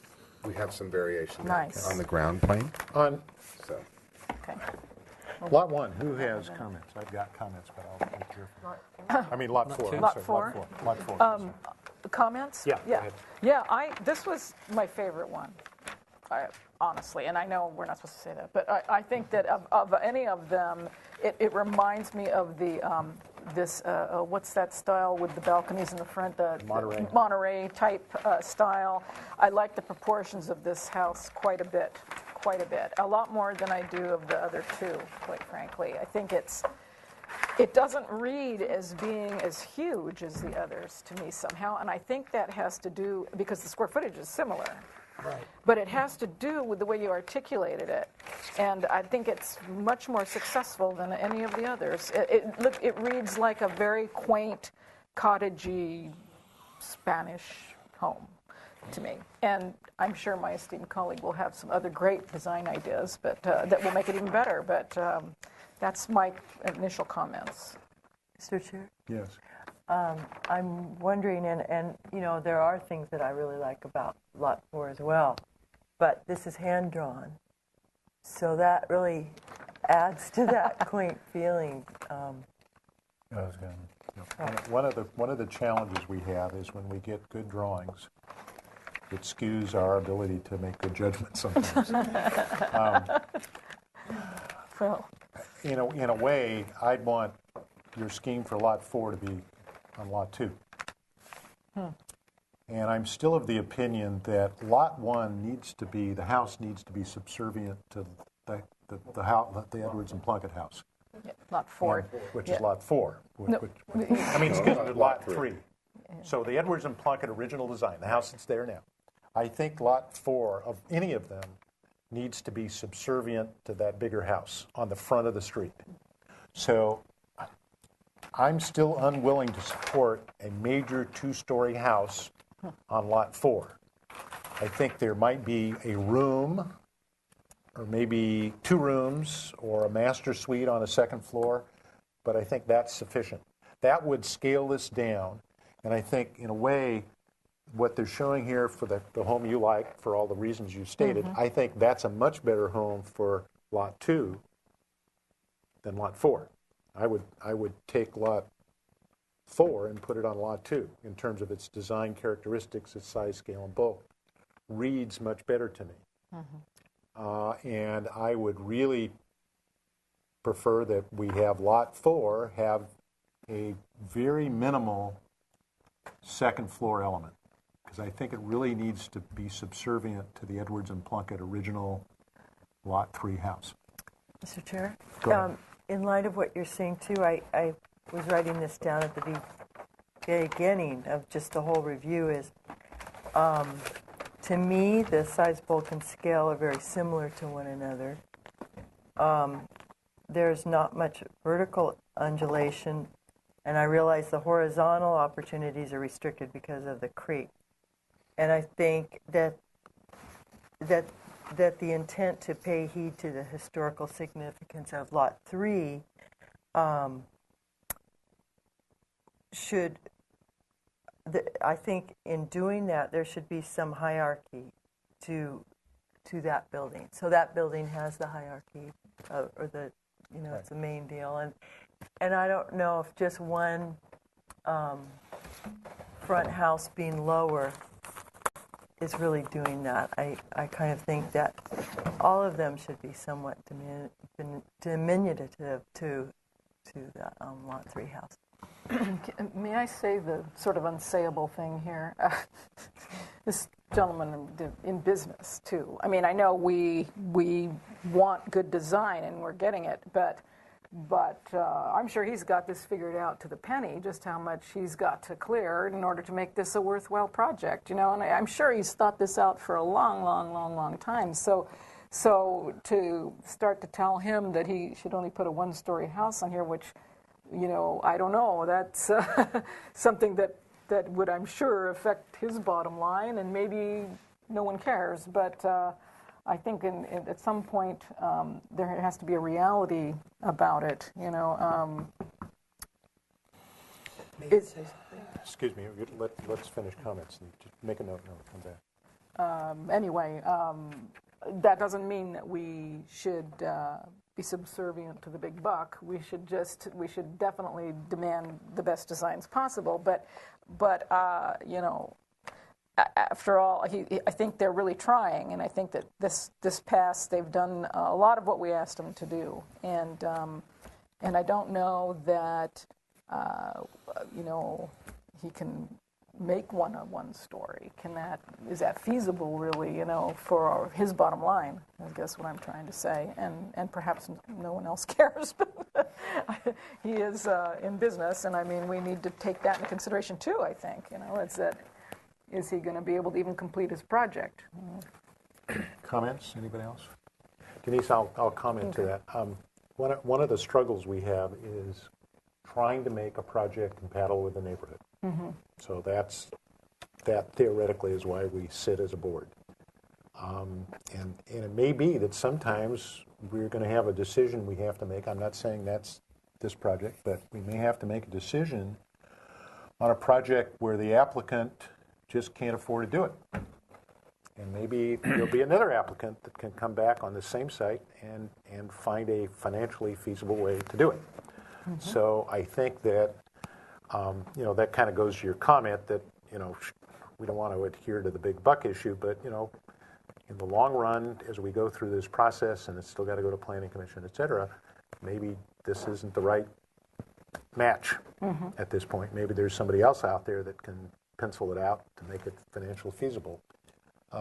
But in response to your two-story, one-story, as I think I said a moment ago, I could entertain a two-story piece on Lot 4, but I think it has to be much smaller. If it was just a bedroom suite, or maybe just 2 rooms up there, or whatever, I think that would go a long ways to, as Jamie pointed out, making it more diminutive to the front, to the historic house. So, having said all of that, we need to make a motion on Lot 2, and then we probably need to make a motion on Lot 4. So, who would like to try Lot 2 first? With comments only that go to the Planning Commission. Should I try that again? You can go for it. All right. I'd like to make the following comments to the Planning Commission, to pass on to the Planning Commission, that we appreciate the architectural details, and that we as a board still feel that the square footage is far too high and should be reduced on Lot 2. See, this is the trouble when we skip ahead. I'm forgetting some of the comments on that one. That attention be paid to the second story and the roof elevations, that they could become more undulating and not be all the same all the way around the home. That the design could benefit from an arbor type entrance to help mitigate the facade, the straight up and down facade, and that some attention should be paid to the sloped deep set bottoms of the windows, that perhaps to restudy that.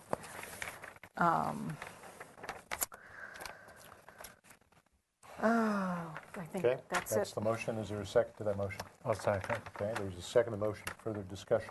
Under discussion? Discussion, questions? Mr. Staff? Chair, your board asked for story poles on Lot 1. I just want to make clear whether or not you want story poles on the other 2 lots.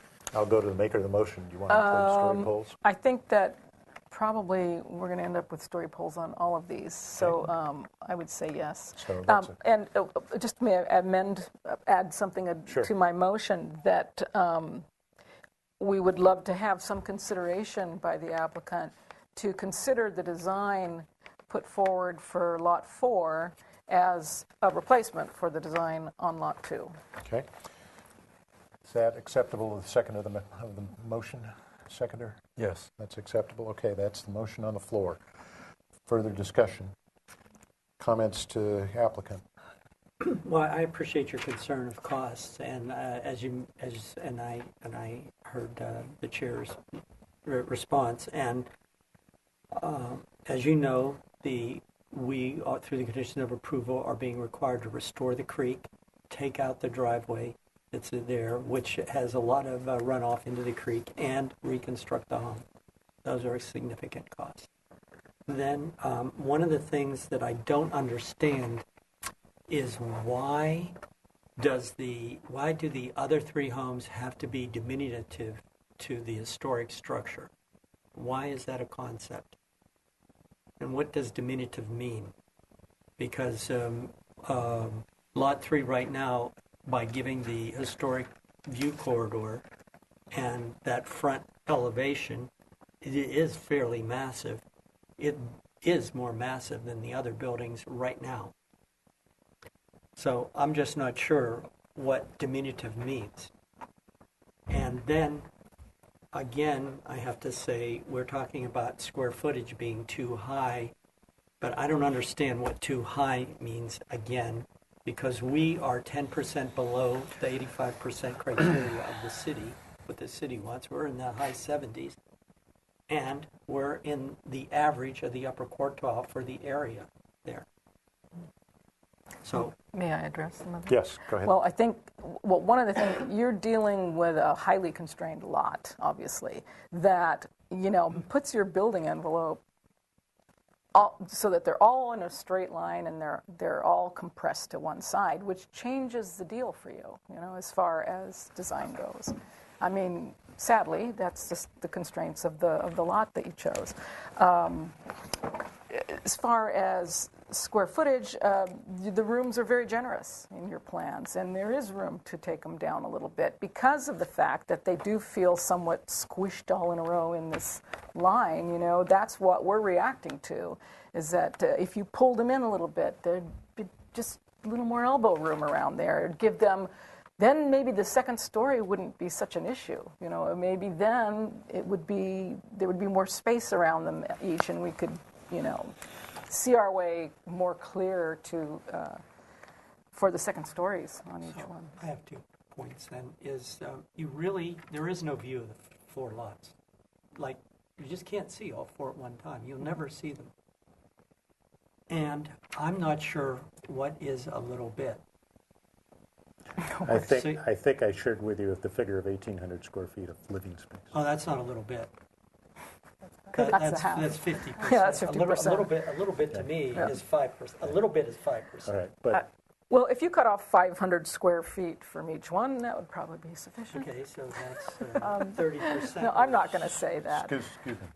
When I look at, a master bedroom that's almost the size of a garage, 16 by 18, that's a big, big room.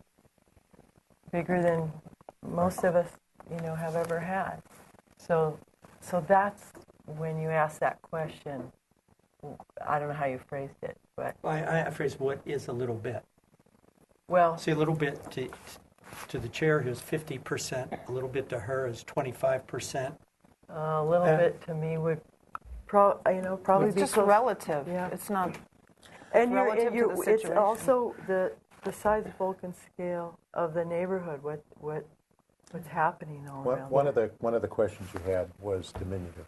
I think if you study the facade of the first 3 houses, because you use Plaza Rubio as an example, so I'll use that.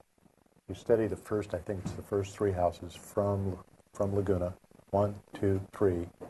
It's either the third or fourth house. They tend to scale up so that I think it's the third house that actually sits out. It has that big clear window on the second floor. But if you look at how how those houses got articulated over time, because I think it was the fourth house that was added just a few years ago, not too long ago. Mm-hmm. That house is subservient to the other ones. And I think that's important. The biggest or best example of diminutive study is the Arlington block, with a massive Arlington Theater in the center. It acts as the castle for the middle block in a traditional medieval approach. And then all the buildings that are being approved and have been built around it all are diminutive to that bigger element. So it acts like a hill in a lot of ways. And I sense that's where you're coming from. Yeah, I was giving meaning to a historical... To the bigger house. A historical building. Yeah. So there may be other that's examples, one way. But the hour's getting late, and that's the one I can think of. So, nevertheless, I think we have a motion on the floor. We have a second.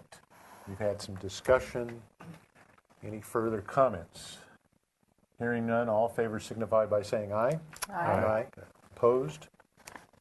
Abstentions. So carried. Okay, we need to go to Lot 4, and the chair would entertain a motion for Lot 4.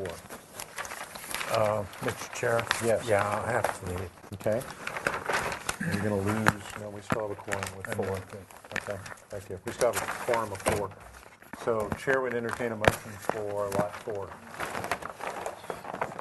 Am I on a roll here? Yeah. You want to try it again? Denise? Yes, okay, why not? Well, this one's my favorite one. I want to buy it. Dibs. No. Yes, I would like to make a motion to pass on the following comments to the Planning Commission that what did we say about this one? This is not easy. Once again, we would like to require story poles for this project. We would like to see some other alternatives to a solid second story, perhaps a more diminutive second story. He loves that word. In order to give more attention to the historical home behind it and create a friendlier entryway into the project. Also, we'd like to see if the applicant could reduce the square footage once again. And other than that, I have nothing else to add to that motion. Is there a second? Okay. Go to questions and comments. I want to go to my landscape colleagues. One thing I forgot. We have ginkgo trees lining the driveway, and they border on the adjacent west properties. And living on a street where my street tree is a ginkgo tree, okay, and I got to rake the leaves. I do all my own yard work, so once a year. Once a year. And they're beautiful and they're colorful and whatever. Do we have an issue of having ginkgos on that? Well, I had one thought about that. I love ginkgo trees. I think they're gorgeous. They're gorgeous. But however, I think that in order to, I'm thinking something evergreen might be a little bit smarter along there for just the screening factor of these homes, the fronts of the homes, because they're deciduous for a pretty good piece, a couple months at least, 3 months. Well, can I just share why I like them? Because the leaves do drop, and it allows a kind of sunlight and a change of season that we find so appealing with this, rather than being just like a green wall. Right. Like so how do you deal I don't with? have it all full of ginkgos. There's maybe 6. How do you deal with the neighbor's side? You don't. The leaves drop on their property. The leaves drop. They drop, but it. You know, we could keep them trimmed on our side, keep them narrow. This was the street tree of the year. Right. I mean, if it was, it had to be low maintenance to be the street tree of the year. But we're in love with the seasonality of it and the personality of it. Okay. Is there? My thought was, wouldn't it be nice if you had spread them a little bit more into the project? Reverberate. I think that's a great comment. Yeah. Yeah. Instead of just all in the one But again, we're trying to. But excellent comment. Like maybe 1 or 2 on that side, and then maybe the others move on the other side. I'm not going to maybe less. I'm not going to ask we make that part of any motion. I think you just keep track of it as we go through this process, because you'll be back. You keep track of that. So there's a motion on the floor. There's a second. The only other item to discussion, all of these motions have been made for comments that will travel to the Planning Commission. The question I have is, given what you've heard and the direction that this motion is going, do you in fact want to now proceed to planning, or do you want to try to come back and see us one more time? No, we're going to planning. You want to go to planning? Okay. So that's the motion on the floor. All in favor signify by saying aye. Aye. Opposed? I have an aye in there. Abstentions? So carried. Okay, so you're off to the Planning Commission. Do you want to do anything with those color boards? Oh, color boards as well. You may want to hold on to those until you come back to us. That way they don't get lost. So is this background color? That's the That's the main. Oh, I see. So the stucco, and then this is trim. Mr. Chair, did we get an action on the overall lot, item 5? Item 5. Oh, item 5. I'm sorry. Wait a minute. Hold on. Don't go anywhere, guys. Or, I'm sorry, item 4. Item 4. Okay. So we need a motion on item 4. Maybe that's where you can put your comment on the ginkgo trees. The ginkgos. So there was the issue. Let me just see if I can review for everybody. On the overall lot, let me go back to the landscape drawing. Portrays most of it. Oh, here it is. Here it is. Pull that over there. Oops. Losing everything. Get it? Oops. That was this one. Okay, so I'm going to suggest in the motion, if this helps, that you make some comment about the proposed preserved creek area, that we either like it or don't like it or whatever. that you make a comment about the driveway itself on the west side. And then perhaps you can include a comment about the proposed treescape on the west property line. The other item, you probably need to make a comment about the generally type of lighting that we might be in favor of on the street, whether it should be a balustrade light or a pull light like they've demonstrated. And if we need to make any comment about the idea of the type of fences, the fence that's going on the westerly property line and the northerly property line, and there's no fence, as far as I know, is on that side. No fence.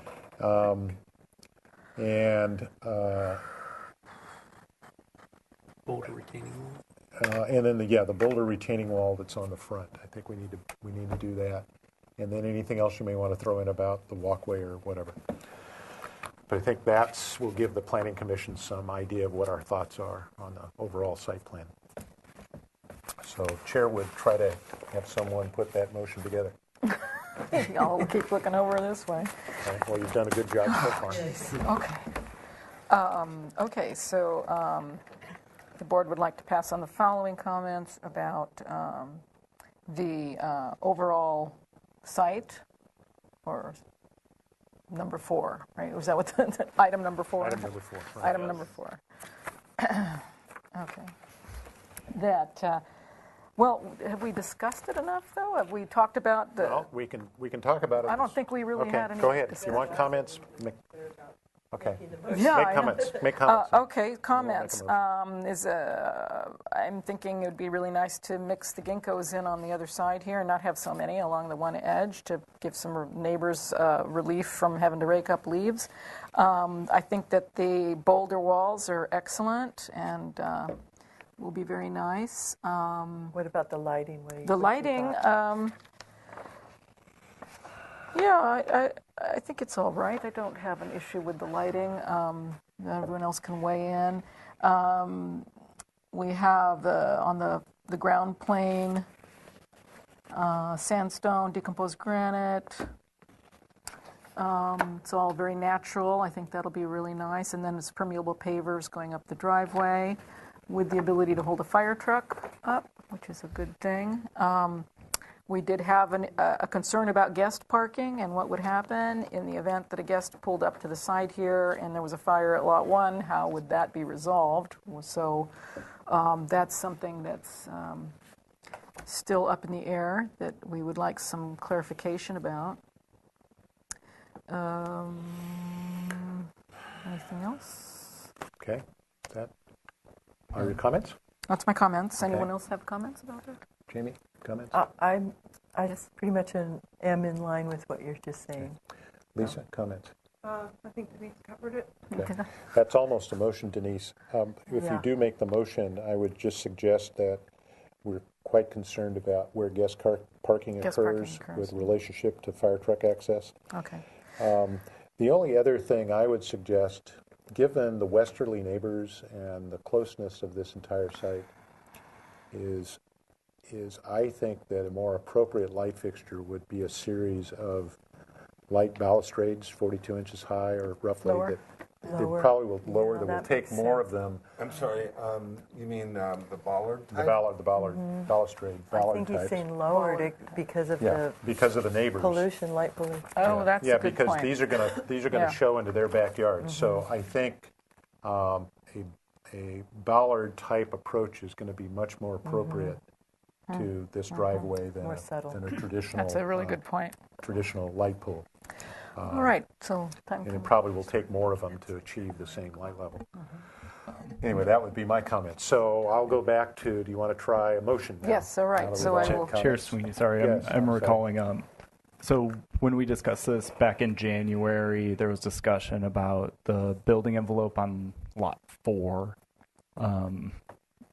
and the mitigation oaks. So if the motion could include a comment about those larger mitigation oaks, especially on Lot 4, that could be helpful. Acceptability of the larger. Oh, okay, sure. Okay. Okay? I'd like to make a motion with the following comments to the Planning Commission, that the oaks, the 36-inch box oak at the southwest corner and at the southeast corner and the 24-inch box oak are good additions, that we support those being there. We appreciate the stonework around the large redwood and the dry stack stone walls.